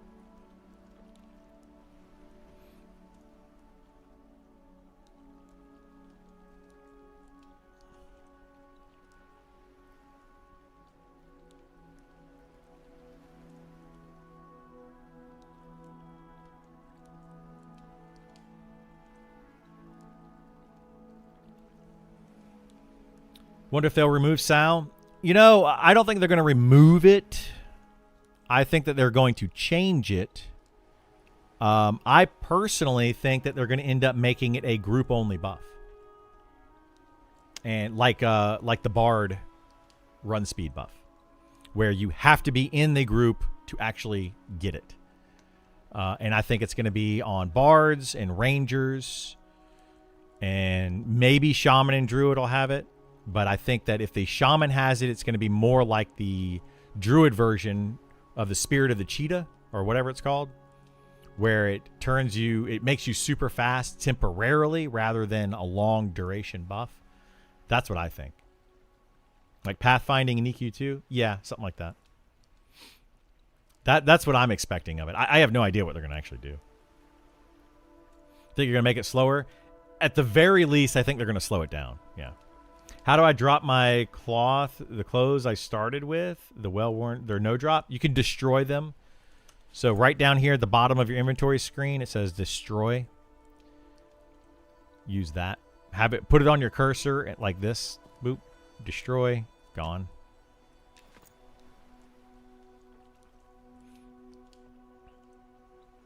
I wonder if we'll lose a bunch of shamans if they stole it. No, I think that yes, people that are just making these classes, that's the problem with some of these abilities like Speed of the Wild. People are literally making a shaman or a druid just to have Speed of the Wild. They're not making it because the rest of the class is good. Shaman is still going to be very, very, very wanted. Their slows, their buffs, their debuffs, their dots, all of that's worth it. You know, they have the Berserker Wrath for their buffs, their slows, their haste. Like a shaman without Speed of the Wild is still really good. They're also a really good healer, and they can cannibalize to gain mana back. They're definitely going to be wanted. Absolutely, they're going to be wanted. So I don't see shaman going away just because they're like, oh, Speed of the Wild's gone. You know, that's one of those silly things that people are like, oh, if you take away charm from enchanters, then enchanters are terrible and they're pointless. That is the worst possible take. If you actually think that, you have no idea how this game actually functions. You are clueless on this game.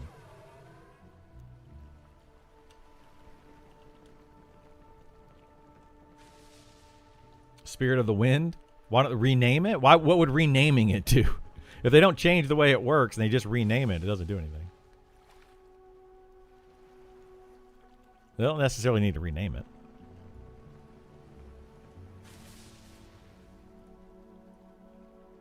But I think it should be a temporary buff that can be recast a bunch or something. Like that's like the shaman getting a speed or a ancestor of the cheetah ability or whatever, and it gives you a 1 minute super speed run buff that just allows you to escape bad situations. I think that would be a good way to go. And then Traveler's March or the Ranger's ability so that they can move faster outdoors. That is a temporary spell, and it's made for outdoor only running. Make it built for traveling from A to B, not make it built for quad kiting or snare kiting mobs. I think that's the direction that they are probably going to go, but just a guess. Rename it to match the theme for the class rework. I mean, they could, yeah. They could name it whatever they want. Like enchanters have those perks that make them want to play. I think if you chop away at those perks, less people definitely will play them. Well, yeah, if you take away charm and take away haste and take away mez and take away slow and take away clarity or their mana regen buff there's so many things that the enchanter can do. To take away charm is not going to ruin the class. To take away one of any of their mini buffs or debuffs is not going to do anything to the class. The class is still going to be sought after. They would have to take away a lot of them to make them be like, okay, enchanters are now garbage, which they're not going to do. They're just going to nerf charm, and they're probably going to nerf Sao, both of which are okay in my book.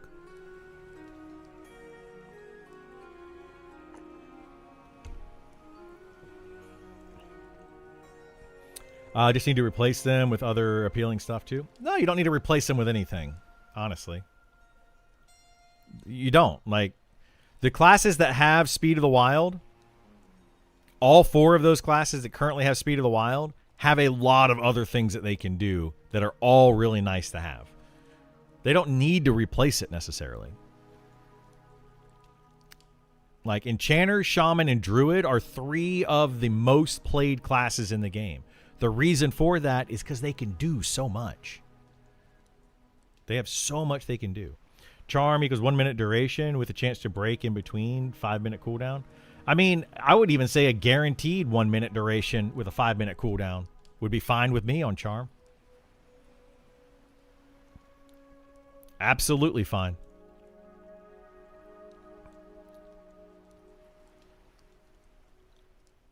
Like, it would make it super powerful.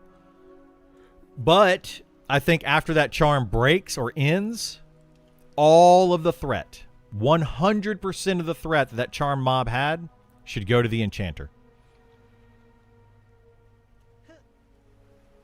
Like, just make it just absolutely hate the enchanter.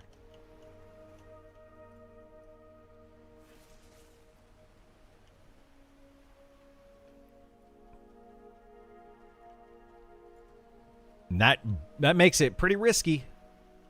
Like, you can charm something, but at the end of it, you're gonna have threat. Lots and lots and lots of threat. Right now, Charm acts as a mem wipe. Yeah, it acts as a mem wipe. It acts as the best DPS in the game. It acts as a CC. It acts as a tank. It's one spell and it's super powerful. Charm should be powerful CC rather than an OP pet. Yeah, absolutely. I agree with that. It should absolutely be a CC with damage ability, not an OP pet all the time. Like, it's just, it's stupidly broken. I don't understand how people did not. I think that most people realize how strong Charm was. They were just trying to argue it just to argue it. Because they could argue it, I guess. But I think it was a silly argument.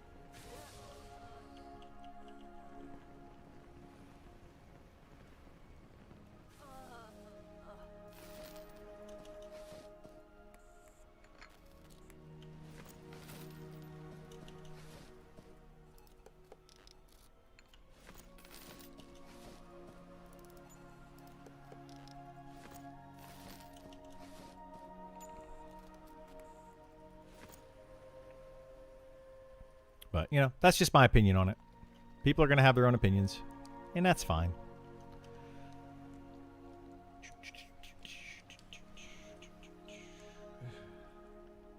What's today? Is today Tuesday?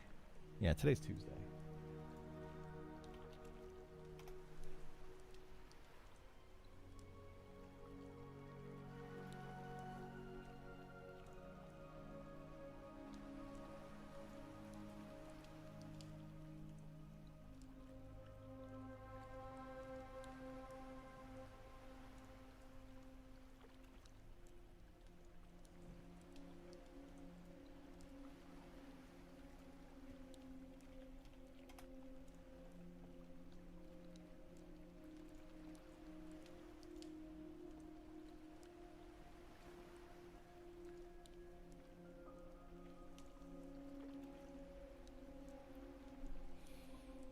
Oh.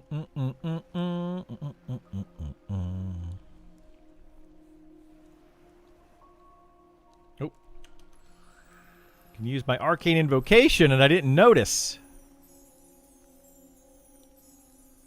I'm getting 140 mana per tick. Heck yeah, what does this cap out at? 165 mana per tick. I think it's just the biggest part of Enchanter gameplay right now, so the idea of removing it has people wondering if they'd still enjoy the class or not. I agree with that. I would agree with that, Marla, yes. The one spell, Charm, is overshadowing all of the other spells that Enchanters have right now. And people are so used to, I'm going to call it a crutch, to lean on that crutch of Charm that they're like, I don't understand how this class would be played outside of Charm. I would 100% agree with that, yes. But I think once they realize that Enchanter is so much more than just Charm, I think that they will start to to see, okay, well, you know, it's not all about just charming mobs all day. It's just going to take people time to realize that. In EverQuest 1999, I played an enchanter day one of the game when it first launched. And I played that character for, I don't know, 6 years or whatever it was. I only used Charm for maybe the last 6 months that I played the game. Never used Charm prior to that. Ever. It was never worth using. People didn't understand how it functioned, and it was very dangerous, and yada, yada, yada. Everybody still wanted an enchanter in their party without Charm. I was still asked every time I logged in, come join me. I want clarity. I want you to mez. I want haste, etc. Like every single time that I logged in, I always had a group. Never charmed. So that tells me that charm is not necessary.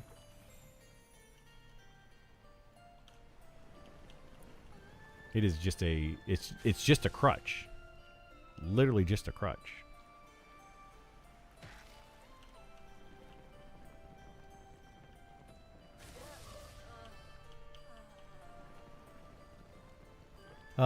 Making charm a short duration with a long cooldown makes it more fun in groups.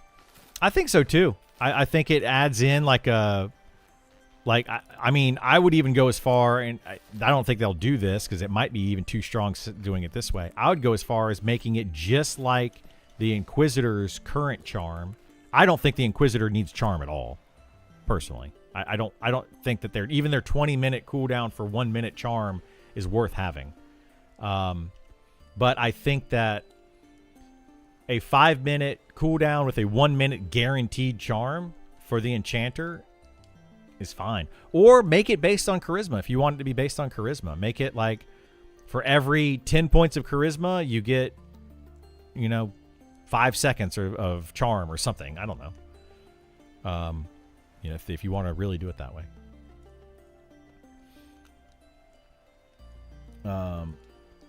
But yeah, thankfully the devs agree that charm playstyle should stay.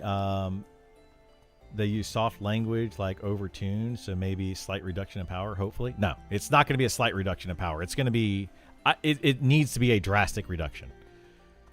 If anybody that is advocating for charm, anyone that thinks that charm is okay in its current iteration, clearly does not understand this game.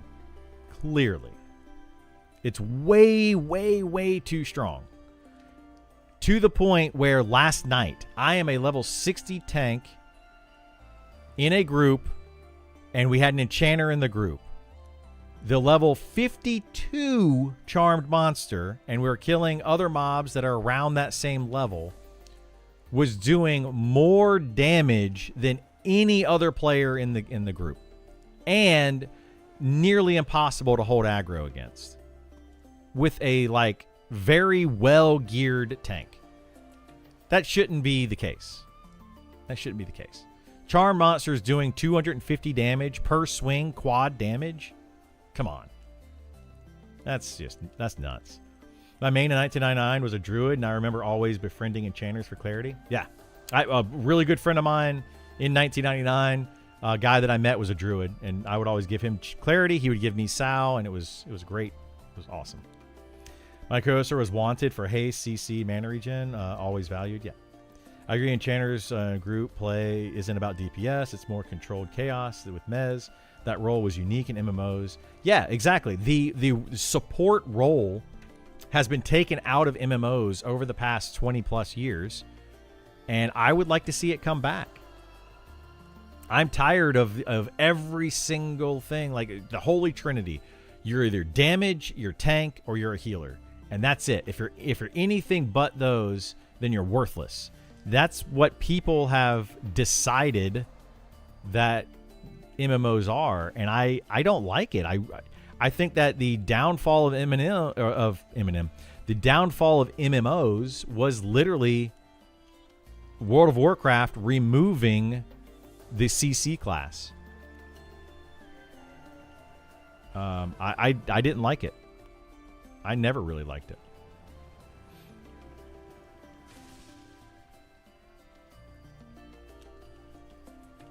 Charm mobs break all the time. Get more charisma.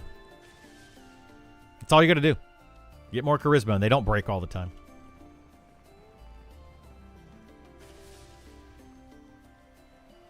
Like I said last night, we had an enchanter in my party with a charm mob all night for 6 hours.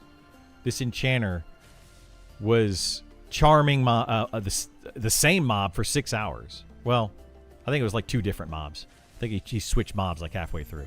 But yeah, for like 6 hours, he had a charm mob in our camp. It's not hard. It just needs gear. And heaven forbid that casters actually need gear. You know, like tanks need gear, melee DPS needs gear. Why don't enchanters also need gear? Like it doesn't make sense. Sometimes it'll break 3 seconds after charming them. Okay. Get more charisma. That's all I can say about it. Yes, that is the case. Sometimes when I'm swinging my sword, a mob blocks it. You know? Sometimes when I'm trying to interrupt a spell, the mob, I miss with my kick. And it nukes me anyway. I mean, stuff happens. It's the difficulty of the game. If you could just charm a mob and there's no chance of it ever breaking and just send it in, it'd be a joke, right? It'd be real easy. They gave CC options to DPS, but after a few expansions, it entirely was regulated PvP. Yeah. They gave the CC options to the magician or the mage class or whatever with the sheeping and then sapping. And yeah, they gave it to DPS classes. They took away the utility class and dropped down from 5 characters to 6, or from 6 characters in a party to 5 characters in a party. They literally just removed the utility class out of the game. And said, hey, it's a better game because we removed a utility class. I disagree. I think that the utility class makes a lot. It's like, have you ever played D&D and you have the face of the party? You know what I'm talking about? The character that goes high charisma and all the negotiation skills. They like to talk. They're the face of the party. That's a utility class. They don't do anything in combat, but they can talk their way out of anything.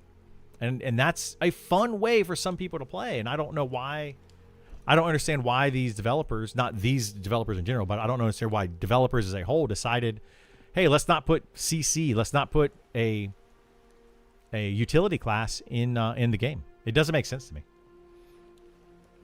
Island drops the tail charm. Yes. Need to come farm one. There's later levels and has Gideon, right? It also has Gideon, yep. Need to test the mana drain proc sword. Yeah. So the tail charm is here and Gideon is also here. Yep.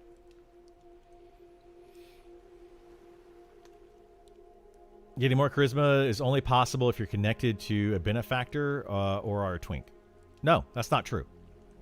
Yeah, you can buy, like Esar was saying, you can buy gold charisma jewelry pretty cheap. You know, it's about gearing up. Like, so are you saying that you have to be able to charm starting at what level? 8 whenever you get charm? Gold jewelry is like a couple gold, right? It's literally like 3 gold per piece or something, 2 gold per piece. It's not expensive, but listen to what I'm saying first. For a level 8, yes, that's expensive. But do you think that starting at level 8, you should just be able to charm mobs and just level up all the way to 60 using charm mobs all the way? Like, as a tank, I still got to gear up. I got to buy items, or I got to go find the items in the same way that you have to get charisma gear. Like, I don't understand. Like, there's not going to be an argument that's going to make me be like, oh, okay, yeah, you're right. You shouldn't have to have charisma, because why would you ever need to freaking gear up? Like, in what world is that actually going to ever happen? To where, like, oh, well, a tank has to gear up, a melee class has to gear up, but if you have the charm ability, you don't have to get gear. You're just super powerful all the time. Like, why is that the direction we're going? I don't understand. How do you get 3 gold at level 16? Sell firewood? I mean, that's one way to do it. But you don't necessarily have to have it at level 16. How am I supposed to gear up my tank at level 16? play the freaking game. Go out and get it. Join a group. Like, there's a lot of ways to do it. Sell your clarity. Like, if you're an enchanter, sell your buffs. Hey, I'll give you haste and brilliance if you give me some silver. I mean, you just think that things are supposed to be handed to you just because you're an enchanter? Like, I don't understand. Where's the argument? I do not understand it. Please make me understand it. You hate charm, we get it. It's not that I hate charm. I don't hate charm. I think charm's a great spell. It's way too powerful. That's it. And I don't understand anybody that could advocate for it to be as powerful as it is. I do not understand it.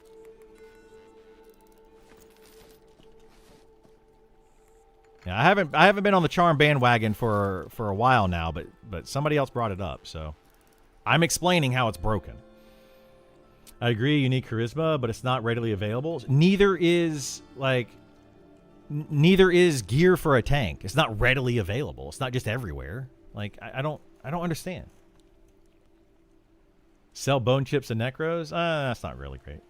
Out of touch with the early game economy, enchanters should spend days at a time as peddlers. No, join a group.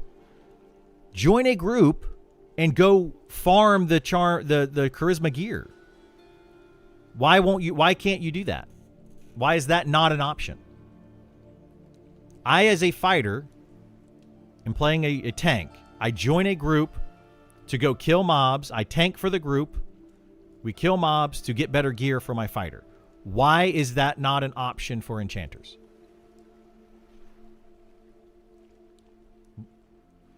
Why?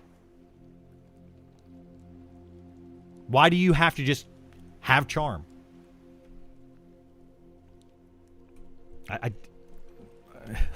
I really would love to know.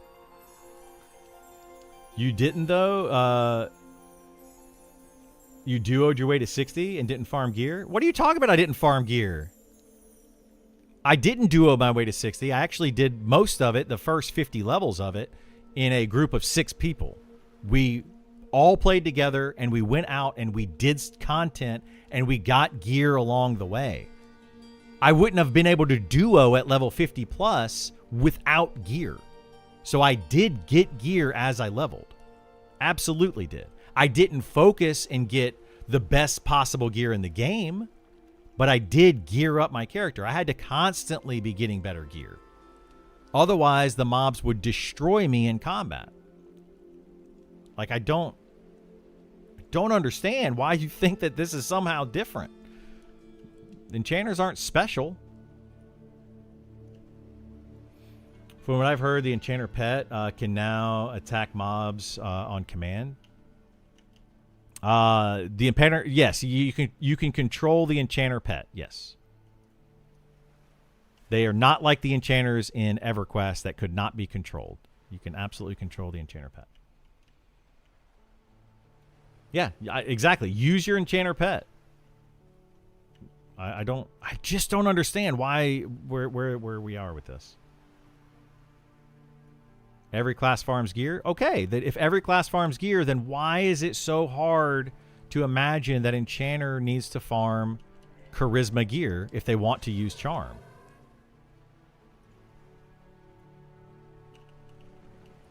I didn't start getting gear until 22, 20. I really didn't either.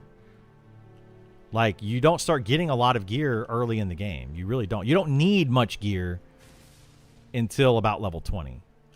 Like, nobody does.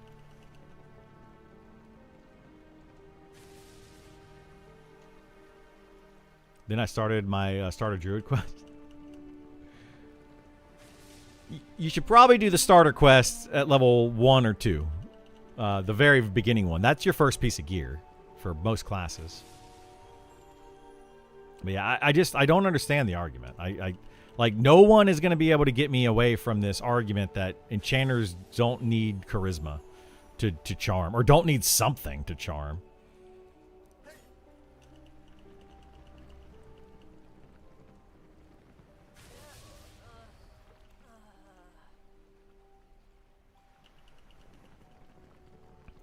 I use pretty much crafted gear till 30. Yeah, that's another thing. Crafted gear in this game is actually pretty good.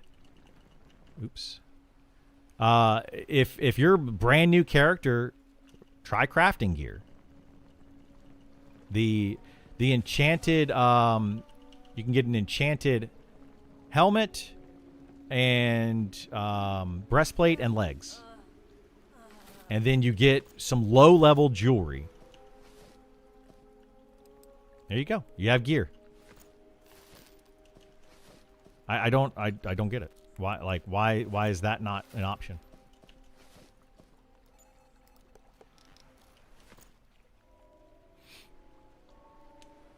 I have a feeling this philosophy of gameplay that resembles EQ is going to be a learning curve for new enchanters playing it. Yeah, it's going to be a huge learning curve. Oh, I ran out of... I got to go get my buffs. I'm going to go get new Sal.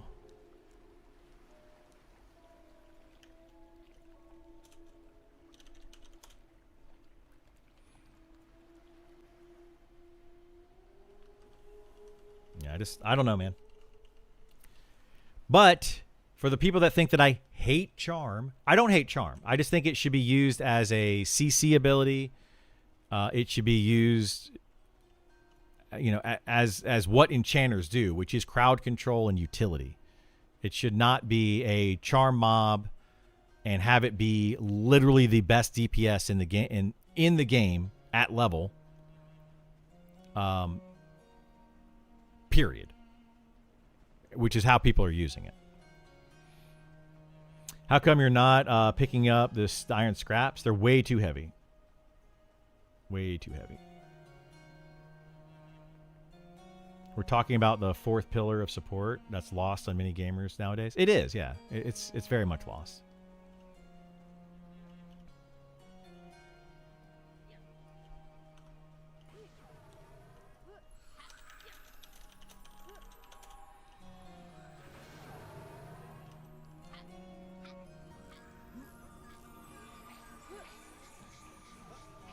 Oops.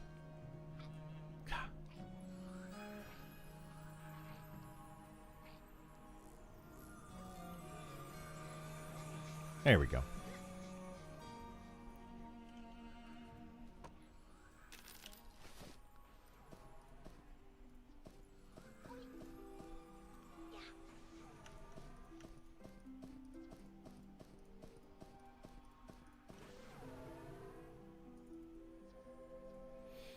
This game actually harder to make money than EQ also. I mean, for the first few levels when you're buying your spells, I will agree that it is difficult to make money early on, but as you get higher level, you will find that money is not hard to get. It's very easy to get, in fact.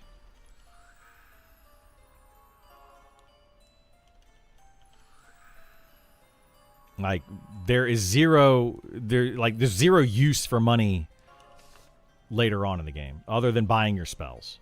But once you have your spells, it's like, okay, whoopity-doo. If they charm a shaman, then it casts all its buffs on you. Yeah, that's another thing that makes charm powerful. You can charm a druid or a shaman and get speed of the wild and thorns and nature's armor or whatever. You can get all that stuff, and it's like, come on, man. Charm is so freaking strong. Crazy strong. Made my first few plat from 11 to 20 in EQ, grinding spider silk. Yeah, you could. Making plat in EverQuest took for freaking ever when it first came out. People tell me all the time now, oh, I made plat easy when I was level like 10. I have no idea how people early on made 10 plat or made plat at level 10. I think my first platinum I didn't have until I was like level 30 in EverQuest. But yeah, I didn't know how to do all the stuff either. As of now, charm is the magic equivalent of take control of opponent's turn. It is, yeah. It is absolutely that.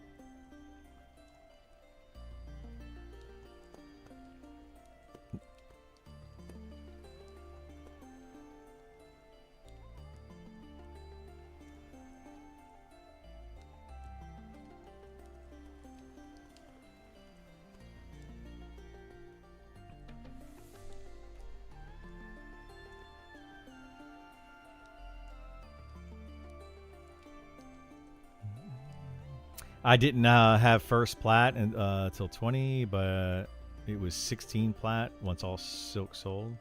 And those 10 levels of grinding. Nice. That's awesome. People are lying about what they did in EQ at launch. I was there, and I have eyes. The game was a lot harder than the classic stuff they try to do nowadays. Oh, yeah. The original, I don't think that they're lying. I don't think that's it at all. I think that a lot of people's, their first days of EQ were like months or years after the game actually launched. Like they didn't start until Kunark or Velius era. I was there day one before Nagafin was even in the game, which was the first, Nagafin and Vox were the first raid bosses. They weren't even in the game. Dragons were not a thing.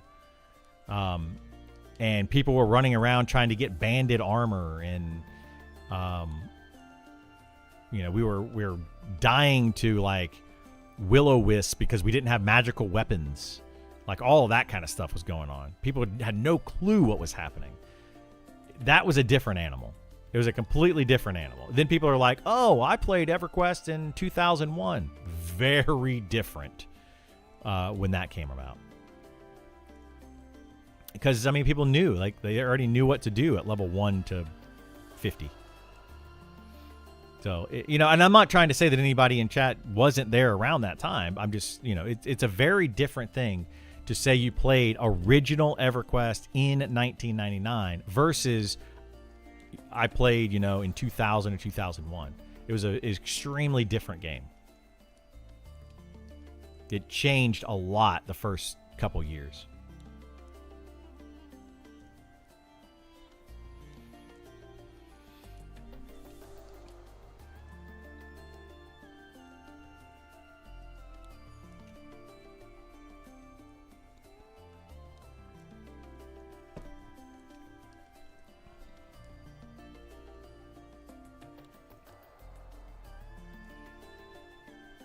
We were all broke in 1999, yeah. But then at level 35, we killed our first giant, and we were flush with cash. I do remember the first giants. I couldn't kill a giant. I was on an enchanter. I couldn't kill anything. But I always had a group. Always had a group.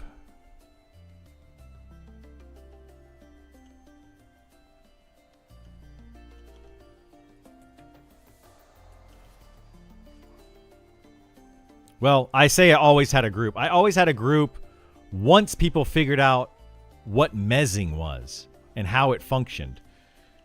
Right? Oh, shoot. God bless.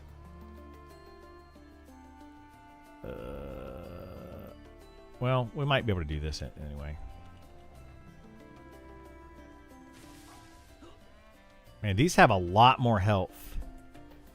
I'm not going to do that. All right, let's do it this way.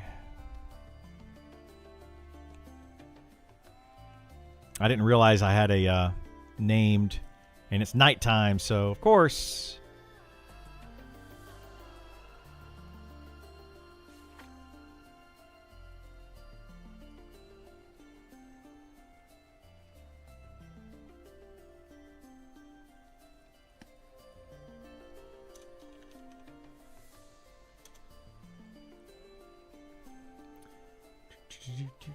I was there several months after launch and spent 50% of the game role-playing in Guild. Those days are so much fun. They were. And that's the thing. The people keep wanting to go back, and they want the nostalgia of EverQuest in 1999, original EQ and all that. People want that nostalgia. You're never going to have that again, guys. I'm not trying to bust people's bubbles with this, but you're never going to see that again. It's impossible to recreate that.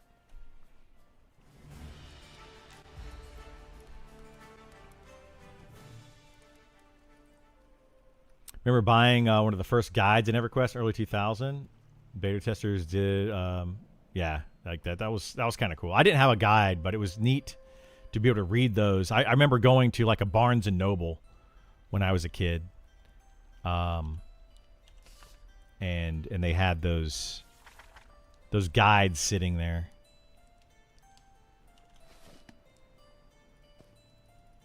I would sit in a Barnes and Noble in one of their big comfy chairs.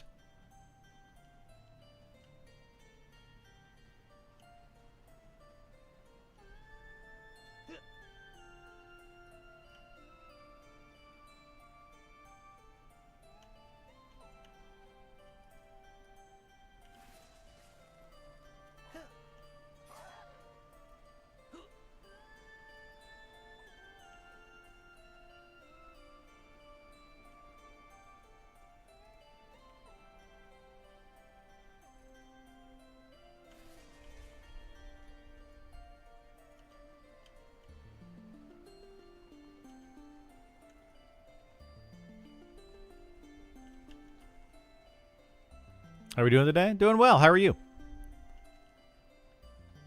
How many servers are there right now? There's only 2. There's one PvP server and one regular beta PvE server.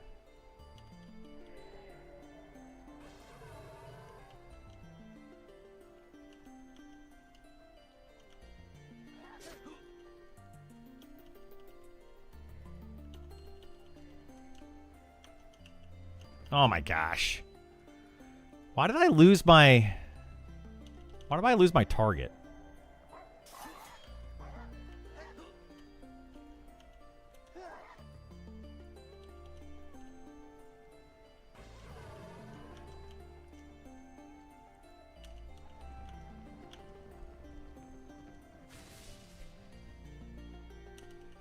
Knowledge, community, maps, true feeling of MMO before day 1 release. Yeah, you were never going to see that. Yeah, I hit 51 today. So we got nothing but hell levels left. Oh boy. But I'm not really XPing anymore. I kind of stopped XPing a while ago. I'm just, I mean, I'm technically getting XP, but I'm not attempting to get XP anymore. I'm just farming dust at the moment. We might try to get more XP later. We'll see. Like once I hit 52, I might go back to XPing.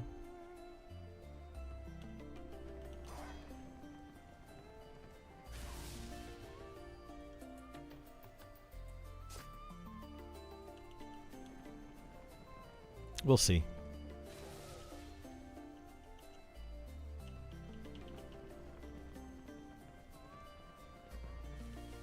Oh my gosh. Gotta hate when your conflagrate gets resisted.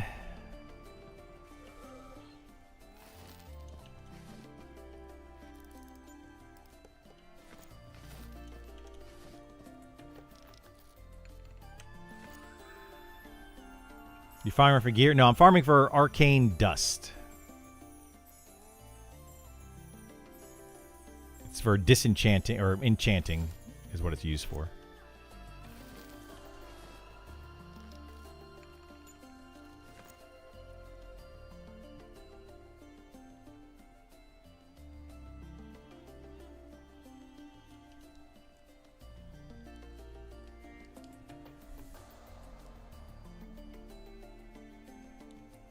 Being barred and forgetting that your song was running killed me a few times. Ooh, that's rough.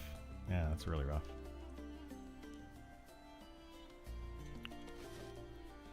Why am I disenchanting? To get dust to do enchanting. So you have to disenchant an item to get dust to make an enchant for other items.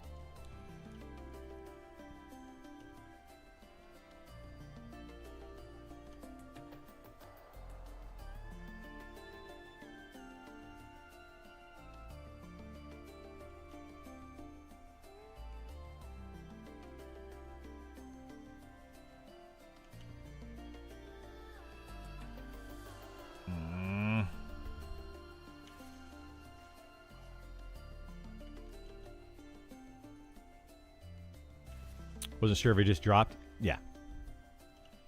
My enchant skill is like 240 something, almost 250, like 245 maybe.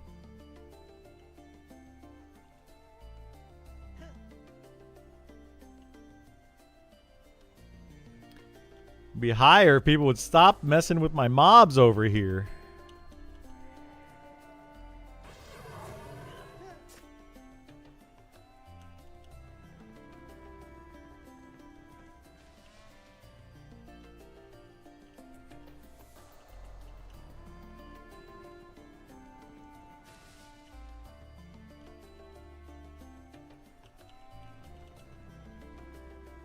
Sell you some plus mana plus int scrolls. I can make them for you. If you have the dust, I'll make them for you.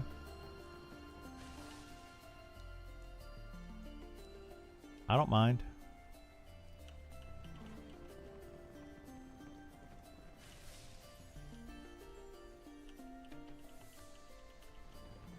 Oops.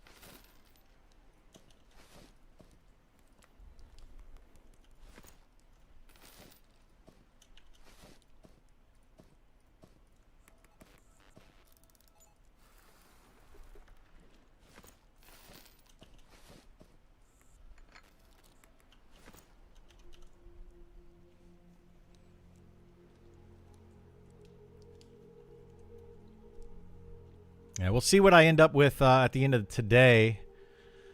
I don't know how much I'm actually going to go up in my skill. We'll have to see how much dust I get.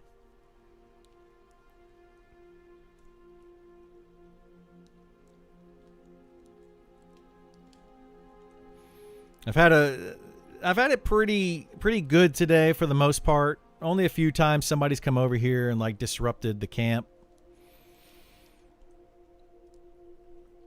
For the most part, I've been able to do my thing and not get disrupted, which is nice. Trying to do a community service here. Level up the enchant and then make enchants for anybody that needs them.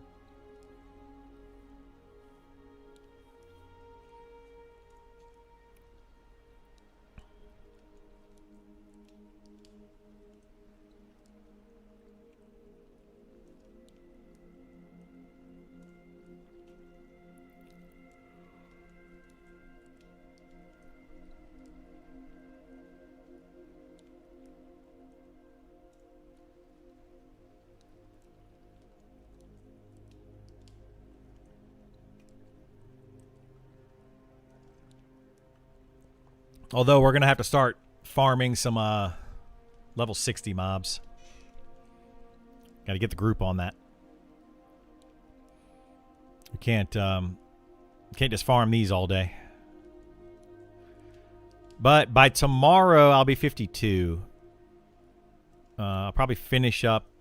Probably be here again tomorrow morning when I stream, and stay here till I hit 52, which will probably take a good chunk of the day. And then I don't know. I might start quad kiting somewhere else and get more XP and finish leveling this guy to 60.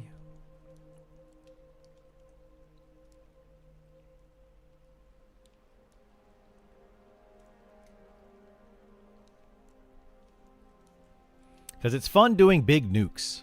Big nukes are fun.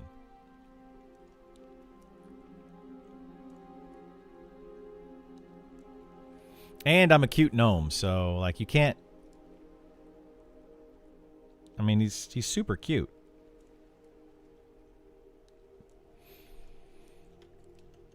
Can't discount that, you know.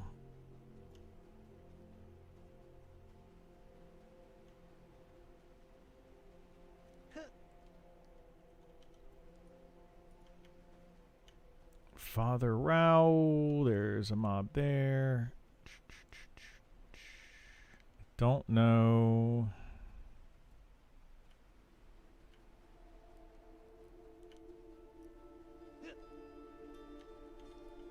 I don't know where all the mobs went.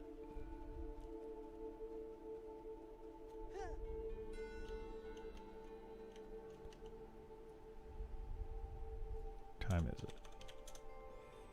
10 p.m. Something's got to respawn soon.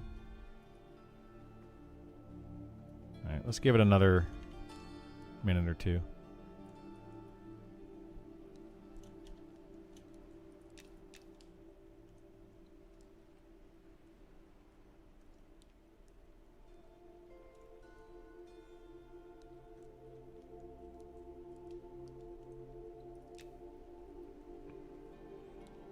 I need to make enchants for this guy.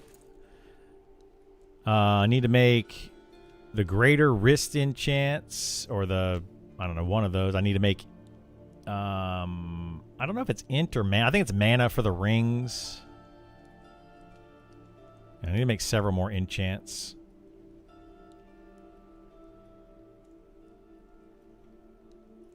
I gotta look and see what I can make. Boost him up a little bit more.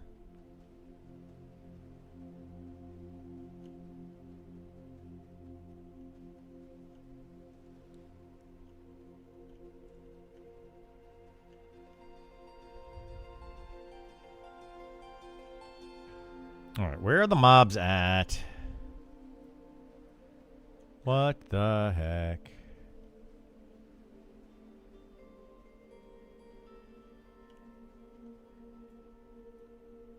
Do you have enchants on all your gear yet? On my fighter, I do. Yeah. I've got at least greater enchants. I need to make some more. All right, here we go. We're gonna get these elder, club, elder. Here we go. 1, 2, 3, 4. Yay! We got 4. While we wait for more. But yeah, if you guys want enchants, like I'm happy to make you guys enchants. I don't have. I mean, I do have a lot of dust right now, but I'm.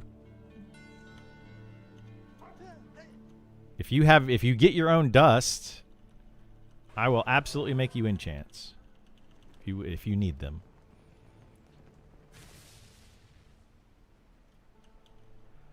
Started day 1, 2. On the second day, someone ported me unwillingly from Kinos to Freeport. Took me real time 2 days to get back. Well, you didn't start on day 1 if somebody ported you on day 2. Unless I'm not understanding the timeline you're talking about. Nobody had ports in EverQuest day 2.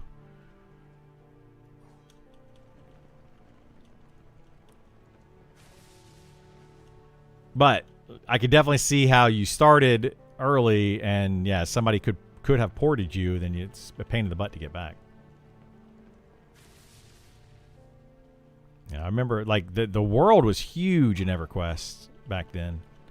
We didn't realize how big it was. I loved that.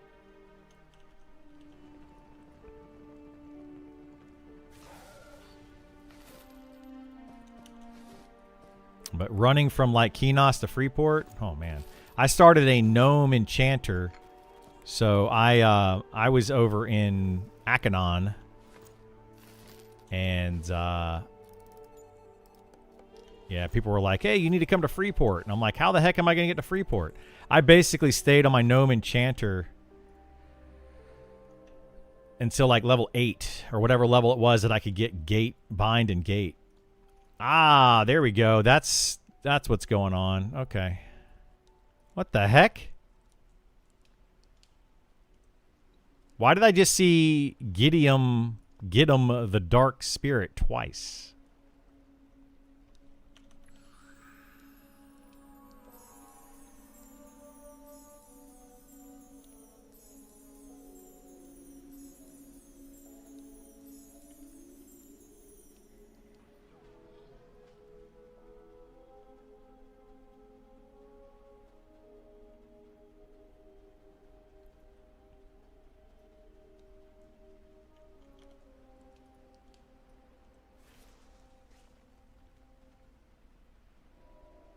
First character I made was Human Monk and re-rolled after one night cycle into a Dark Elf.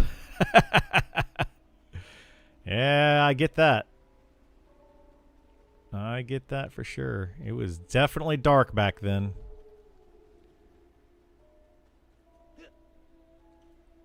But they gave us tools, you know, like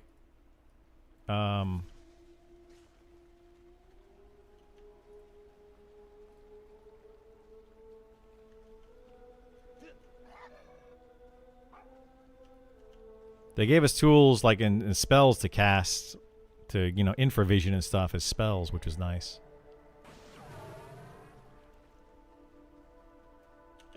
Which kind of begs the question why they don't do that in this game. I don't know.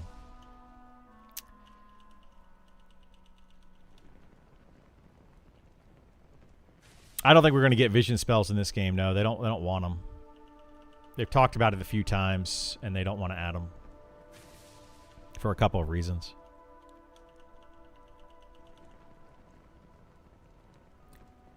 We will see what happens, but it doesn't seem likely.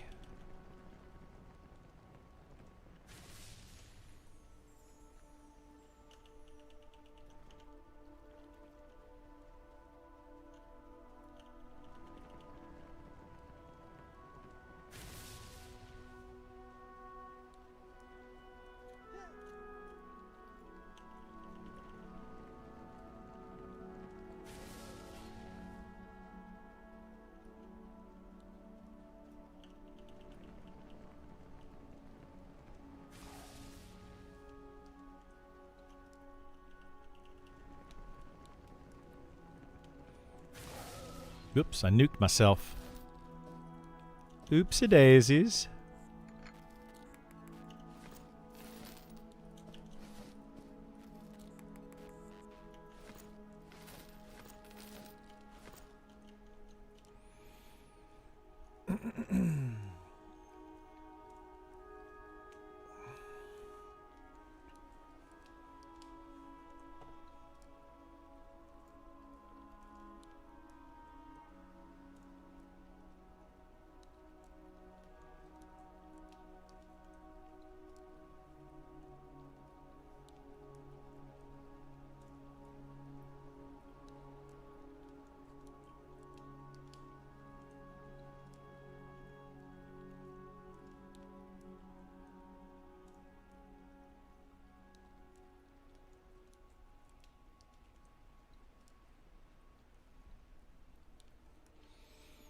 Well,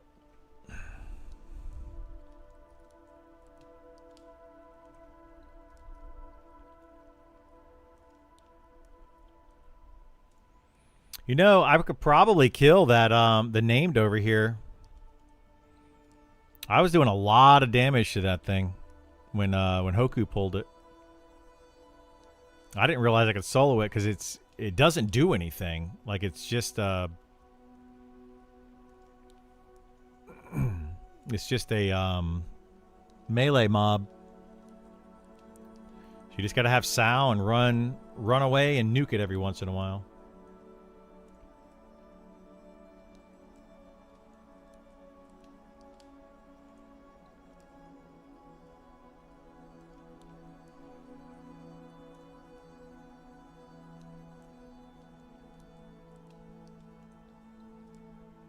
That's why, like, I think they need to change Speed of the Wild a lot. You know, stuff like that, being able to kite mobs around like crazy. Which is part of the fun. I mean, I get that's part of the fun of the game.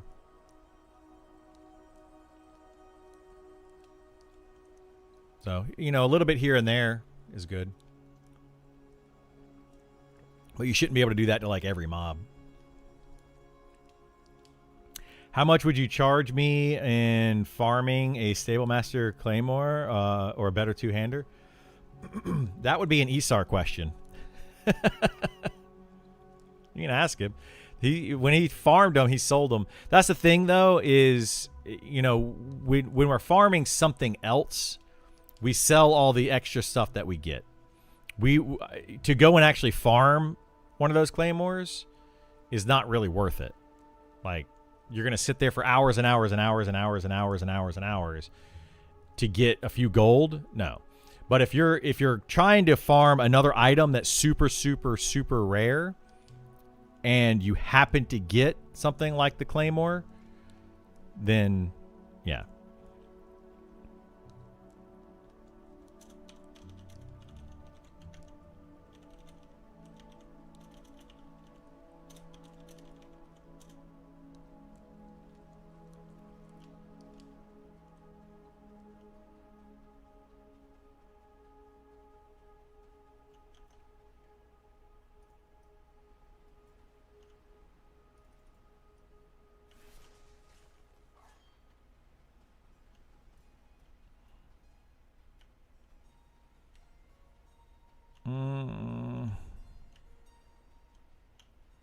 Is this mob going to spawn? I don't know that it is.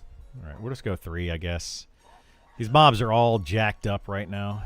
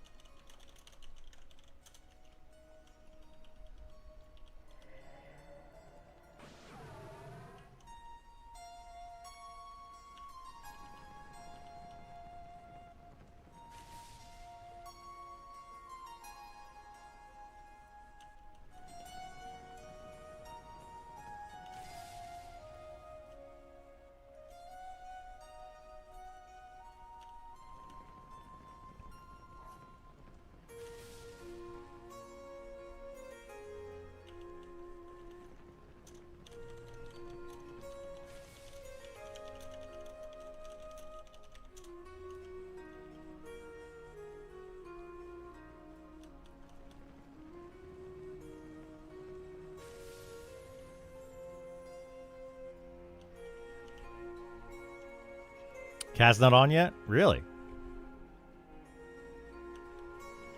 Oh, you're talking about getting an item, yeah. Kaz sold all the ones that he had, I think. Esar gave them to Kaz, and I'm pretty sure Kaz sold them.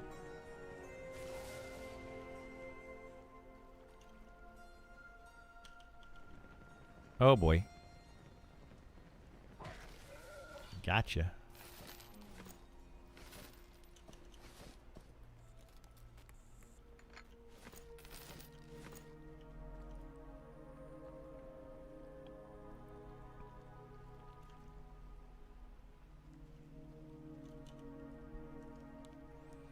I'm 1,000% sure I can buy it anyway, but looking to see how much and if possible to hold, and I'll try my very best buying it. I mean, yeah, I don't know what they're selling for. They weren't selling for too much. I think Kaz undersold them, honestly. He was only selling them for a few gold or something. I don't think it was much.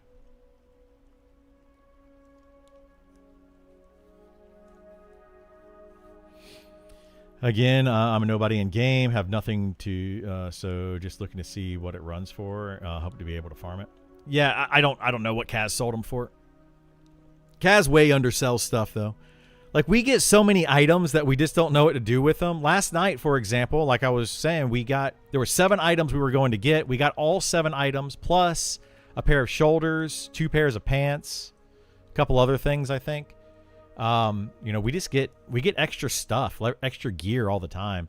And most of the time it's given away to guildies or it's just sold to somebody in town. You know, it's just find anything for Beastmaster, Strength Dex. Remember me? Most of that's going to go to Esar if we get Strength Dex gear. But yes, I will let you know if I have anything that's just sitting around not going used. But he's going to get most of our Strength Dex gear.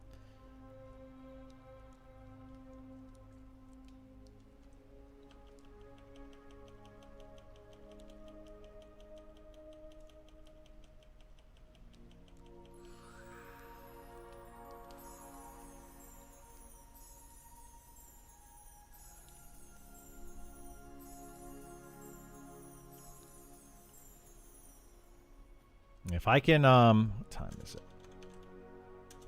If I can get these, my trade skills up though, I'll make a lot of stuff for people.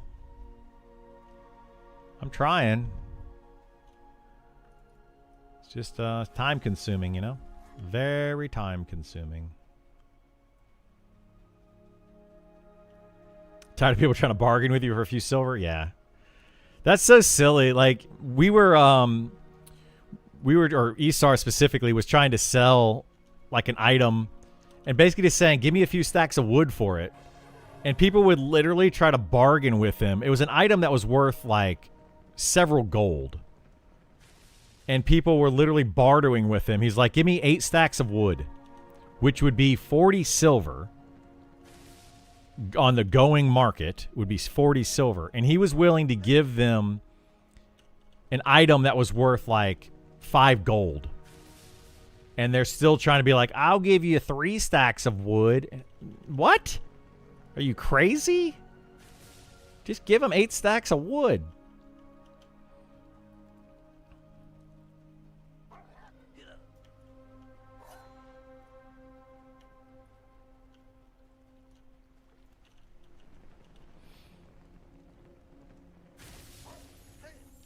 If he ever needs more to give away, Easter's always giving stuff away. Constantly giving stuff away. Off-farm ward 24/7 to release you guys your items. We give away items often for stacks of wood. So yes, that is a great way to get good items in this game from Esar specifically. He doesn't like to cut down trees. He does like to farm items. So yeah, he'll go and farm an item for days and then trade that for stacks of wood.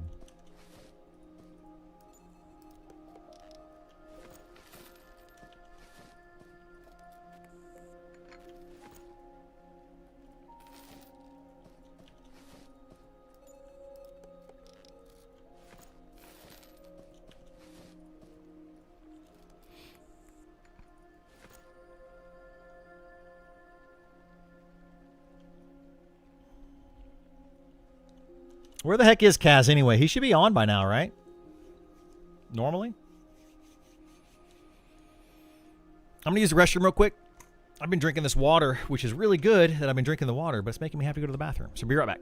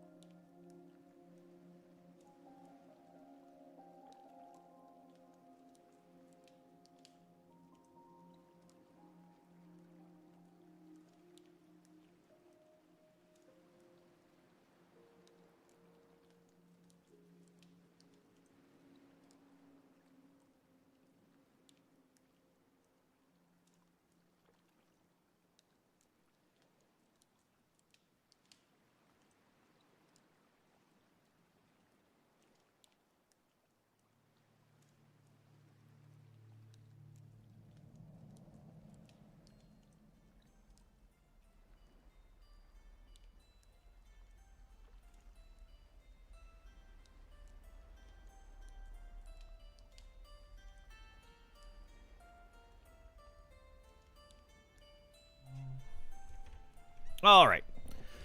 1 day equals woodworking to start a farm. Wood for you? Yeah, do it. Do it. We'll take all the wood. I'm hoping there's like a wood person that's just farming wood, because when we're in early access, when that starts, we're probably going to be in our group and we're just going to be constantly grinding and farming stuff. We're not going to want to go out and get wood, and I'm hoping there's going to be somebody that just delivers wood throughout the game. Favorite zone is Glass Plain. You talking about Glass Flats? Yeah, Glass Flats is it's a really cool zone. My favorite zone is Grimtide Sanctum. All right, 4 a.m. in game time. Let's go over this way and grab this cub.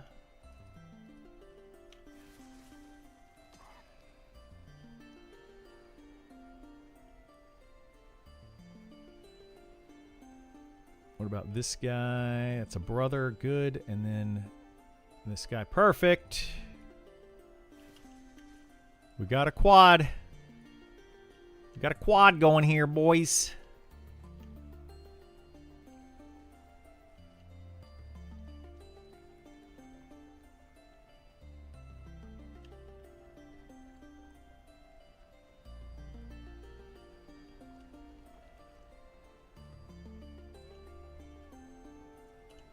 You beta tested EQ1? Nice. I did not beta test that game. I did beta test Meridian 59. That's my claim to fame.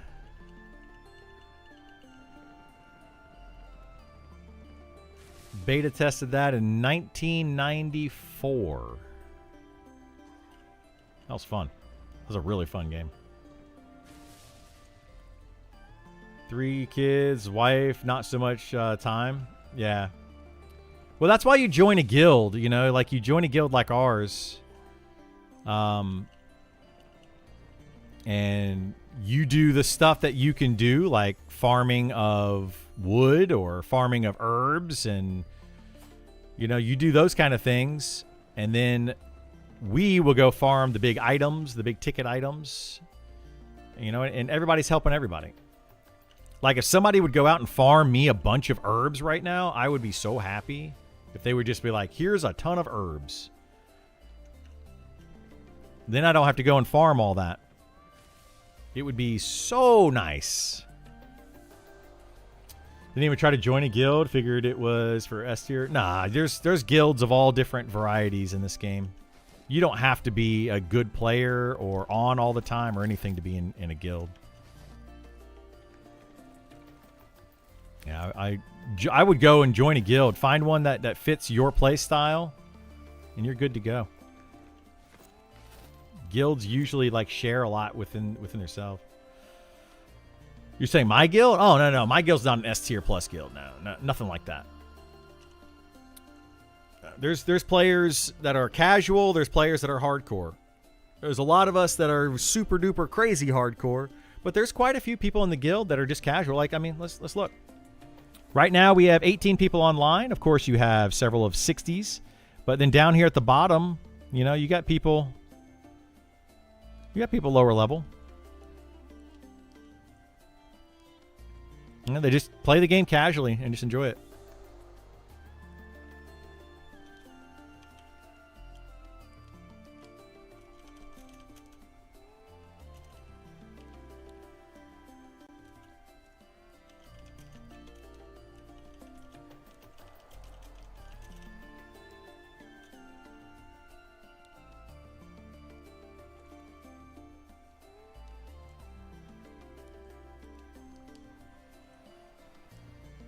If you want to invite me, I'll join. If you want to join this guild, I'm not a guild leader or anything like that. If you want to join this guild, you can send a message to Hoku or Conquest, or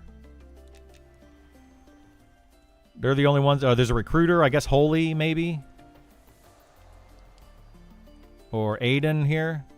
I would message them and ask, see if you can join. I am not anything but just a member of the guild.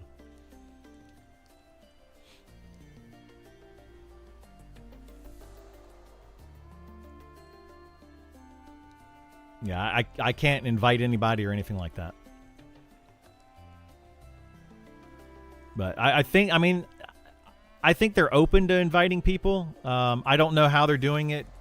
I know there's a lot of like weird stuff going on where you have like a guild that is like a rival guild, and they might try to get an alt or something into their rival guild to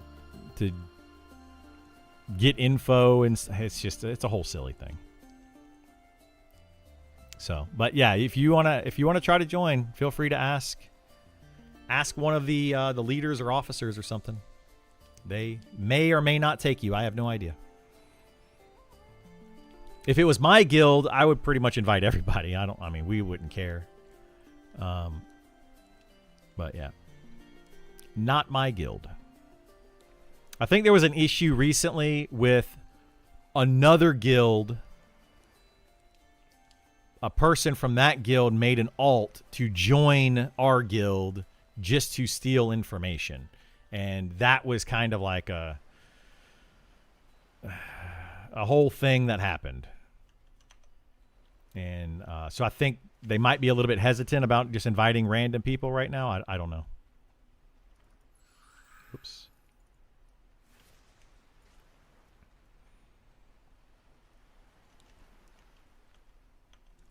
Brother, sister, elder. Okay.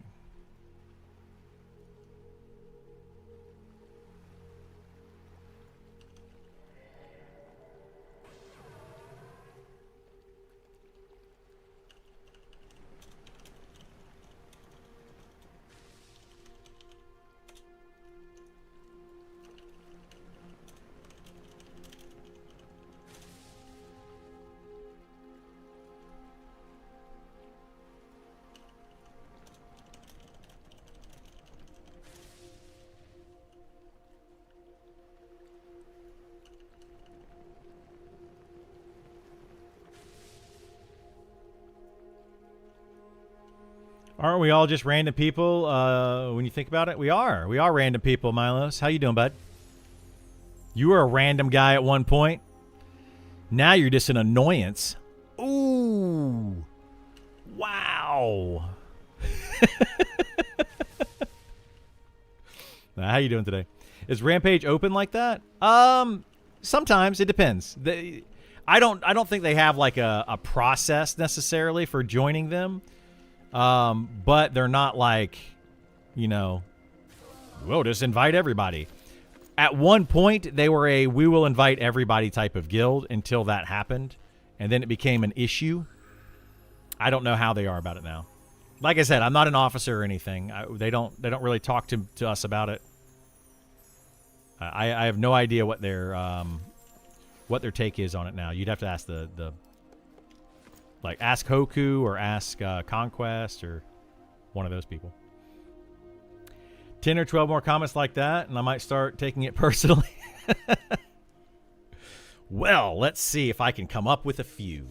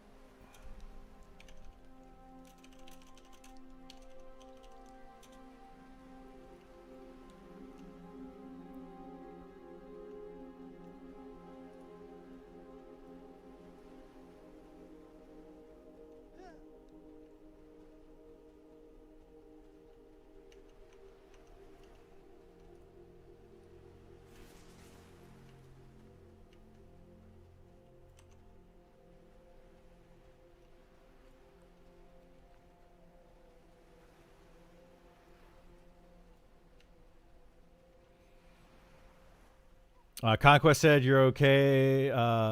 Said for you to talk to Hoku. Oh, he's talking to me in guild chat. I just responded to him. They just want to make sure that they're not getting duped or something.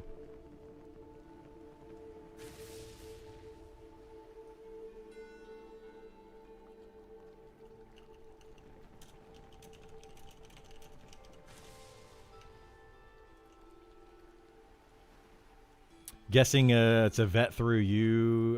So again, not putting you on the spot or anything. No, it's fine. It's fine. Yeah, you're not putting me on the spot. You guys have to go through, yeah, like Hoku or Conquest or one of the leaders. Like I said, I am a nobody in this guild other than I just am in the guild. And, yeah, that's pretty much it. Guild spies. What is this, EVE Online? Yeah, I mean, it's happening, dude. It's already happening. It's crazy.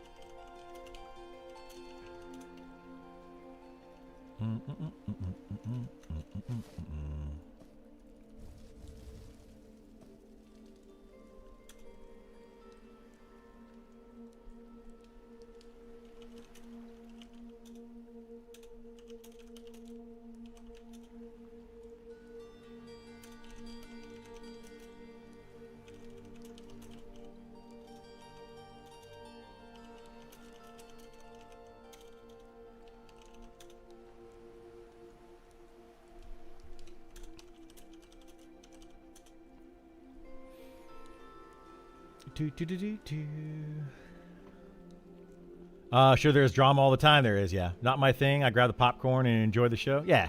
There's always drama.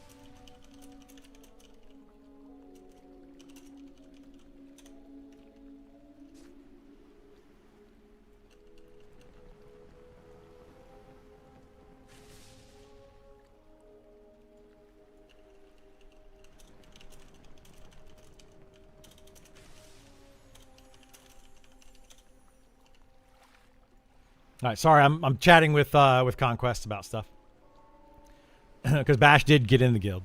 So, welcome, Bash.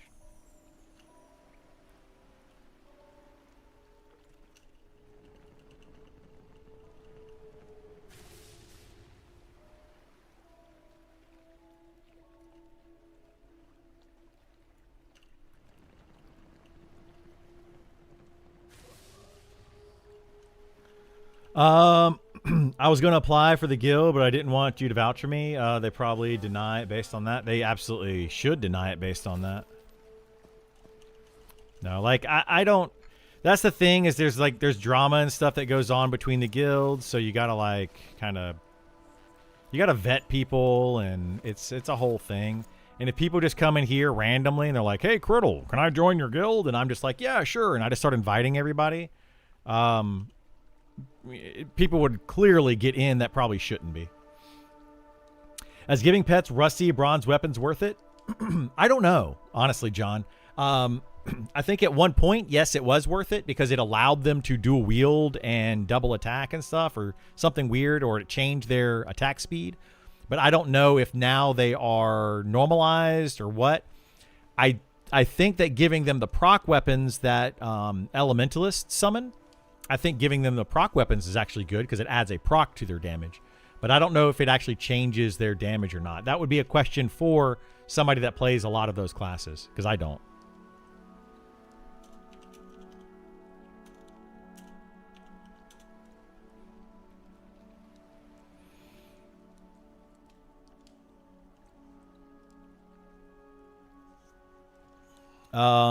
Since you're here, where else could I quad at 44?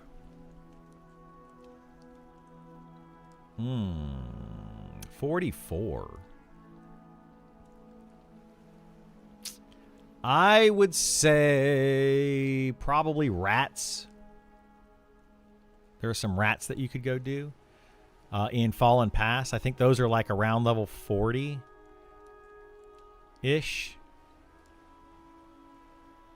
I think some of the rats are around level 40-ish. 40, 40, 40, 40, 40, 40, 40, 40, 40. Man. Orc Island, maybe? You might be able to quad kite some on Orc Island. I don't know where another good quad spot would be, to be honest. Like I haven't looked for other quad spots because I knew I was going to be here doing quad kiting. So I'm not really sure. Promise I will not disappoint. Yeah, you're good. Maybe in game, just not in personal. Do they plan on adding a guild bank to this game? I don't know if they're going to add a guild bank. They probably would do something where you can have guild housing and you can make crates and put stuff in it and make those for guilds or something, or guild members or whatever. I kind of expect them to do that at some point. Oops. But yeah, I don't know if they're going to do guild banks or anything. Oh, shoot. I hit the wrong button. Yikes. They have, yeah, they have that now, but like I think they're going to just add more features to it is what I mean. Yeah, you can buy like a house and put in crates in them, but I don't know if I trust it yet. Did they fix it to where those crates were like deleting items and stuff, Nidiac? So I don't know if I trust it yet.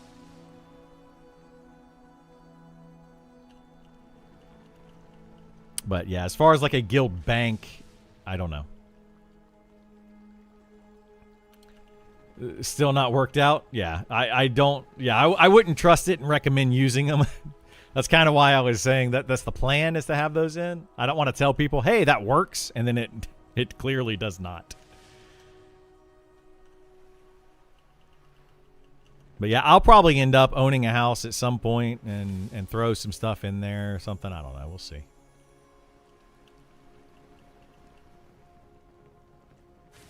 Like what, I don't know if you've been into town and you see Mimi's take a gear, leave a gear box. That's kind of what that is it's a place where you can go and you can actually put in items to take out items. And I think anybody has access to those. Not 100% sure on who can use those and who can't.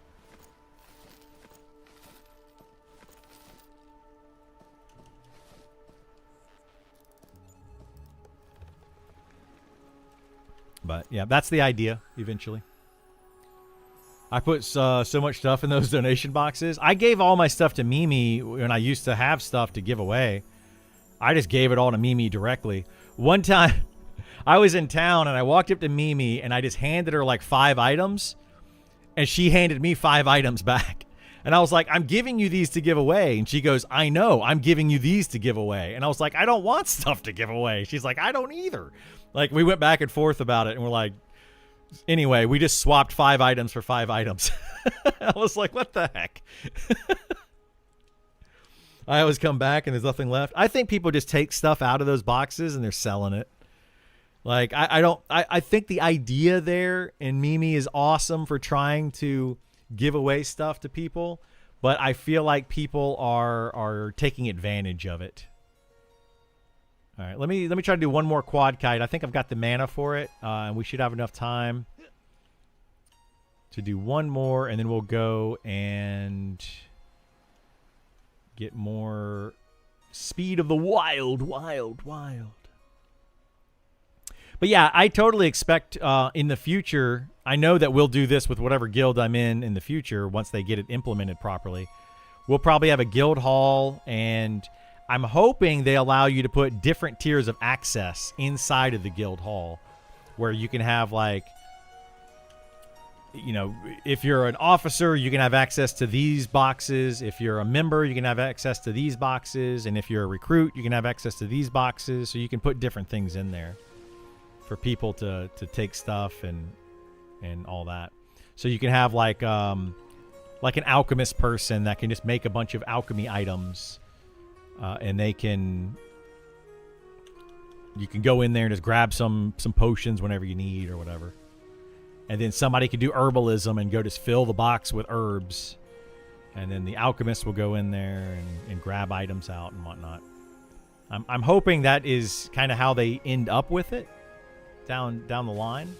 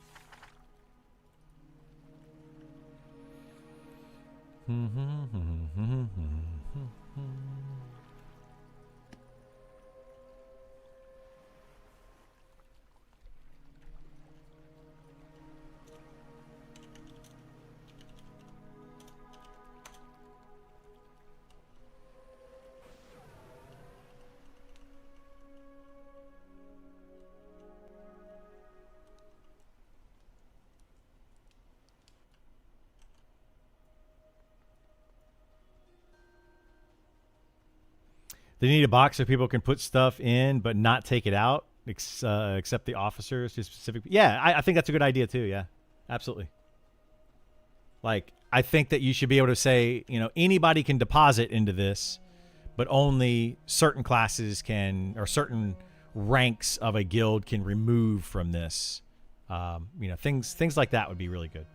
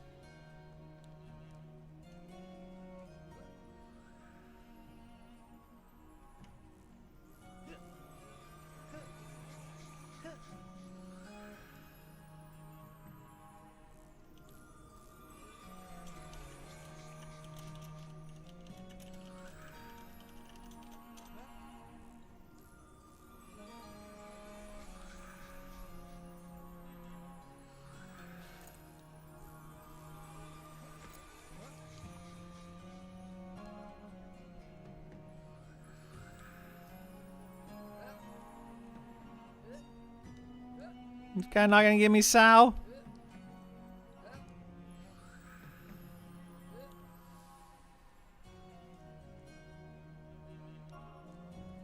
My goodness. Fine. I'll go over here and get Sal from somebody else.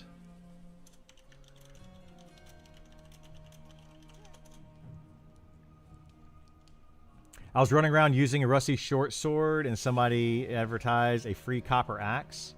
Sent them a yell for asking, and their next reply was, "Do you need it?" I assume people must be taking advantages. Oh, absolutely. People will always take advantage. Always. Want to sell Sal 5 gold? 5 gold's a bit steep.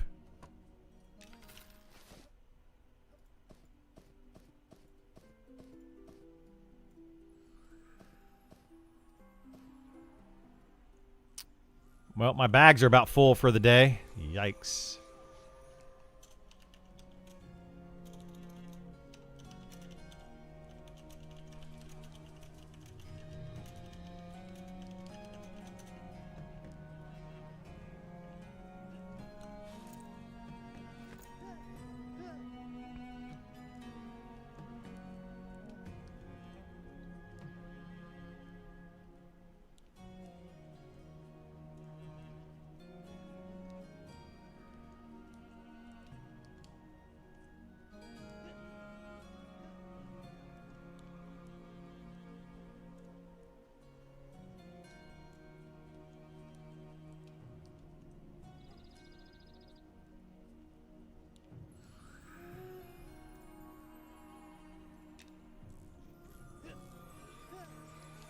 Oh, this is why we can't have nice things. It is, yeah. People hunt me down when I zone into Night Harbor. Do they really? That's a bummer.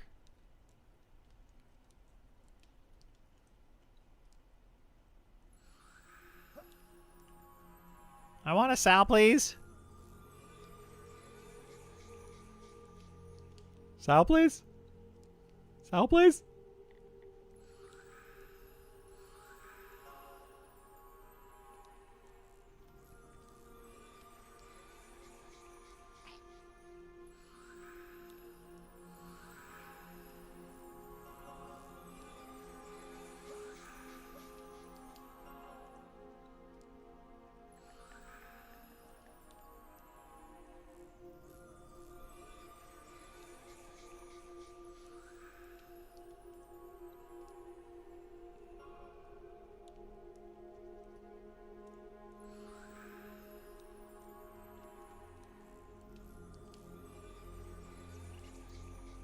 Gotta tell, can I get a Sal? I'm like, who is this? And they're already standing in front of me. And I'm tucked in a corner in the bank. Nice. This guy's casting Sal on everybody over here. Maybe I'll eventually get one. Maybe.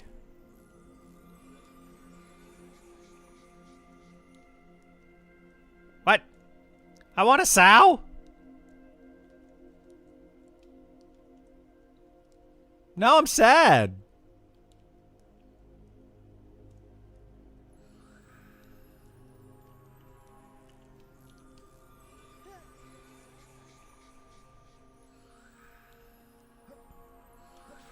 There we go.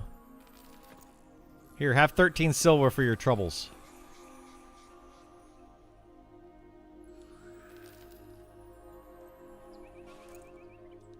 Oh, they declined my 13 silver. That was still nice of them, though. You Sal, I am a Sal addict.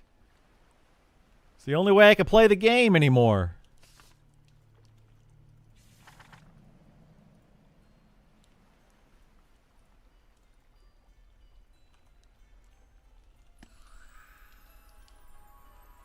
Real easy to spot. Then they just follow it. Yeah. Maybe it's the wolf pet's fault. It really is. Wolf pet, bear pet, get Sal. Absolutely.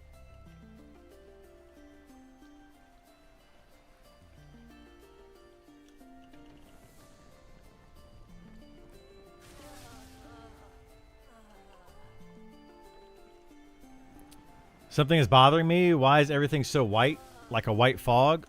On my screen, it's because I have my gamma turned up.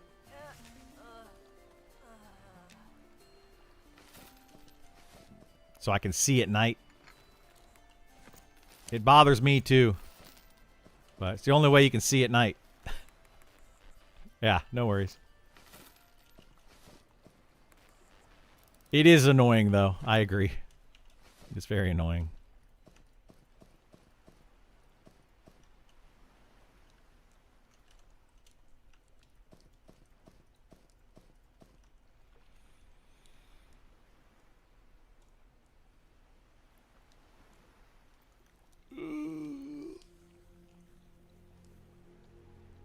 I would rather them, you know, like, I don't know. I like the day and night cycle. I just wish it wasn't so dark at night. Or we had like items or spells or something. I mean, you have torches and lamps and things like that, but I need to get a lamp or a torch or something and put it on my belt slot. But the problem is you still can't see things that are far away. So if I turn up my gamma so I can see things, you know, kind of far away. Pantheon doing the same. You can't see anything at night, which you don't like. Yeah, I don't like it either. It sucks. At least in Pantheon, though, they added in a light slot, like an item slot that you could put lanterns and stuff in.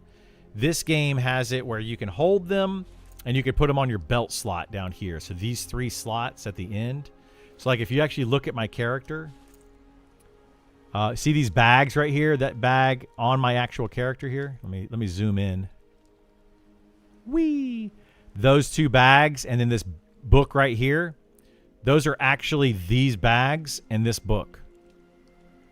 So you actually have inventory slots on your belt. And you can put a lantern there as well. Early access for both, we'll see. Yeah, I mean, that's a feature in this game. I don't like the feature. I think it's too dark at night. But that's just my opinion. The game does look a lot better, though. A lot better when the gamma is set properly. Looks so much better. I prefer to play it with the gamma set to 50, which is normal. But, yeah. Can't see a dang thing at night if you do that. Which kind of stinks.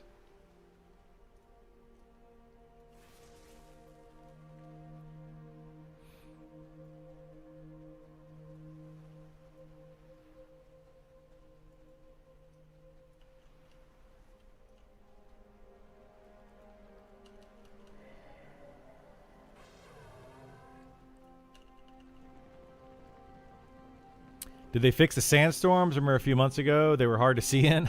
Oh gosh, no. No. Sandstorms are in a really bad spot still. In fact, last night we had a sandstorm for 2 hours out of 2.5 hours of gameplay. 2 sandstorms that lasted 1 hour each. And they only had 30-minute break between them. It was awful.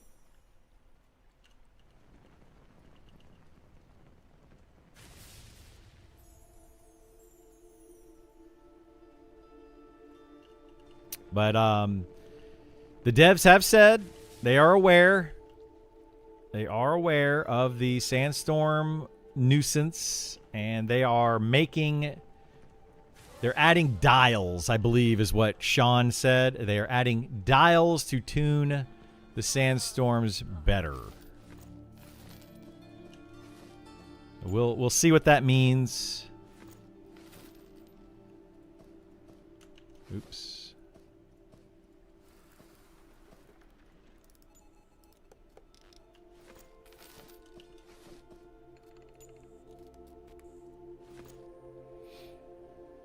Freaking hate those sandstorms. A silly mechanic just ruins your gameplay. I mean, I'm there with you. I don't like the sandstorm. I think the sandstorms are a cool idea, but I think that they're used too often. They just randomly happen, and it's just like, and I mean, sandstorms are going to randomly happen, but they're just almost too common to where it just isn't fun anymore. It's not special.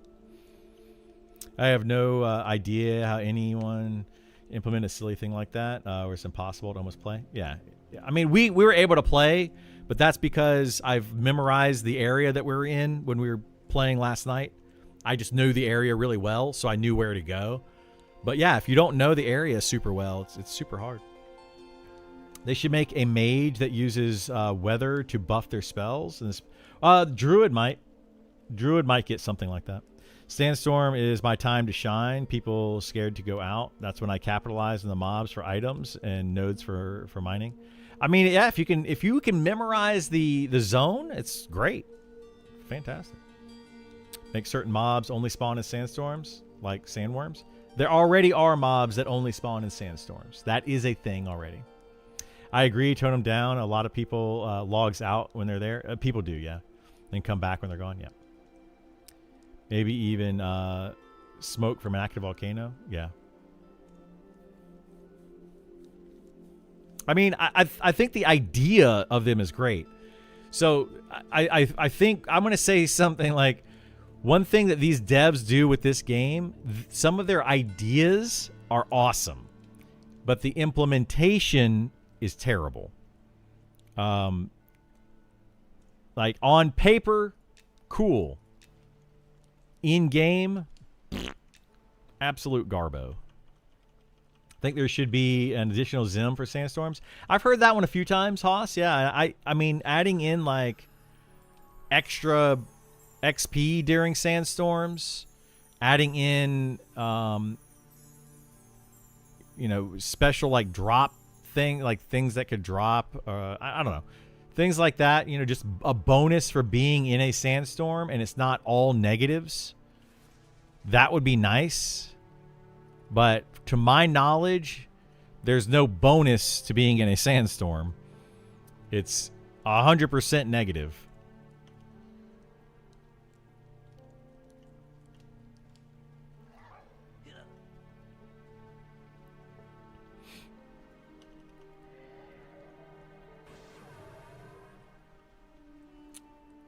Spread out weather effects across biomes, like maybe fog in the forest. Yeah, like there should be like a monsoon, like a crazy rain that happens in the forest areas that's just like crazy amounts of water coming down. It's hard to see or hard to play or something.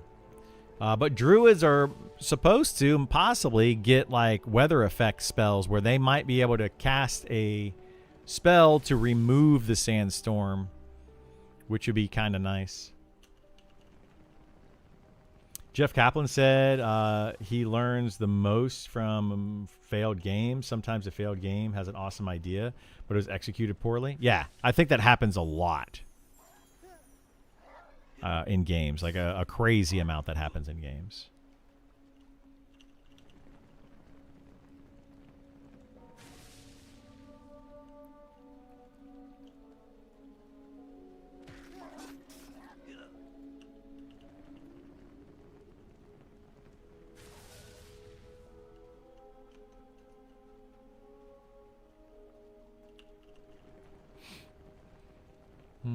Anything to incentivize my group to stick around? Yeah, I wish they would do that and not bail. Higher named rate. Yeah, higher named rate could be good. XP, item drops.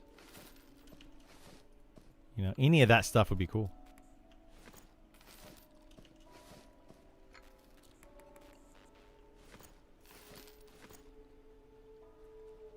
Increase rare spawn rate. Yeah, that could be cool. If you hang out in Scarwood, it's foggy or rainy like 80% of the time. It is foggy and rainy over there quite a bit, yeah. But it's those fog and rain right now in the game are not nearly as bad as a sandstorm. Notorious monster or world boss that only spawns an inclement metal. That already happens, Lincoln. That's literally a thing in the game already. But yeah, I think that like increased spawn rates would be nice. increase named. Like if a named has a 20% chance to spawn, maybe it's a 30% chance to spawn during sandstorms or something. Would be awesome. Just any type of incentive. You haven't played since October?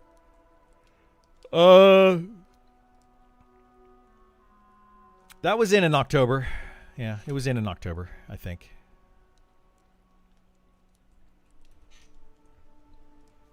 It's a dragon, by the way.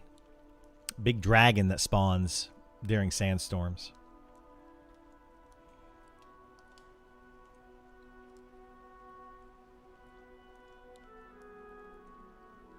But that's all I'm going to tell you. You have to go figure the rest out yourselves.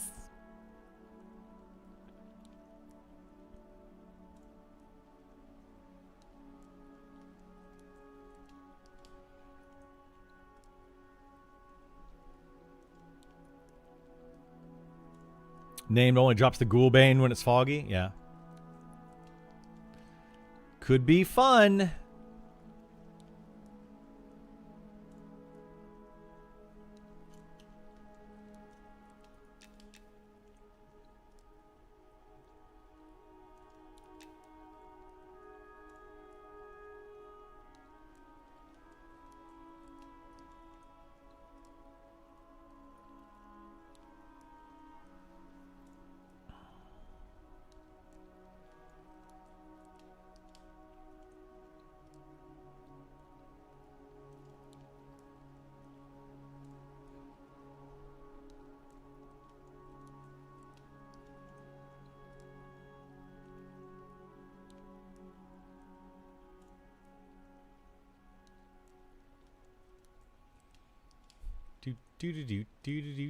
Do. I feel like my mana's going up slower. I don't know why.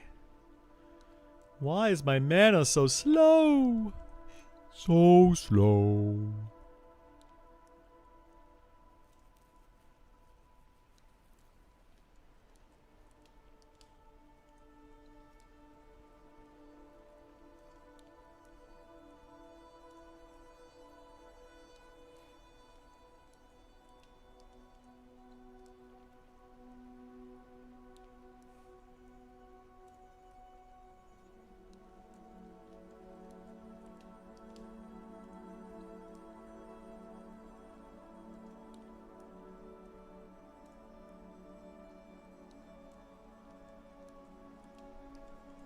Uh-oh, it's going to rain.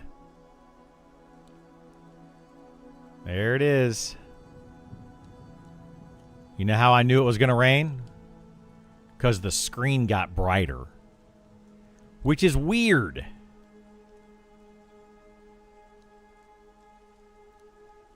I didn't know rain caused more light. My guess is it's because the light reflects off of the water drops.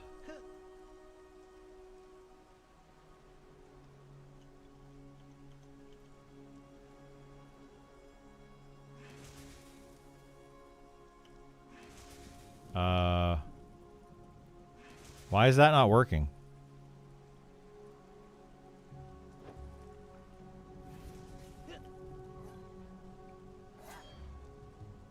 Another lag spike, I guess? It's been so laggy.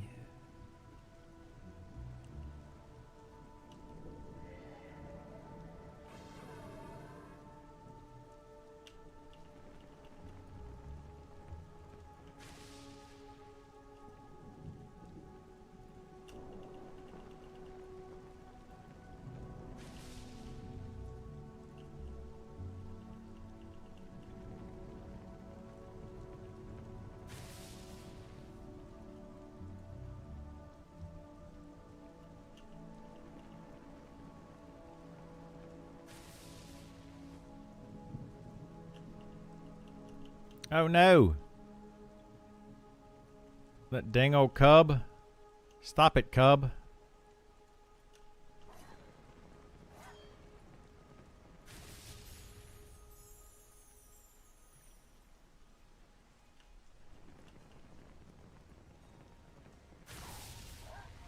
Those cubs can be kind of annoying when they run.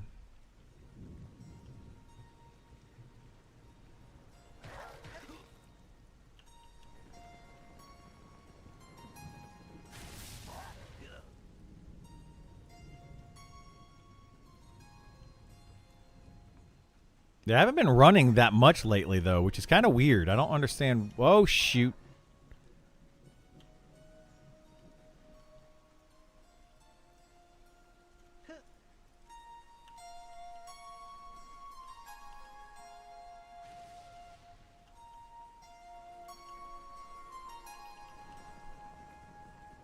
Your knees hurt? My knees? No? Are they supposed to?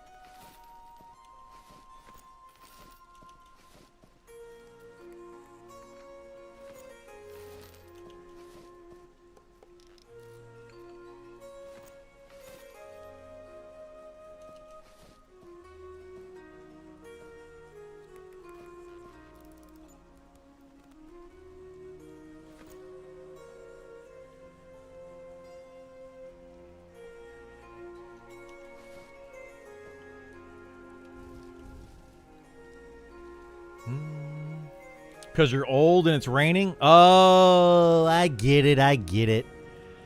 I am old. It is raining. As a reference to how you knew it was raining? Yeah. Yeah. Guys picking on me. So rude. When do you give away beta keys? Every Friday? Yep. Every Friday for the lottery. Usually like mid-morning to like early afternoon. It's not really a set time, but it is every Friday.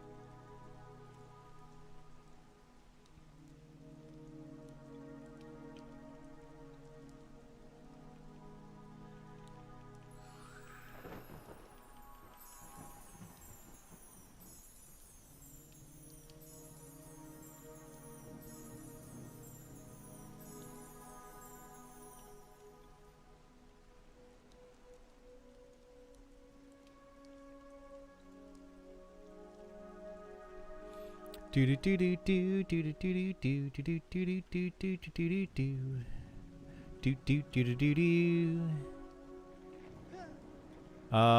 Sister Elsie.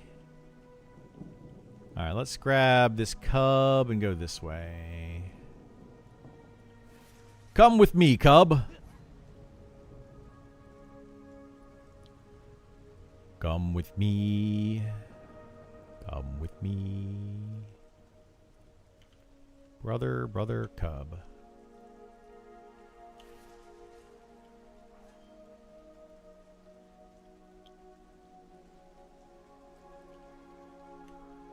Oh, brother.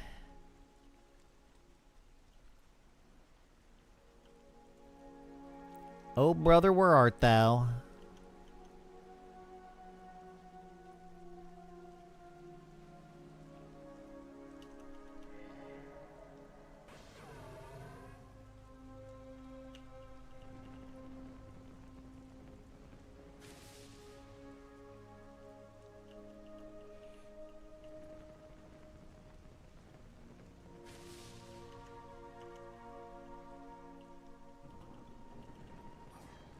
Been doing a lot of fear kiting.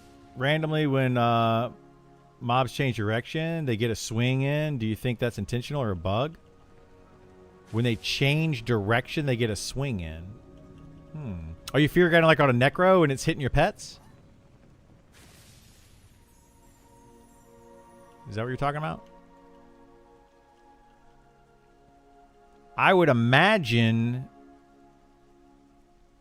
on SK.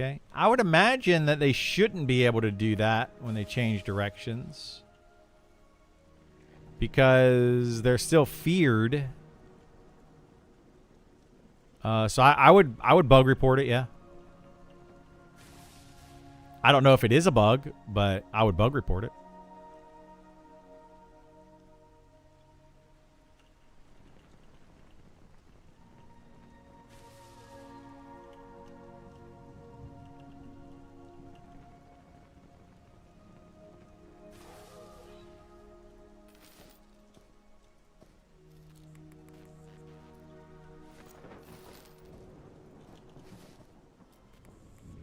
It's when you're in front of them? Yeah, but if they're feared, they shouldn't attack. Yeah, mobs that are fearing shouldn't attack at all. I don't think. Like that's why I'm saying I would bug report it, because they shouldn't attack. Whether they want them to or not, that's a different story. Like maybe it's intended for the devs, but I would bug report it because I don't think that you should be able to get attacked when they're feared.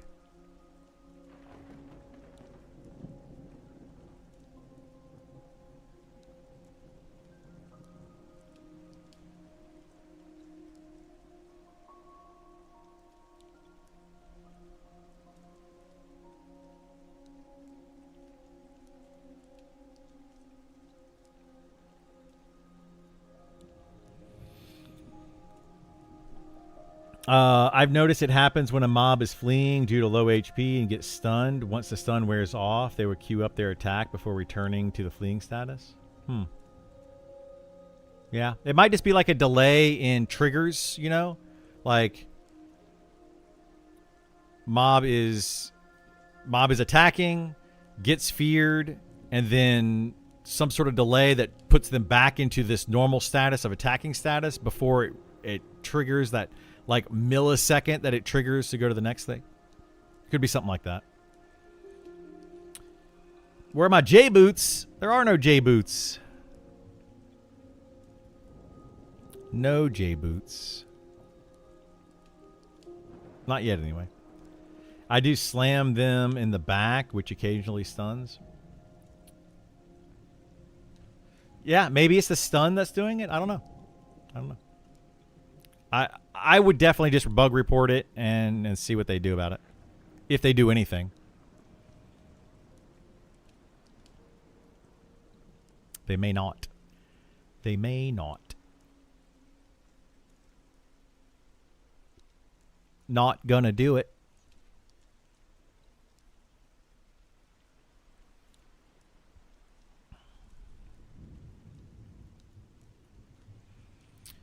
All right.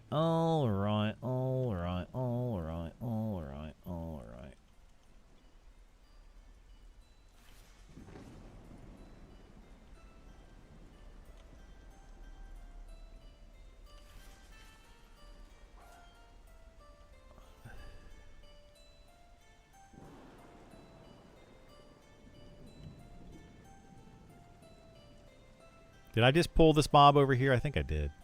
Yeah, whatever. Okay. It's fine. We'll just kill these. We'll just do 3. Reckless is going to pull whatever solo mobs over there anyway.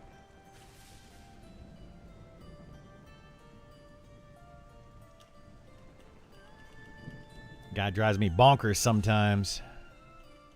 Coming in here and pulling all the solo mobs. Acts like he owns the place. He's probably saying the same thing about me. This guy acts like he owns the place. He's always here. Connected user, how you doing?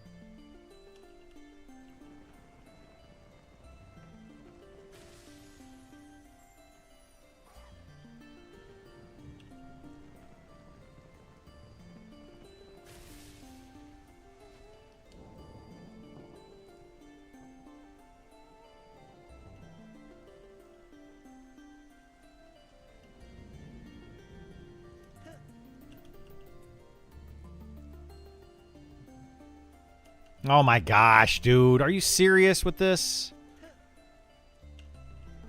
I think if you blink and you don't move a little bit, it will it'll cancel out your spell. Seems to happen a lot.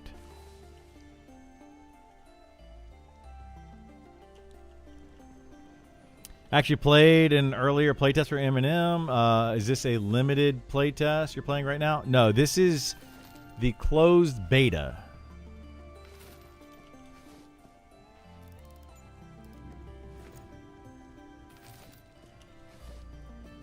Which you can opt in and play if you want to. There's going to be another open beta at the end of the month on the 29th through like the 7th or something, like 8 or 9, 10 days, something like that. It's going to last for a long time.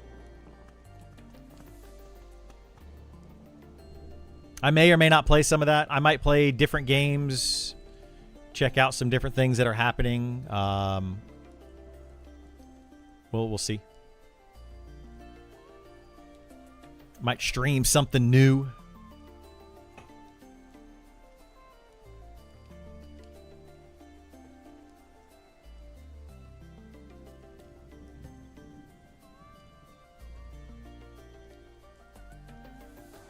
Wonder how much content they have fleshed out in the starting area. There's a good bit of content throughout the game, I think. I think there's a lot. But as far as in the starting area specifically, I mean, there's a decent amount. There's enough to get you started in the game for sure. Get you going, you know.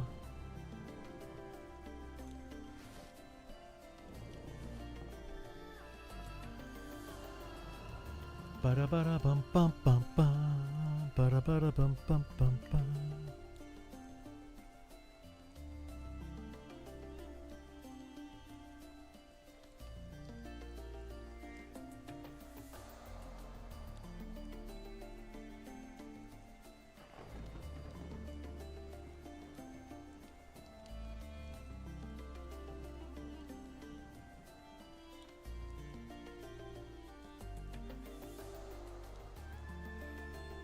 Do do do do do do do do.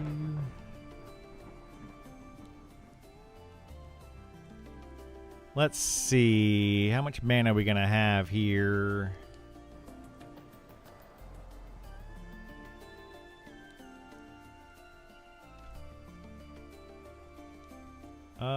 Yeah, we'll go ahead and use the ability, I guess. How do you think it compares to Pantheon? In my opinion, it's way better than Pantheon. I don't even know the state of Pantheon is right now. All I know is when they debuted the new art direction, it kind of put me off. Yeah, Pantheon is in a bad spot right now. They're not looking good.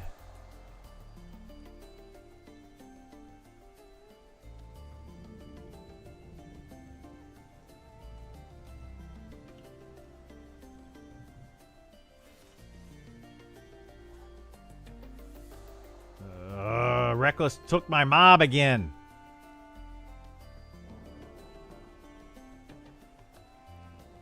Drives me nuts, man. He comes over here and he pulls singles, which is fine. Like, I'm not mad about pulling the singles, but he pulls singles and it messes me up to be able to get my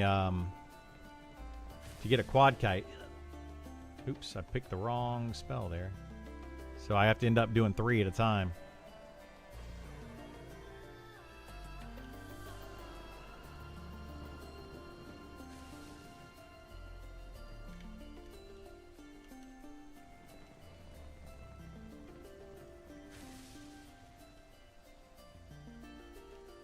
$10.20 will fix it?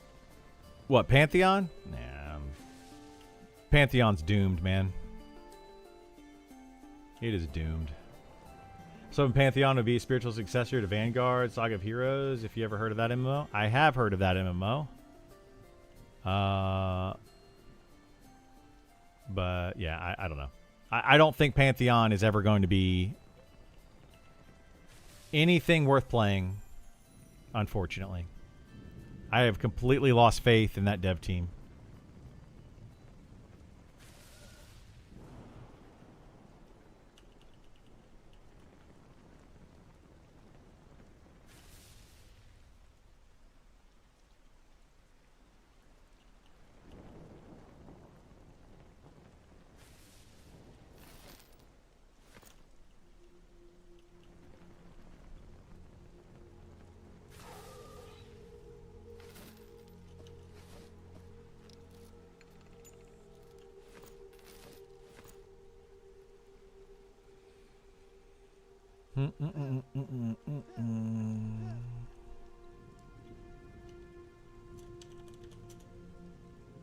All right, what time is it? 2 a.m. I need it to be 6 a.m. Guys behind Monster Memories have had the most stable and smoothest dev experience I've seen thus far from an indie MMO. They definitely know what they're doing.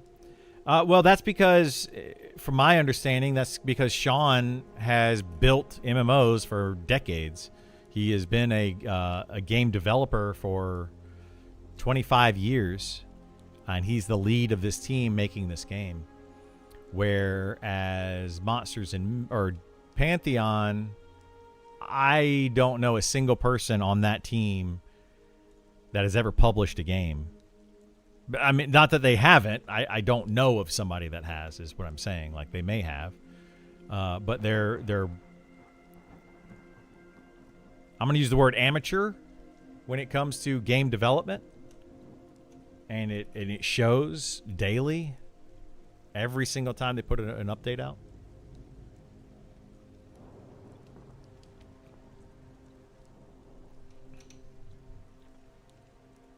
The tree counts as shelter. Anything above your head counts as shelter. Literally anything above your head. So yes, a tree would count as shelter. As long as you can go like this and something is right here and it's not the sky.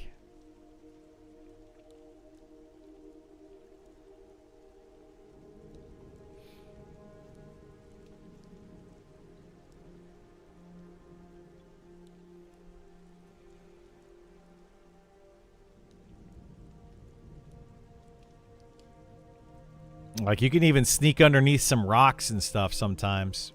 If a rock has like a little lip sticking out or something, you can sneak under those. Yeah, these are the little things that you learn. Little things.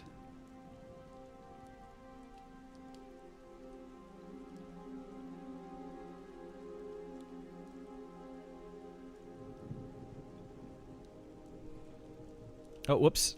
I'm not sitting down. I moved my camera. Dagnabbit. Dagnabbit.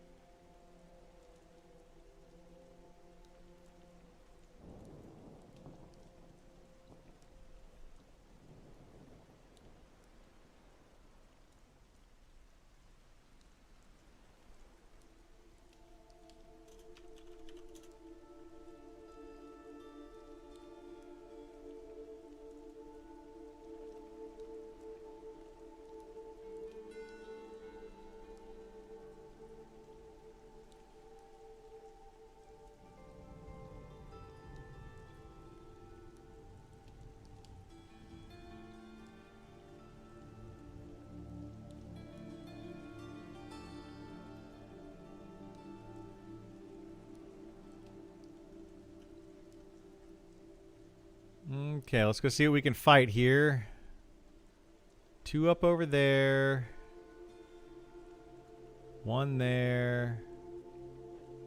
Named there.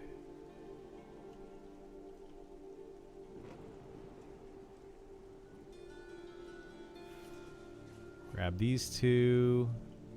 And these 2. Here we go. Perfect. No, I don't want to Father Rau.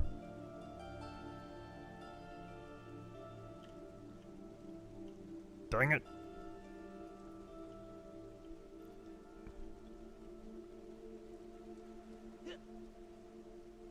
Well, poop.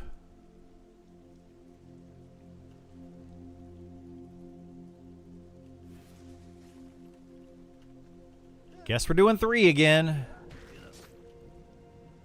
Unless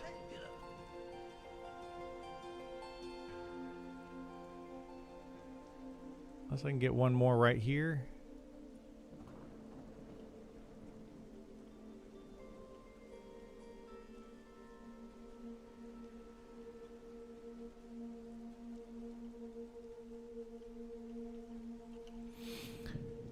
Whatever. We're just going to do 3 again.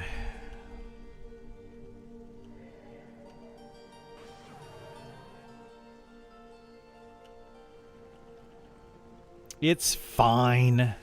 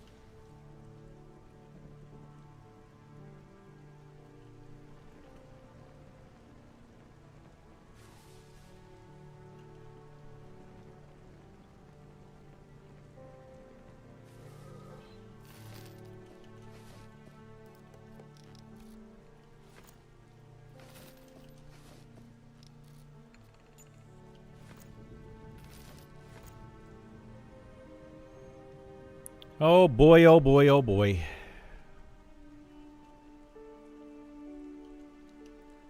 When will the devs fix this, I wonder?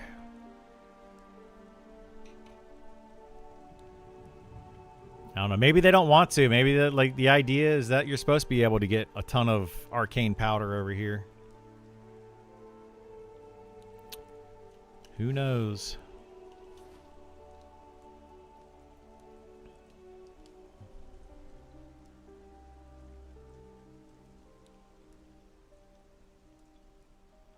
The rain begins to clear. Oh boy. And it's dark again. My goodness. Whatever shall we do?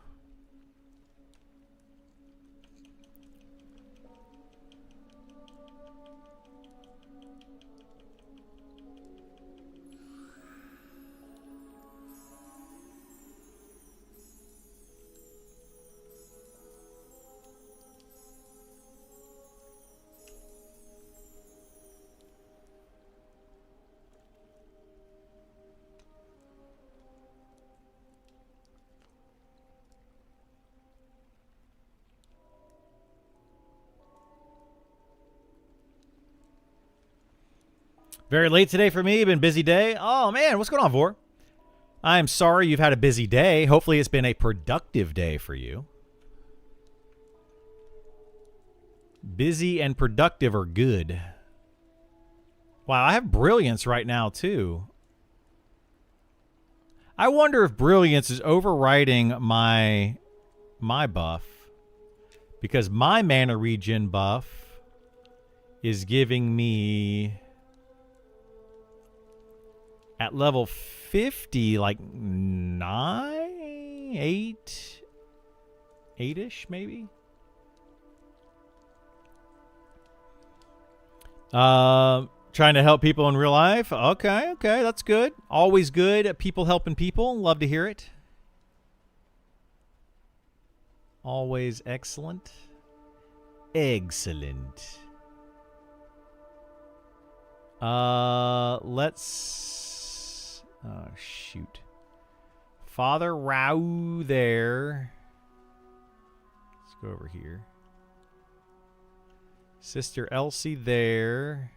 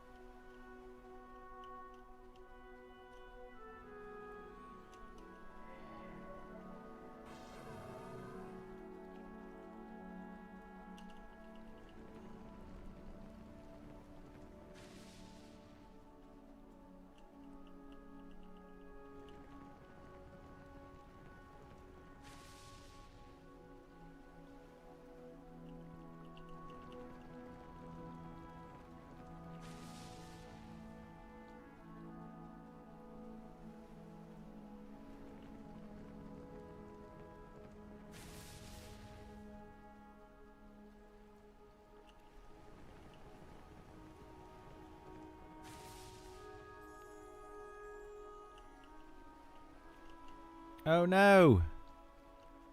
We had somebody break off. Don't break off from the pack. That'll get you killed.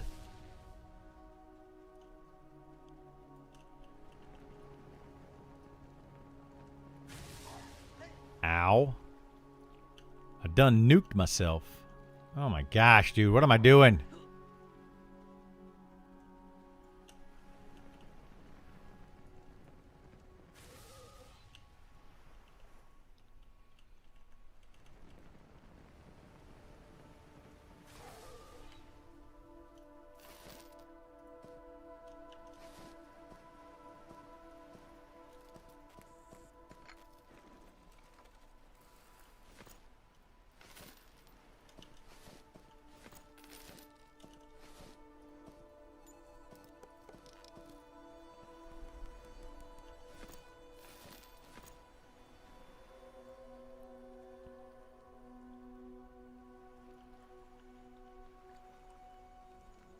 Yoink. Need 1 or 2 more class rework released before next playtest. Otherwise, there's going to be 1,000 Spellblades running around. You know, Spellblades haven't been added into the game yet, though. They've done the deep dive for them, but they're not actually in yet. But yes, I think that's going to happen. Absolutely. If they don't start updating something soon, they will absolutely see a bunch of them running around. For sure.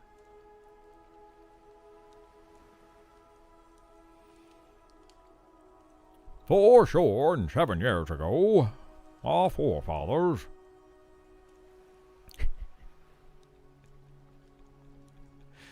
I don't know why I decided to be Abraham Lincoln all of a sudden, but that happened. Here we are. We all now have to live with that.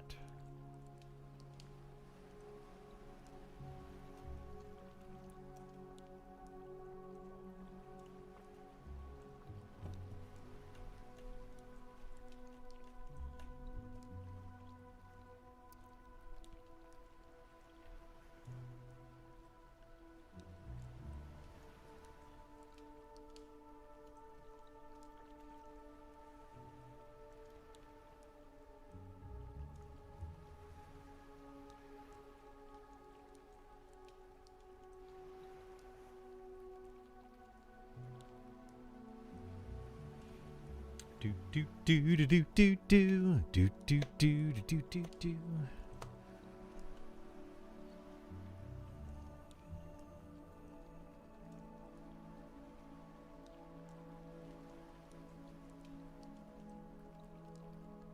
What the heck?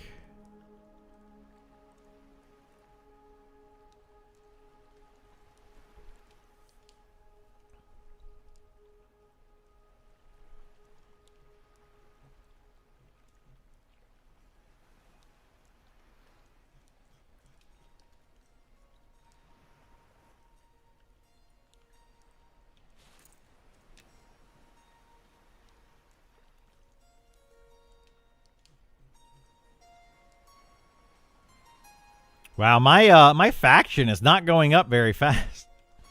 I have killed so many of these mobs over here, and my faction is still not like maxed out, which is crazy. Crazy, crazy, crazy.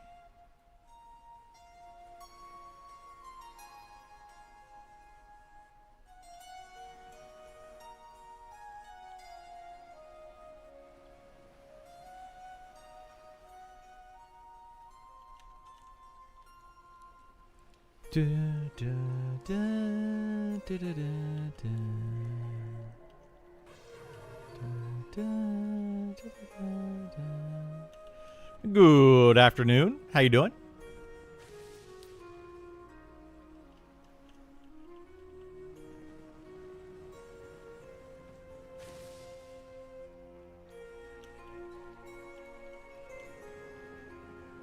I'm doing well. Doing very well. You know, same old, just quad kiting. I think we're gonna do this to level 52, and then I don't know. I may stop. I may not. I don't know. We'll see.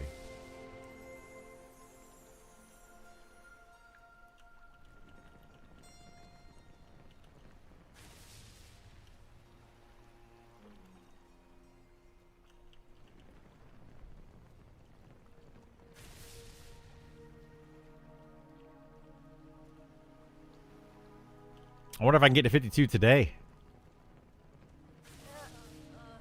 I think it all depends on what time people get on. I may not be able to. I mean, it's already 3:30. What the heck? This stinking mob.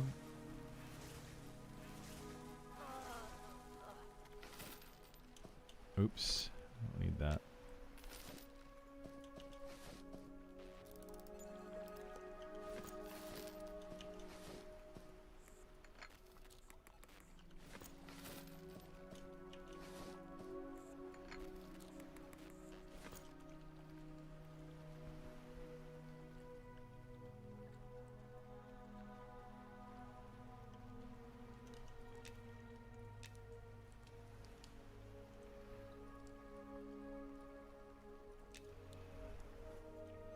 Dang old mob.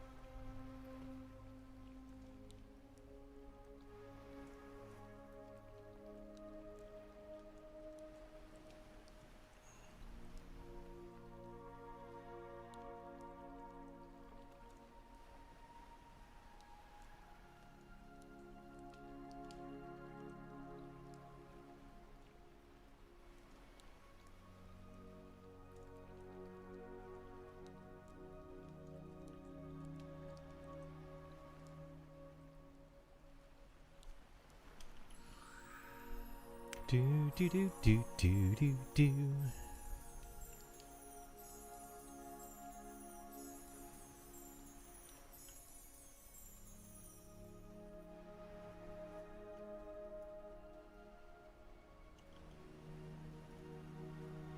Not sure where Kaz is. I don't know either. It's weird.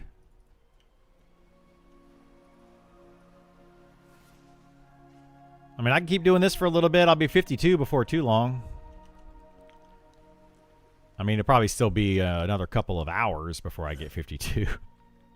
I don't know. Maybe not. Well, yeah, probably will. But I don't know what I'm going to do after this, Esar. Like, I don't know if I want to keep leveling this guy to 60.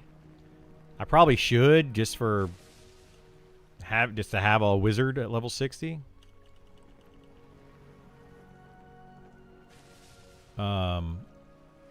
But I do need to get more dust. But we're gonna have to start farming higher level mobs to get the dust. We need to farm the level 60 mobs and just start disenchanting that stuff. But I'm thinking we could probably do that with the giants at some point. To help Andy.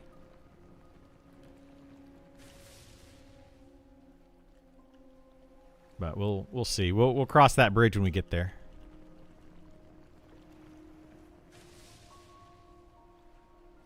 This is probably still the best way to do this, though, unfortunately.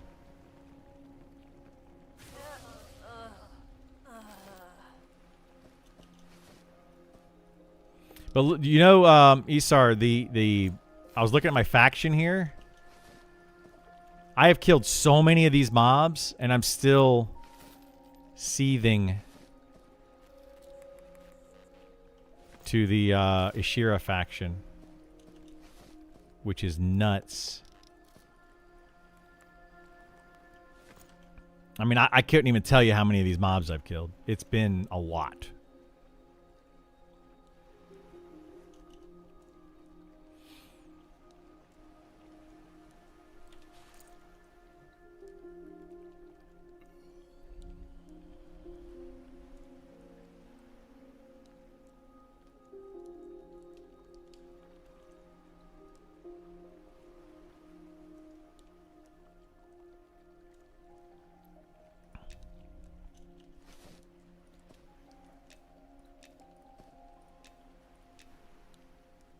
Three minutes. Oh no, 3 minutes on my sow. Let's go deal with it.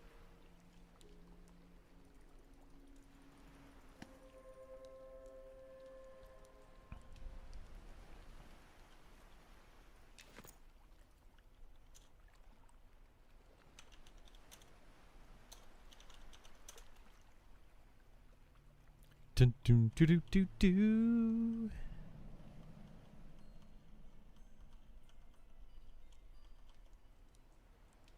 Stifle?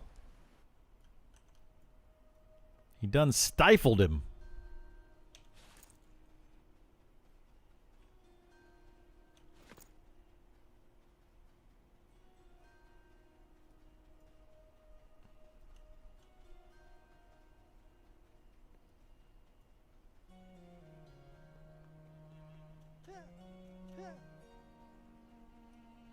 I probably should just buy the rest of my spells up to level 60 at this point.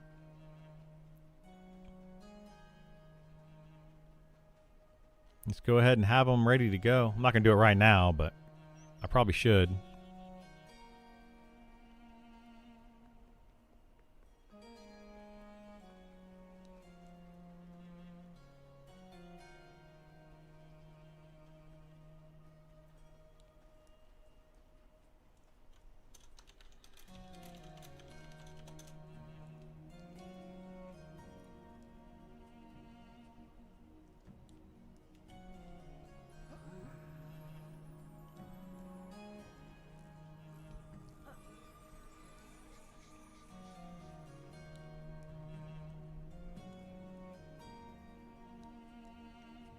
Who's casting Sow?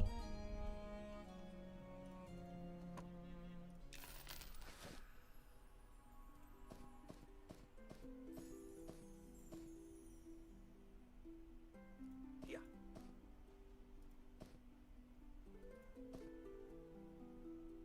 I got to do something with all these materials.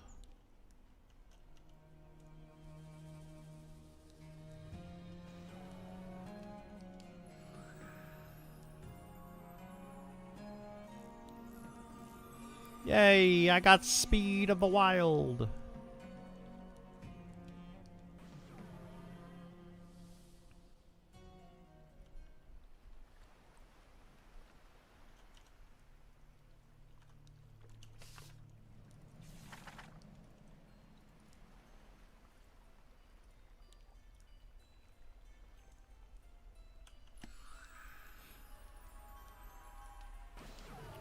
I'm surprised at how much XP I'm still getting here with these light blues, though. Like, this is kind of bonkers.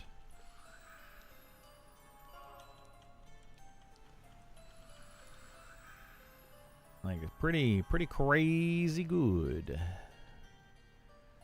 Some wild and crazy guys.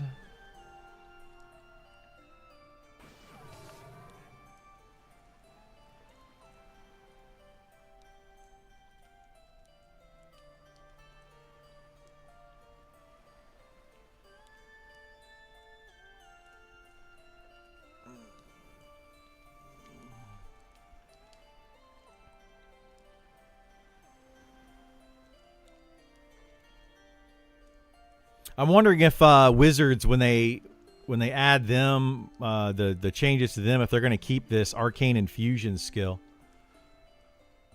I also wonder if this stacks. The 10% cast speed from this, and then the 20% from this. I wonder if that stacks.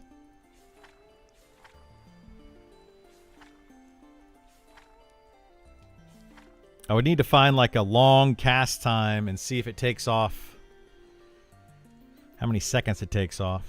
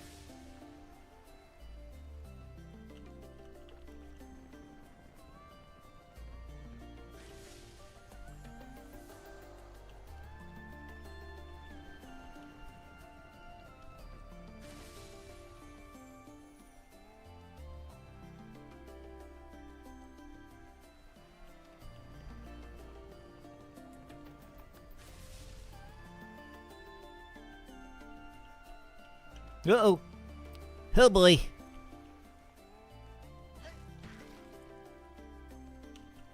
Three of them stopped. How dare they stop like that? How rude, sirs. And madams.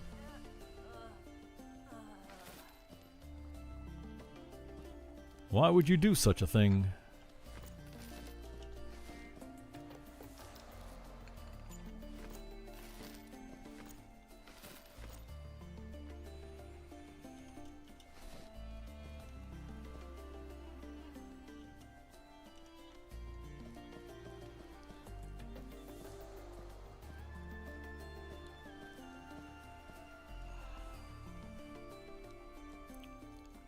Bum, ba, bum, bum, bum, bum.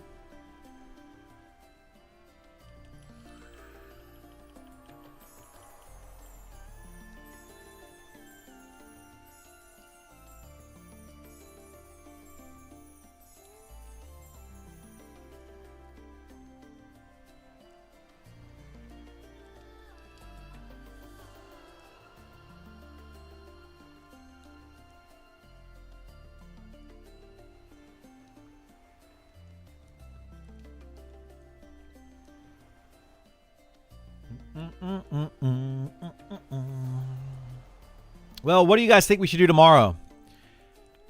We're going to probably hit 52. If I don't hit 52 today, I'll definitely do that first tomorrow.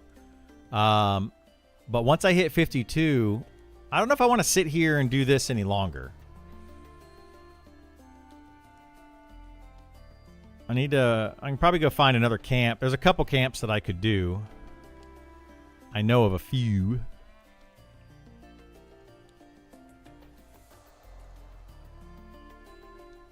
Let's go ahead and start powering through to level 60.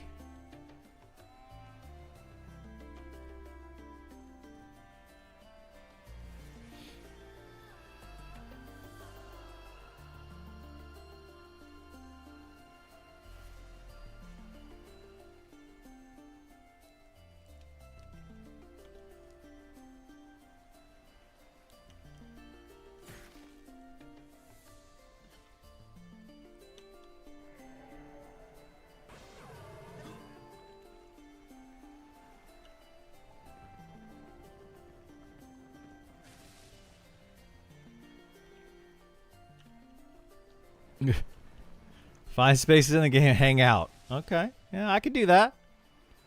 Go find a little space somewhere and hang out. Just chill. It's an option. Always an option.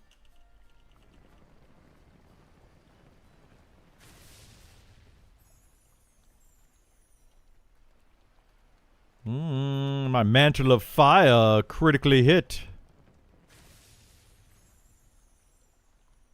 I do want to get this guy to 60, though, just so I can use the level 60 nuke.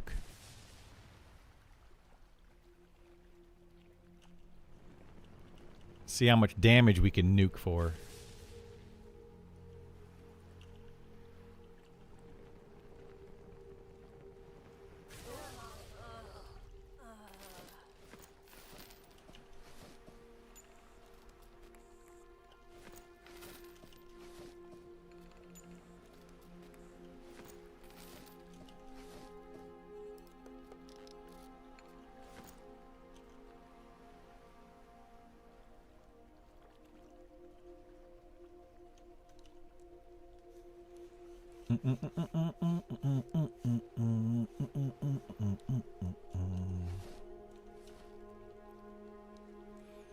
You know, I think this is the reason why a lot of people won't play this game, is because the amount of grinding you have to do is kind of bonkers.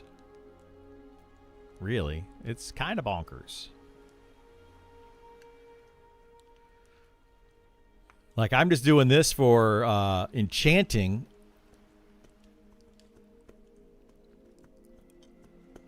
Which is nuts.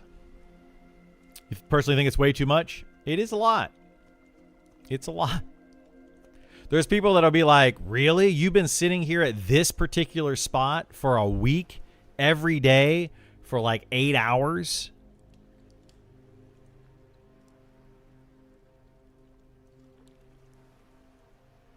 People would find that kind of crazy.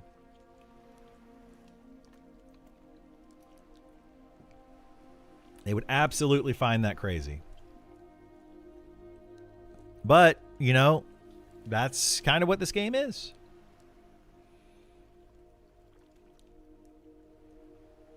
I mean, it could be kind of boring, too, for some people. Some people will just not enjoy it.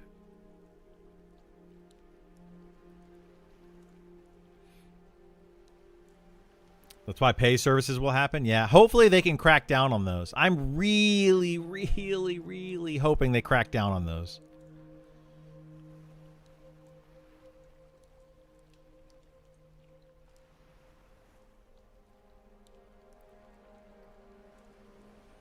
They've sent like cease and desist orders, but the thing is, a lot of those like pay services and the real money trade and all that kind of stuff, they're overseas, right? They can't do anything legally to them. They can't stop them from doing stuff.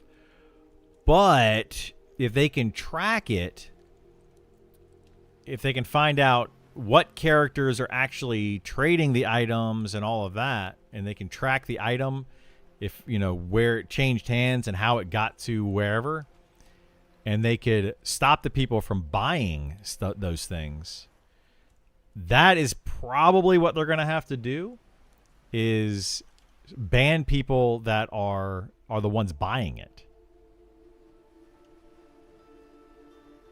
I mean, yeah, you can't really stop leveling services. You could alleviate it a little bit, but yeah, it's gonna be hard to stop them for sure. Like you can ban people for if you think that they're doing that, but I think what's going to end up happening, those leveling services usually they use bots. A lot of them do. At least in other games they do. Funny story. I got banned one time for using a leveling service in a World of Warcraft.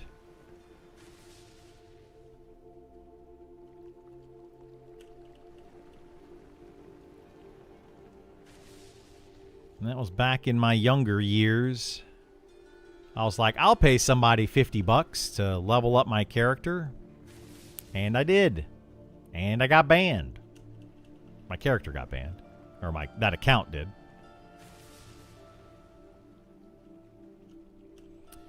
If leveling fast is possible, that is the game. If you're not concerned about leveling and just get the then there's lots of stuff to do. Yeah. Yeah. I really, really hope that they make the leveling side of this game and like things to do. Like I want it to be really slow.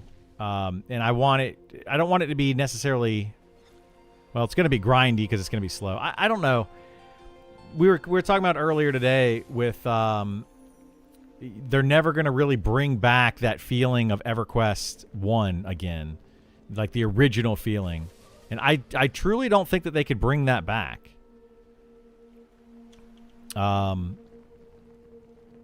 So, yeah. Holy moly, that was like a third of this dude's health. That was crazy. That's kind of why I do want to be here at 52. I'm pretty sure I could kill this entire island at 52 plus on a wizard by quad kiting it. I do kind of want to try that. But yeah, I don't think they're going to be able to bring back the original feeling of EverQuest because, like, I just think people play differently. You're not going to have that where people are just going to just sit and want to camp for days and days and days in one spot, unfortunately. I've never been banned from any game because I've never cheated.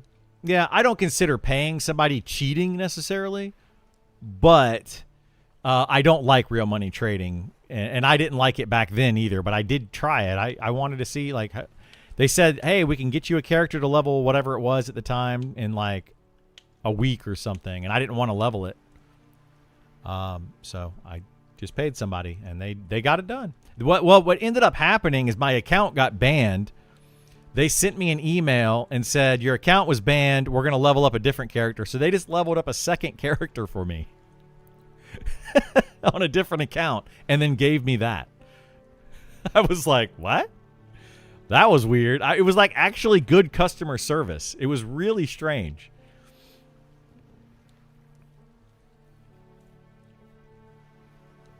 No, it's not cheating having somebody else play the game for you. I don't consider it cheating. It's like subbing somebody in. Like am I allowed to buy my friend dinner and then be like, hey, you play my character a little bit, I'll buy you dinner later on the week because I can't play tonight or whatever. Right? I don't think it's cheating, but it's definitely frowned upon. Right? It's definitely frowned upon.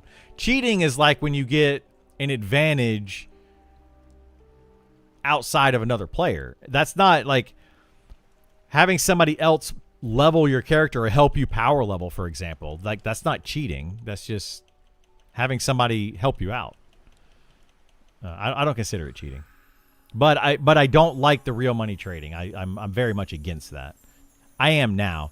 I'm talking like 20 years ago is when I did that. I was young and naive and had more money than sense at the time. Now I have no money and no sense. But no, I don't look at it as cheating at all.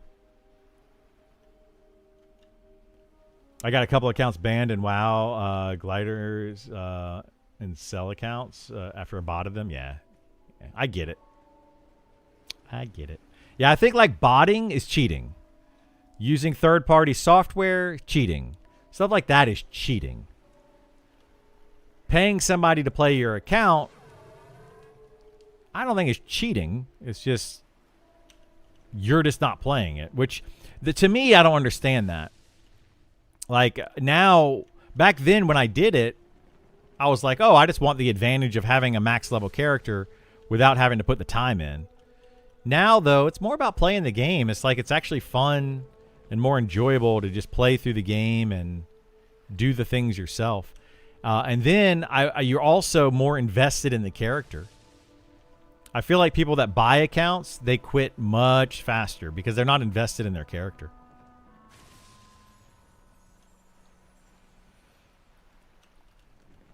If people think having others, friends, play your account is cheating, then buying, trading for the items in game is cheating, go farm them yourself. Yeah, exactly. Yeah, like, are you allowed to buy another item in game off of another player? You didn't get it yourself. That's cheating. Like I don't know. I don't consider that stuff cheating. I don't agree with it, but yeah. About to go to Glass Flats, a solo on a wizard. Nice. Did I like spark this this influx in wizards now by showing off like how you can quad kite on a wizard? Are there more people now playing wizards throughout the game? That's kind of odd.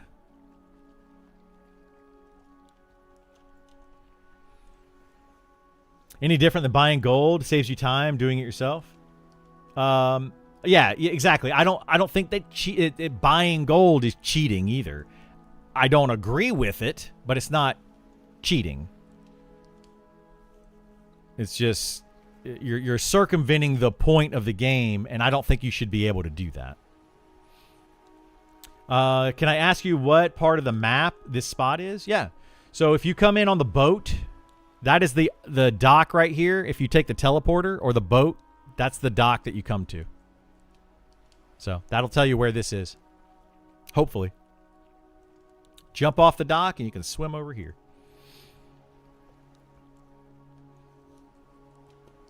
I definitely did. They're everywhere. Awesome.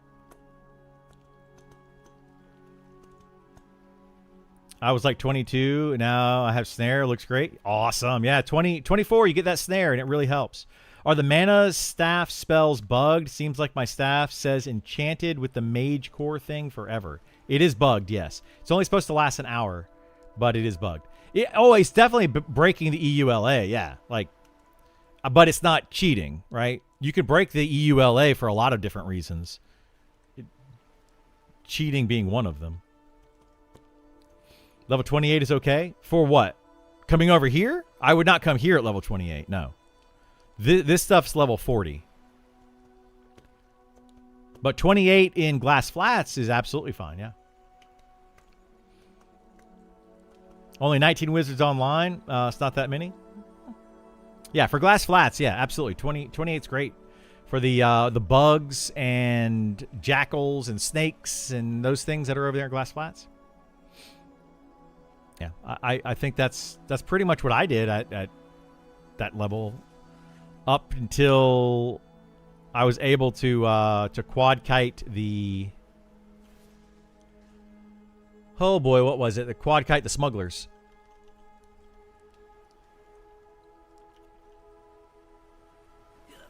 Once you can quad kite smugglers, which is around level 30, depending on your gear and everything. They are level 30, so yeah, it depends on your gear and stuff.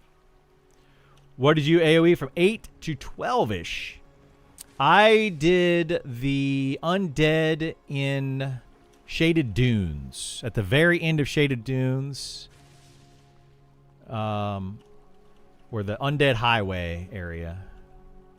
Uh-oh. Lag spike.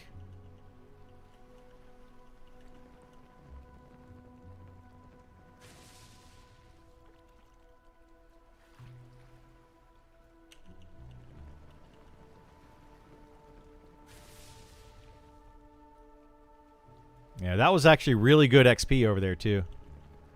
I got through those levels very quickly.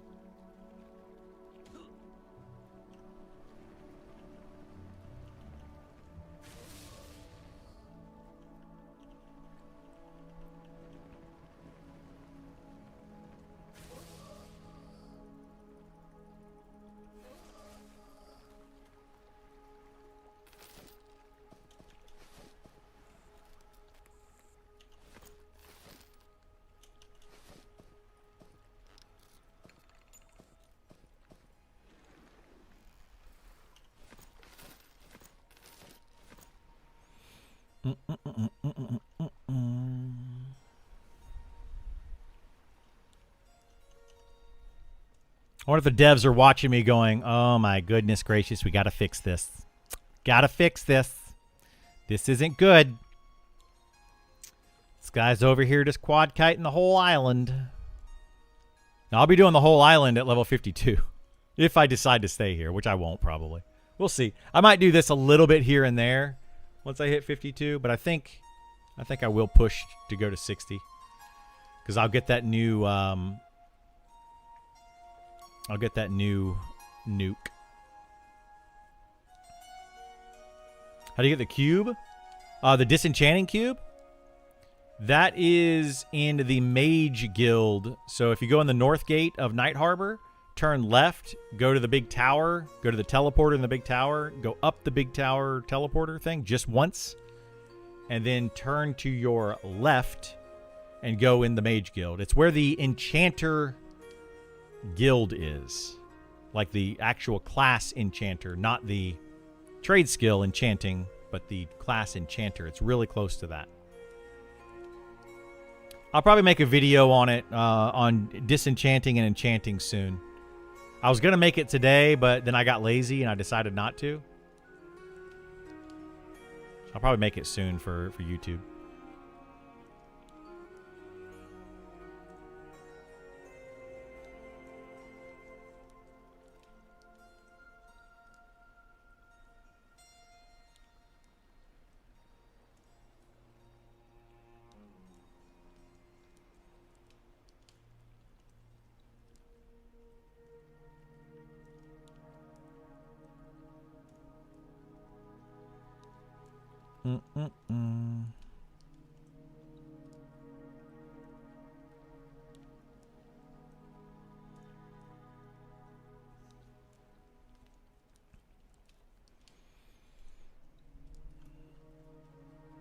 Okay, let's go check for... Oh, they've already switched over to nighttime mobs. Oh, boy.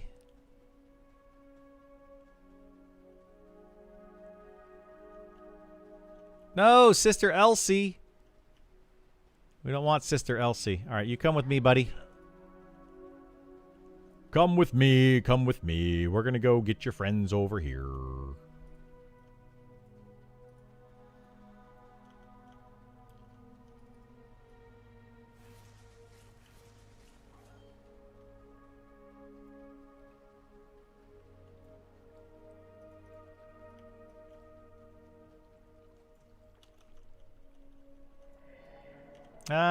It's not going to hit all those. Let's go over this way. Let's go this way. Now let's try it. That might hit them all. Oh my goodness gracious, it did. Amazing. Yeah, the AoE in this game is much bigger than it was in EverQuest. Holy moly. So much bigger than EverQuest.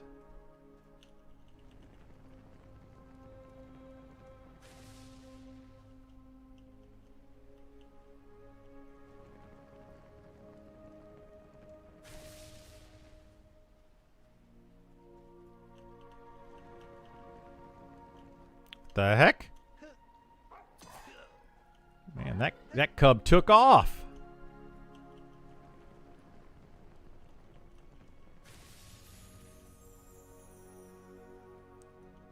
World's fastest cub.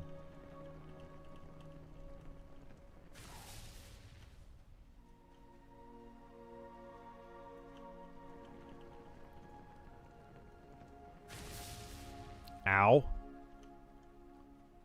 Ouchies, ouchies, ouchies.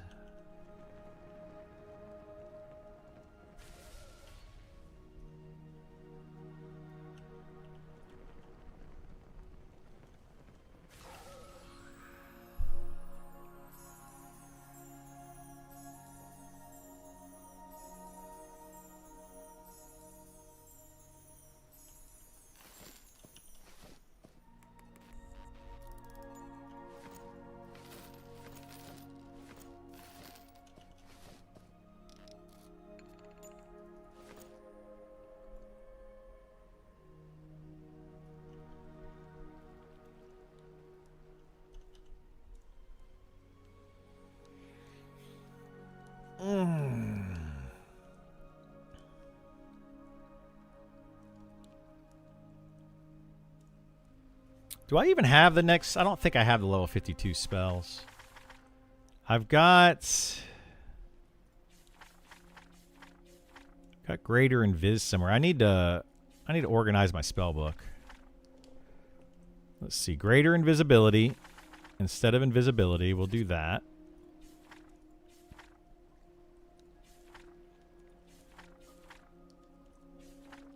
That's fine. That's fine. We got our shackles here. We got our wall of force. Translocate. We're going to move over there.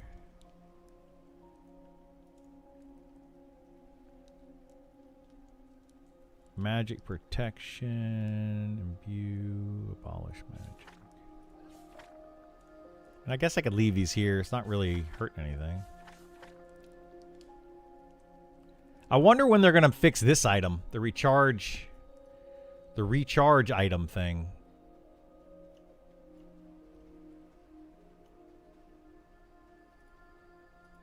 I don't think that's worked the entire time I played.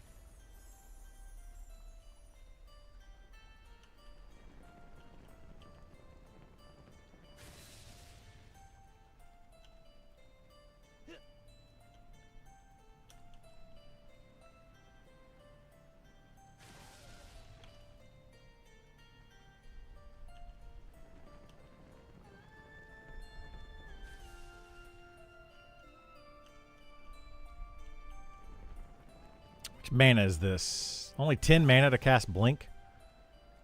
It's a pretty cheap spell.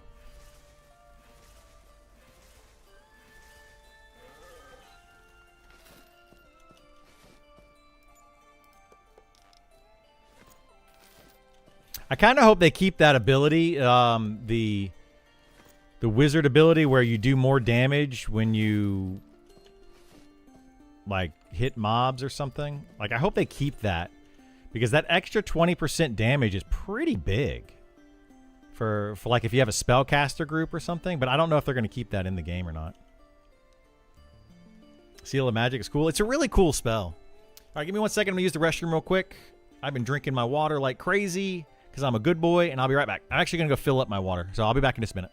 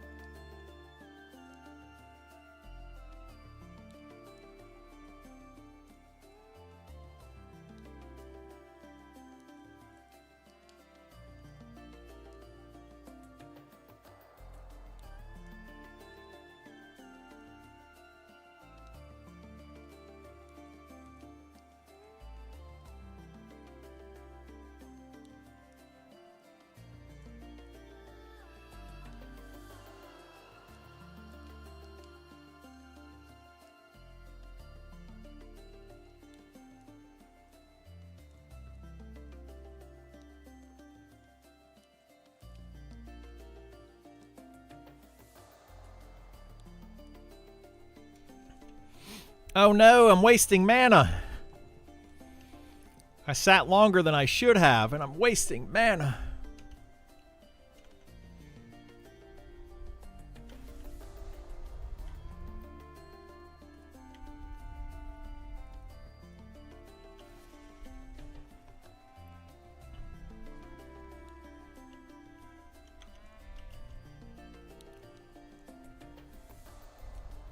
The stacking seal is so good. Yeah, it's really good. I like it.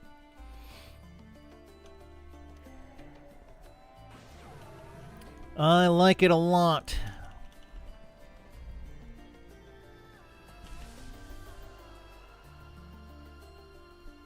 Best part is, if I can get this mob, if I can get this character to level 60, gear him up a little bit more. I mean, he's got pretty decent gear now, but like get him some of the best gear in the game. I can probably go solo some stuff. You can just go solo like some named or something. Any non-caster named, we should be able to solo.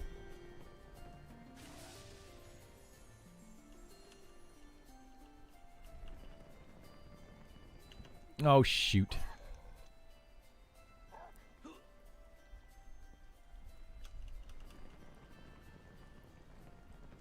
Or even casters that don't have big nukes. We can probably solo those too.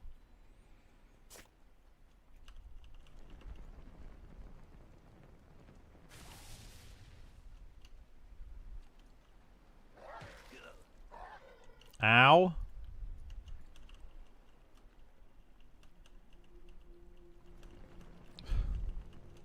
Swear, dude, every stinking time I use my blink, it interrupts my spell.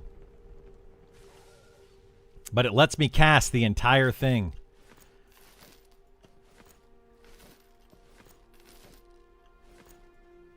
Like if I use blink and then cast like Seal of Magic or something, I don't know. I have to test it out on something at some point. And see if it interrupts. But it seems like it interrupts it every time. It's kind of annoying.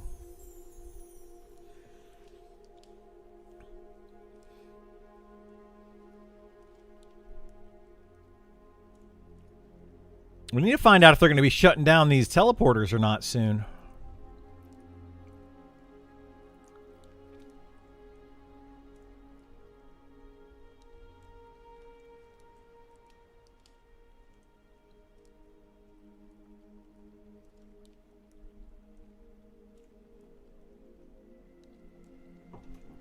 Instead of having to ride the boat, you know? I feel like they need to shut down those teleporters.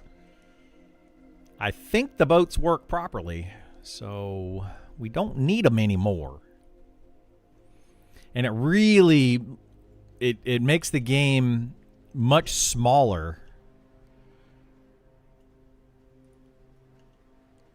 Oh my gosh, Sister Elsie. All right, let's get this cub.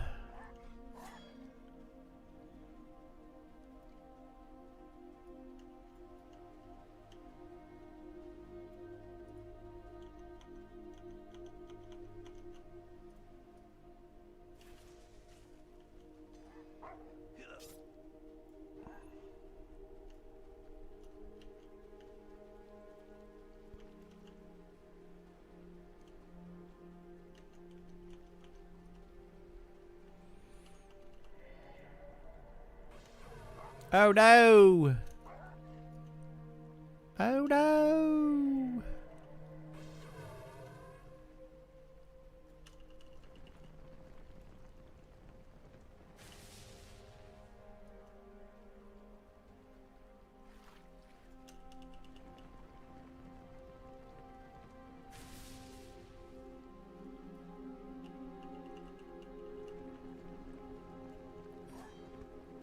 Cast is on if you want to do anything. Yeah, we can do something whenever you guys want. What y'all want to do?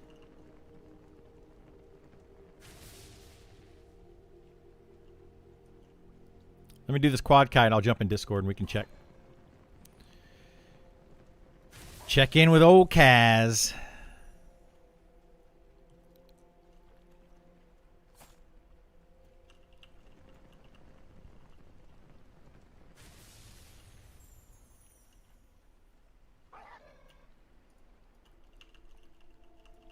See if it does it. Yep, failed again. See, every time. Every time I blink. Oh boy, it's gonna nuke me. Oh, ouch.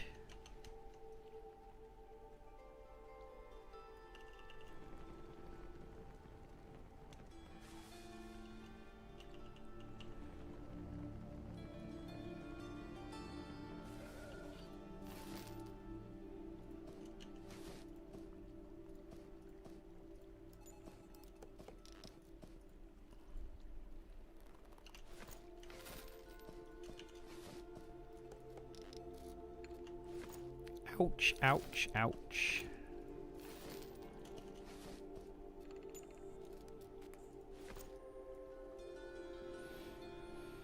All right, let me jump on the old Discord. See what you guys want to do.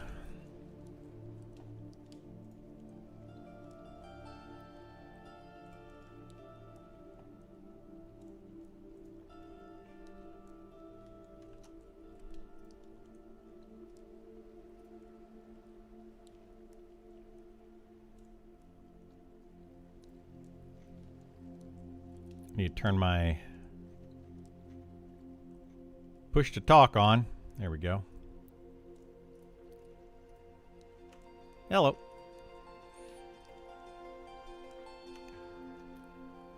Mm-hmm.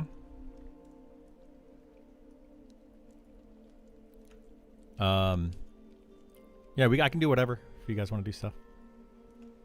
Almost to 52.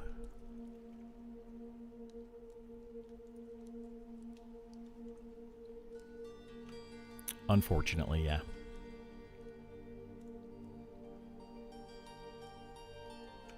But it's helping me to be able to transfer stuff. So like I go and get all the dust on one and then I just transfer it to the other character. Getting lots of dust.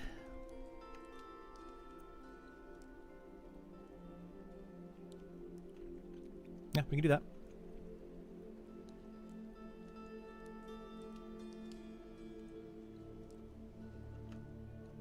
Yeah. Yeah, the necklace would be nice. I need that. You need this life siphon mallet. Is that what you're talking about? Yeah, I'm down for that if you guys want. And then the face mask as well. Isn't that? No, that's in Grimtide. Never mind.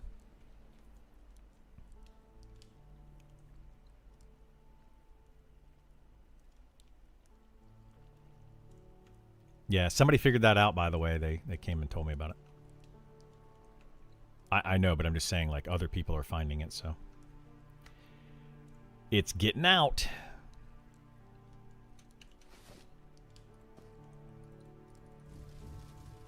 Well, I'll probably go tell people about it at some point. Because once it's out, it's going to be out anyway. Might as well make a video on it.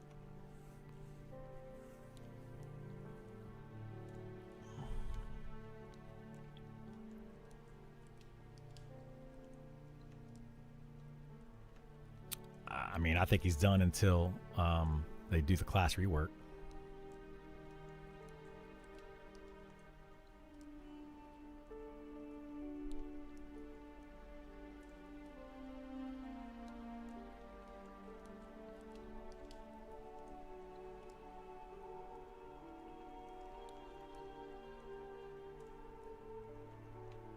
Well, we can always go farm his spell. That'll bring him back, probably.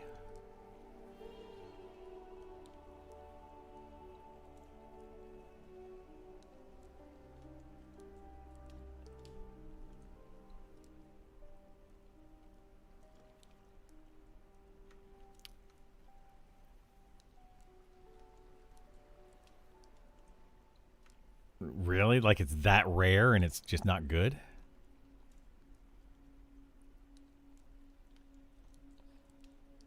I'm in the same boat. Game is kind of stale. Hopefully the class rework adds a lot more. Yeah, people are like that right now.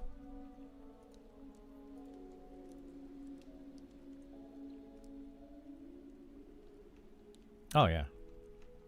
Yeah, those are really good. Like, I would take them just for the AC on them. That's a lot of AC.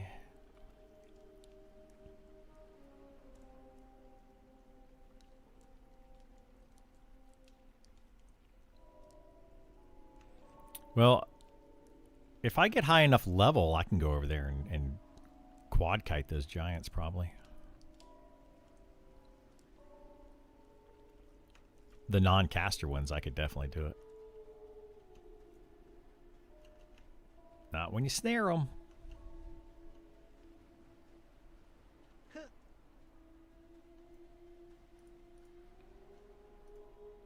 Yeah, I'd have to see. I'm not going to be doing it anytime soon. I'd need to be like high 50s at least to do it. But I can always help Andy too. If he ever comes back and wants to do it, I can just go over there and nuke stuff with him, make it go faster.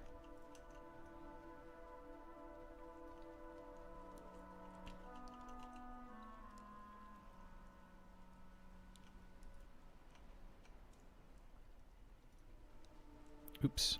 I forgot to cast snare when they were coming at me.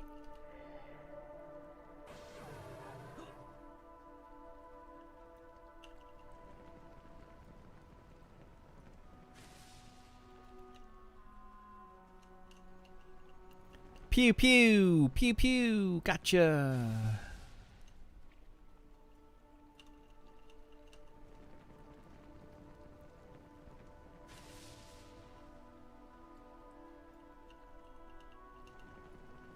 Yeah, I'm actually like, I was thinking about that. Like, should we try to get over there to do the Giants before they update that stuff? Or after?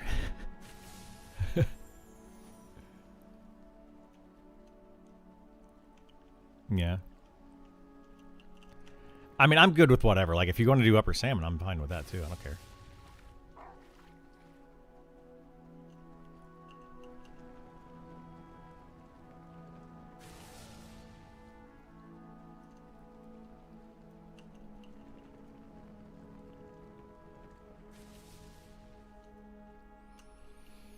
How's it going? What's going on, Dan? How are you?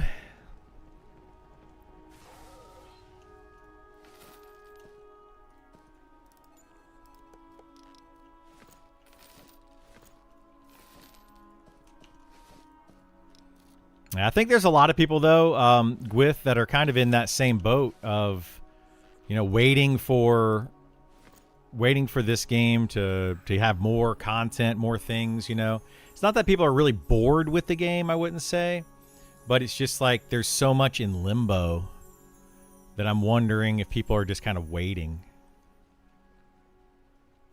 You can do whatever you guys want. Doesn't matter to me.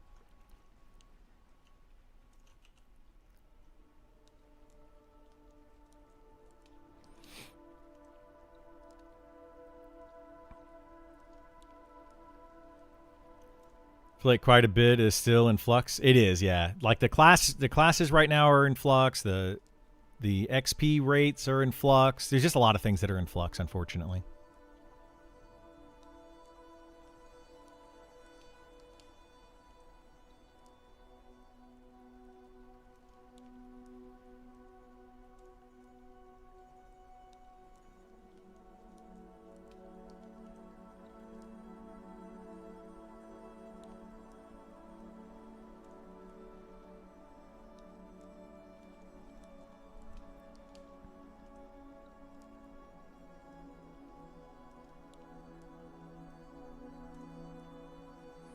How the class is going to change, how is the world going to change, etc. But if you're having fun, that's what counts. Yeah, I'm having fun playing the game. Like, I still enjoy it. The only thing that I'm not enjoying about the game right now is that this is all going to be reset. And I think that's where a lot of people are at right now, is they're like, well, you know, it's going to get reset, so is this really worth putting a lot of time and effort into? For me, it is, because I'm, you know, content creator, so I want to learn as much as I can. I want to play as much as I can, and you know, using it as just content that I can make. You know, I've been looking for a game like this that I could play every day and stream for years. But for those that just want to play the game, it's not really worth playing the game too much right now. If you just want to play and you don't want to you know, you don't want to have to your character get reset and stuff.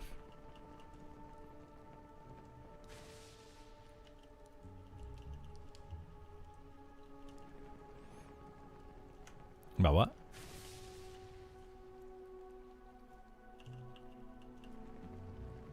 Oh yeah.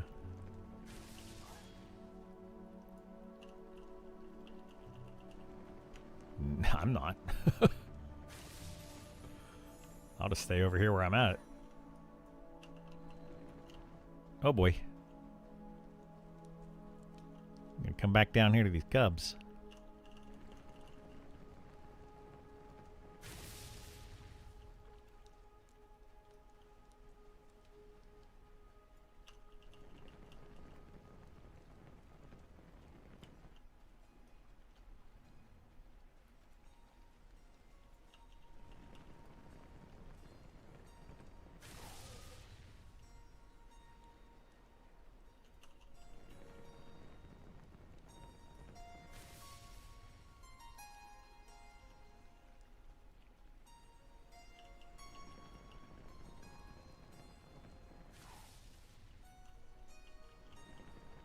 I wonder if this attack, that's what people are seeing. That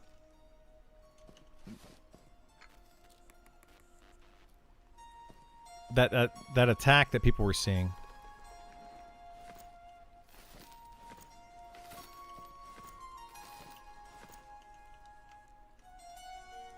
Are you guys ready to go now? I mean, I can go to town and drop off my stuff. Let me do that. I got a lot of enchant stuff to go through too.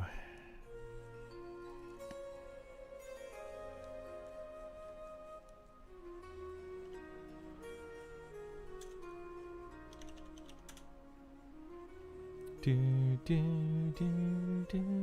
I play this game for a couple years, I'll most certainly start multiple servers. This is just another one of those servers. I mean, yeah, some people are going to be like that. I don't like to do that. I can't stand doing that. I don't want to start a character then have it reset and start a character and have it reset and start a character and have it reset. I don't like that. I want to have a character that I can keep for, you know, long term. But yes, I do agree with that. The early jank. The what?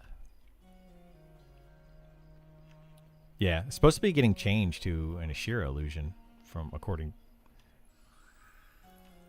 Yeah, but that's only for enchanters.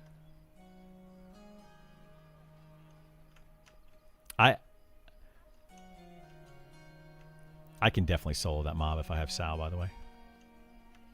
On my wizard, I can solo it. It is. No, it's been found a long time ago. Yeah. Well, yeah, but that's because Hoku just got it today. But the item was found a long time ago.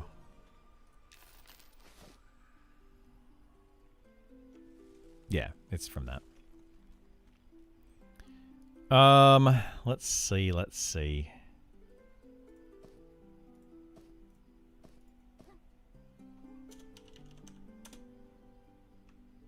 All right, I can go through all this stuff, I guess, later.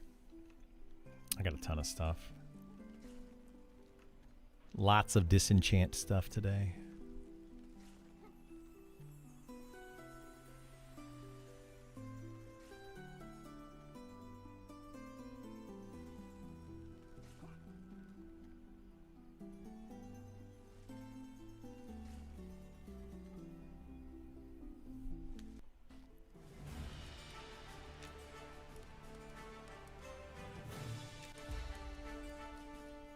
Alrighty, what time is it? 4:30?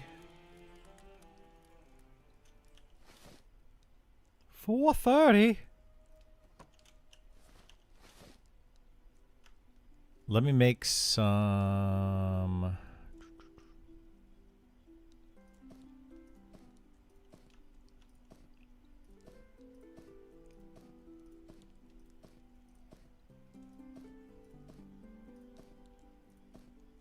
Yeah, let me make some daggers for Isar real quick. I never made those, so let me do that real quick, and then I'll head that way.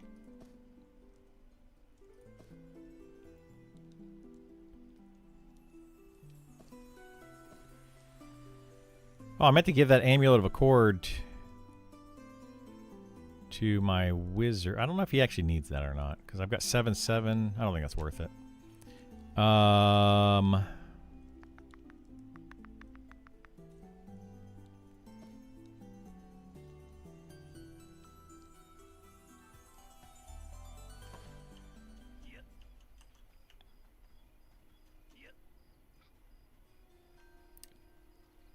Yes, they did make that change, but you don't have to. You're always going to get a med tick, but it's how long you sat prior to the med tick is how much mana you get back. So, like, if you sit down right at the med tick, you're not going to get 100% of that tick.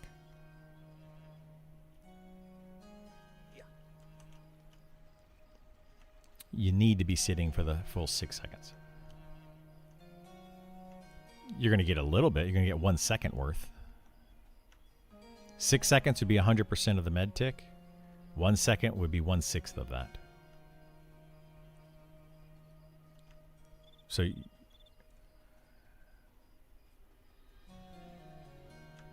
because of your wisdom for you. Yep. That last big update.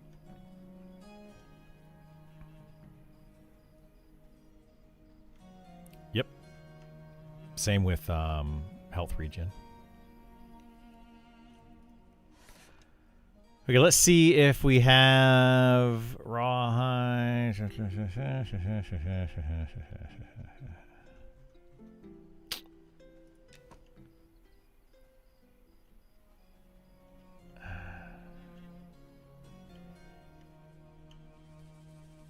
Are there really no pelts at all I can get rawhide out of? Bat fur. Large bat fur.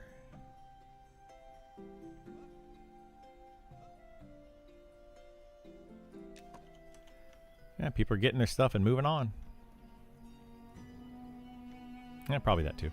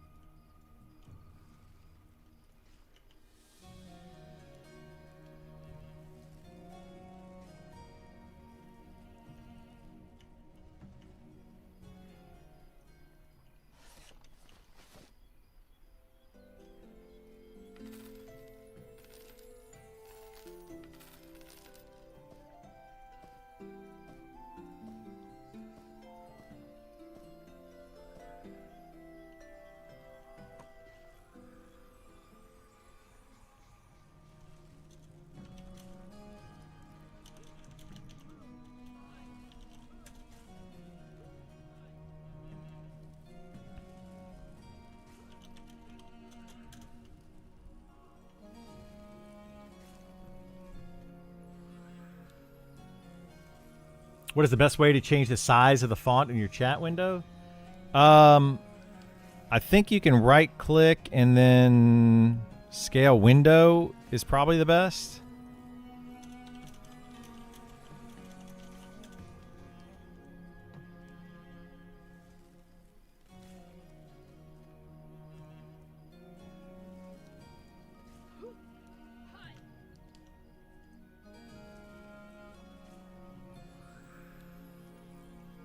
The what? It is. It's so annoying, isn't it? I'm glad I shared that with you.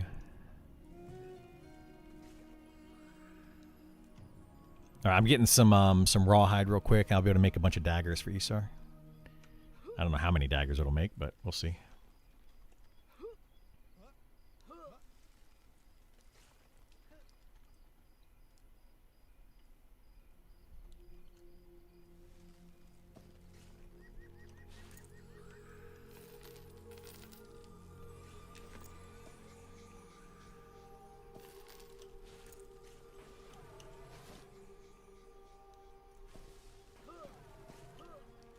Oh, I must have bought more food than I thought.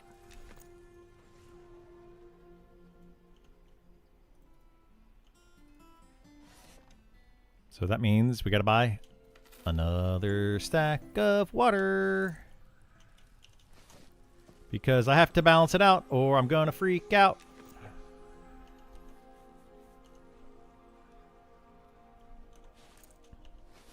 Because I'm a weirdo.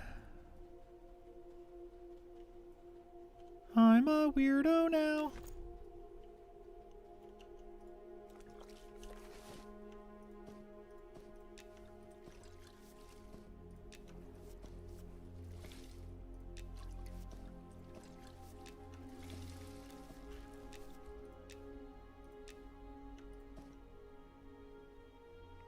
All right, we'll do those. What's that? 20, 40, 60, 80, 100, and 20. And then we need copper. Get to the copper.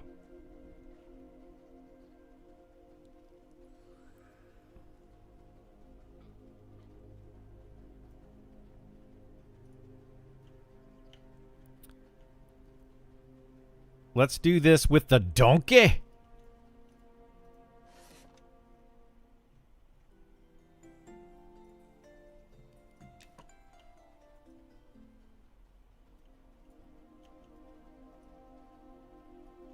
Oh, I mean, I thought that it did. That's what they said it did.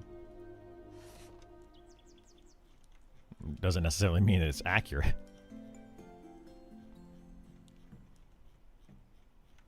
Could just be based on your level.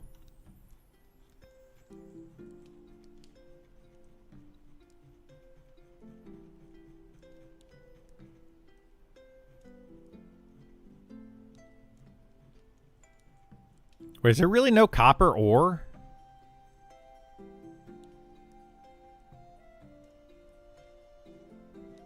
Are we kidding right now?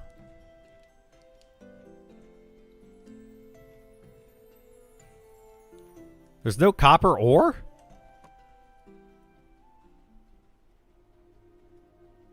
What? Why is there no copper ore? Oh yeah, it was very bad.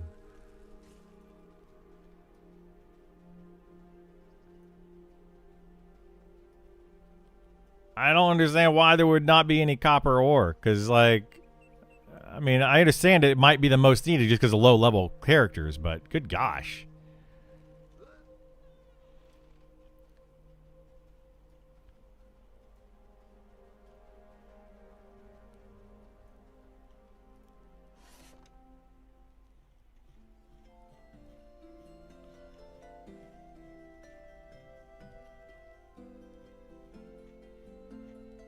All right, well, I don't know if I'm going to be able to make daggers now. Let's see. Yeah, I need, oops. No, I need copper throwing daggers. I got to get copper bars.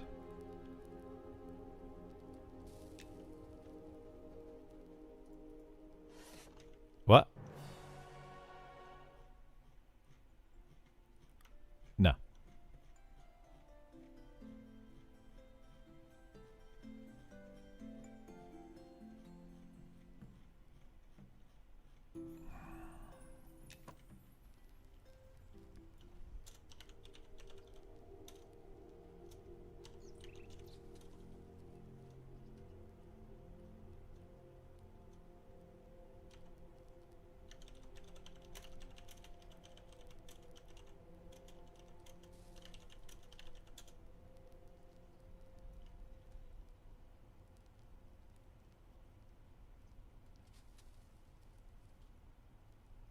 Well,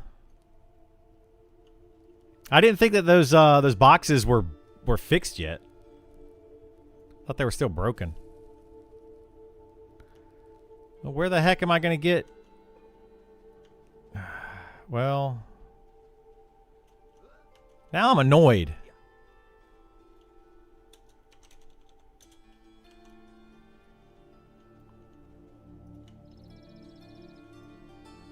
That's really annoying.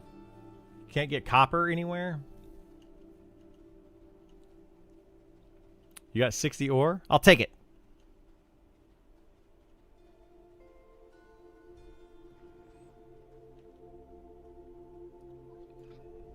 Oh, I got a guy here that says he's got 140.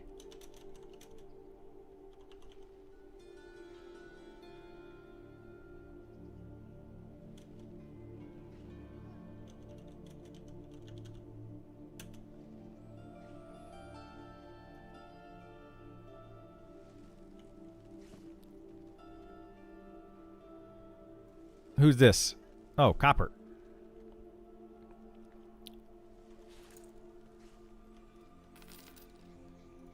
There's a gold.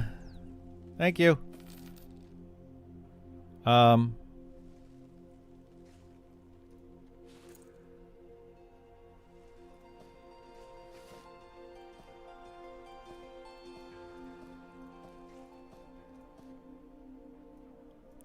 20, 40, 60. That's 75.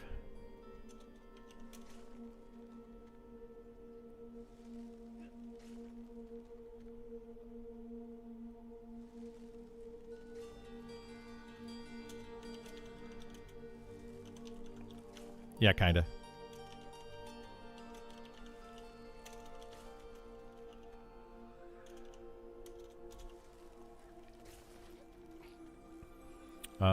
Where's this guy at?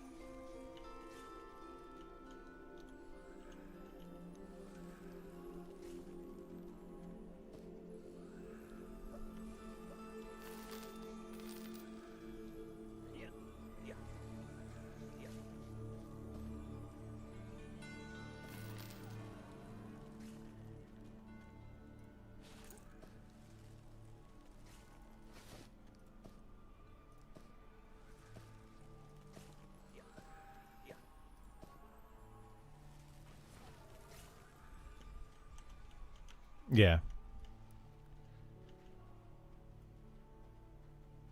All right. Sorry, I was trying to get some copper ore so I can make all this stuff for Isar. And make use. Mini daggers is this will allow me to make.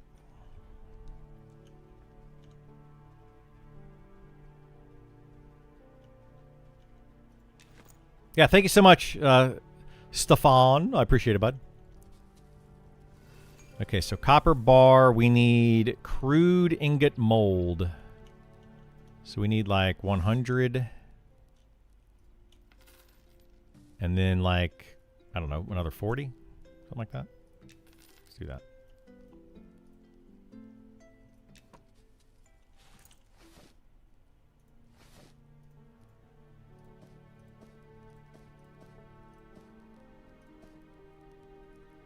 All right, this doesn't work very well.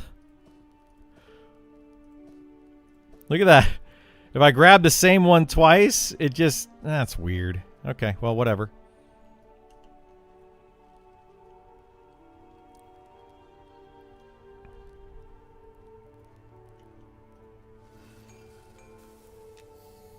All right, I'm making you some bunch of throwing daggers. I don't know how many I'm going to make with all this that I got.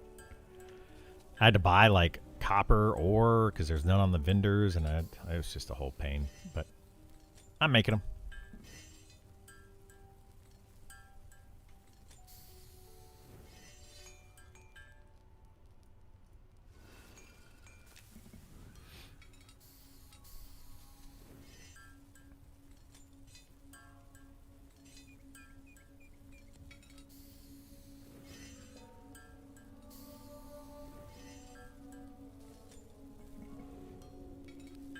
Are those significantly better than the purchasable throwing daggers? No, they're not. Where do you purchase them at? I didn't even know you could purchase regular throwing daggers. I've never found like a merchant that just sells them. Unless that's new. Is that new? Because I've never seen ones that you can just buy. Can you buy them off like the weapon vendor? That's just right around the corner? The archer merchant over in the garrison? The Fletcher just sells them. I did not know that. Well, I'll do that from now on. I did not know that.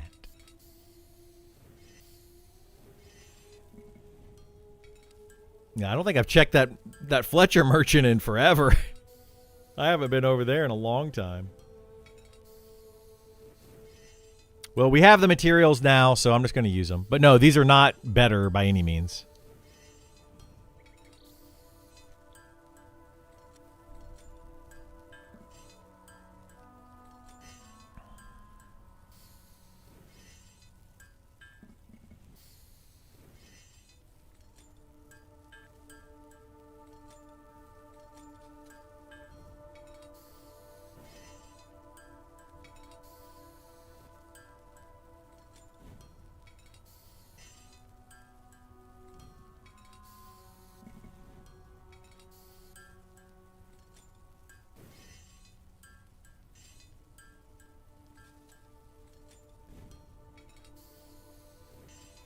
Didn't know if it was like EQ and these had double the range. No, they don't have. To my knowledge, they're the exact same thing.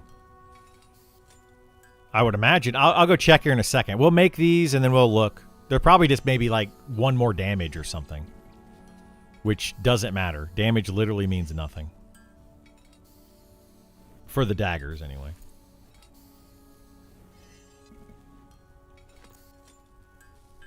But I told Isar that I would make them.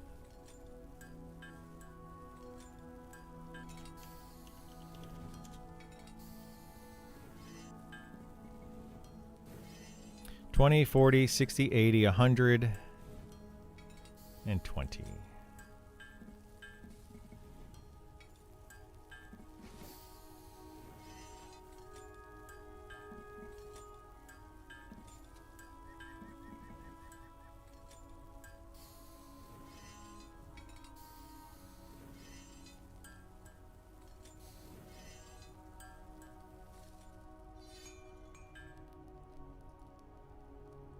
Copper dagger, copper throwing dagger. That's what I want to make.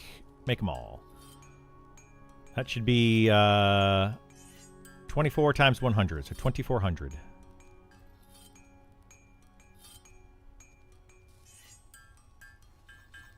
That'll last Isar a little while. So yeah, let's see what they are. They are 1040.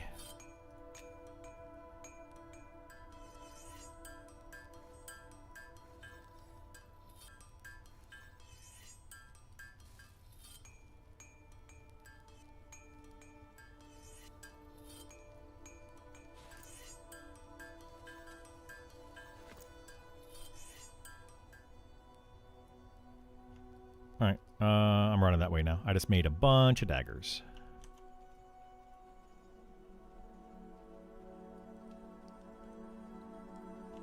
$2,400 of them, in fact. Should last a while. 4 sheer tails on the ground. You're rich. I'm rich. Let me get a refresh on my sow.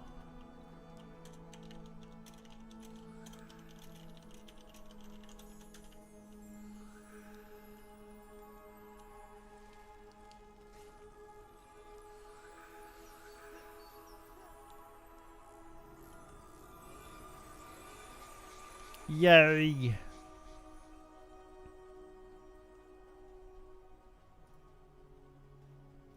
Now let me go stable this guy. Stable.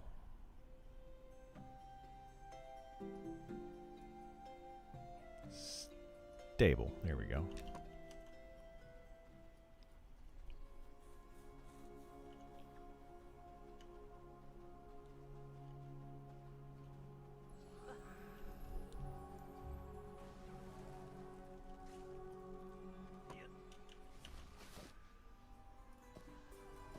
All right, put those in there for now. We're going to swing by the garrison real quick. We'll see how much those are.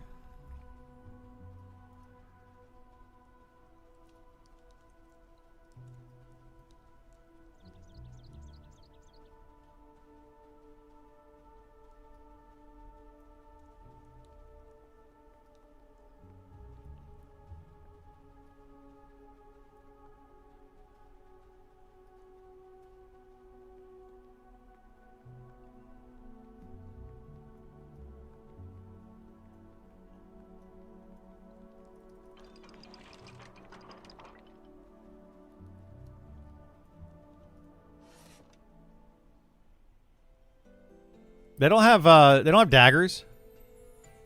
Who else has daggers? Does this guy have daggers? No, he doesn't have daggers. Ah, there you go. 1,000 throwing daggers for 1 copper. 7 damage 40. So they're 3 damage more. So, yeah, they are better, but no, it doesn't matter. I'll buy those from now on. 1 copper?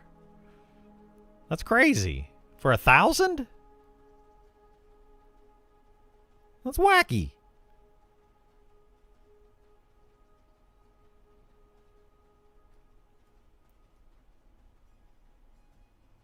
Is it? Oh, it's one copper.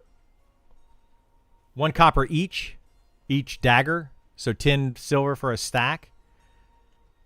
For a stack of 1,000. That's still cheaper than what I just crafted them for. Well, what I paid to craft them. So yeah, I'll do that. That's 10. Yeah, that's 10 silver for a stack of those. That's super cheap. Whatever. Well, now I know. Thanks for letting me know. Oh, shoot.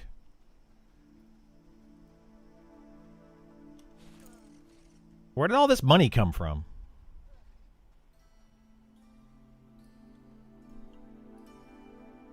Didn't I just spend a bunch of money? Where did all that money come from? Oh, that was from last night. I didn't convert last night from when we were at the thing.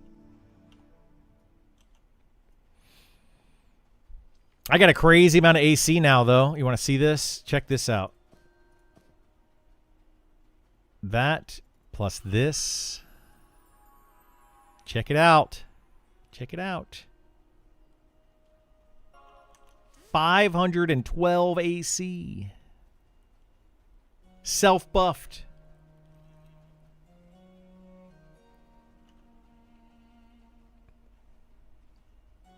We're getting there. We are getting there, slowly but surely.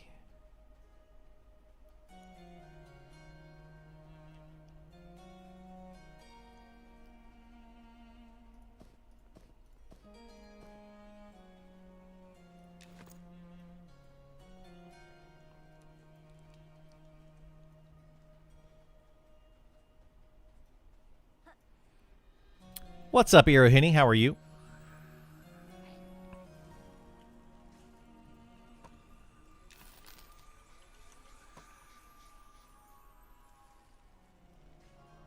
Alrighty. Well, it is 5 o'clock. I've been streaming for 8 hours. I think I'm going to stop there. I'm going to space out for the rest of the day. I'm going to... I think we're going to go camp something for a little bit and just kind of chill. Hype for NG class... Oh, the class dives? Yeah. I'm excited. Do you ever show the evening fun on stream versus morning? I do sometimes, yeah. Sometimes. It depends. I don't know what we're doing today, though. I think we're just going to go, like... I think we're just going to camp a mob. We're literally going to sit and camp a mob. So I don't think I'm going to do that today. But yeah, sometimes I do. It just depends on who we have and what we're camping. Like today, I think I'm just going to be sitting in a room, and when a mob spawns, we're going to kill it. And then I'm going to be AFK for the rest of it. But I will try to see if I can do some like evening stuff, or maybe now that we're getting close to being done with my enchanting, I got to work on that some more. Maybe I'll start doing more stuff that's not soloing on the wizard. Yeah, maybe we'll start doing that soon. But yeah, what I'm going to be doing now is just literally sitting at one camp. I'm going to be getting up, and I got to, we're going to figure out dinner and stuff with the family and all that. So that I'm not going to really be talking much. But yeah. Ever do fan pugs? Yeah, I'll do that. Absolutely. Especially when we get the new Spellblade update. When that comes in, I will most likely start a Spellblade along with probably everybody else in the whole world. And I'm thinking I may not twink it, and I might just level it organically with random people from chat if you guys want to join up groups and stuff. But it depends on if we have people or not. If we have people that are willing to make groups and do that, I will absolutely do that.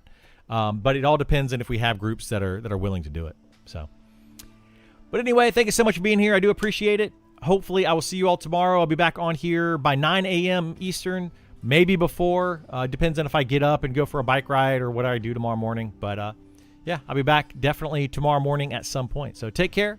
Have a good one. And I will see you next time. Bye.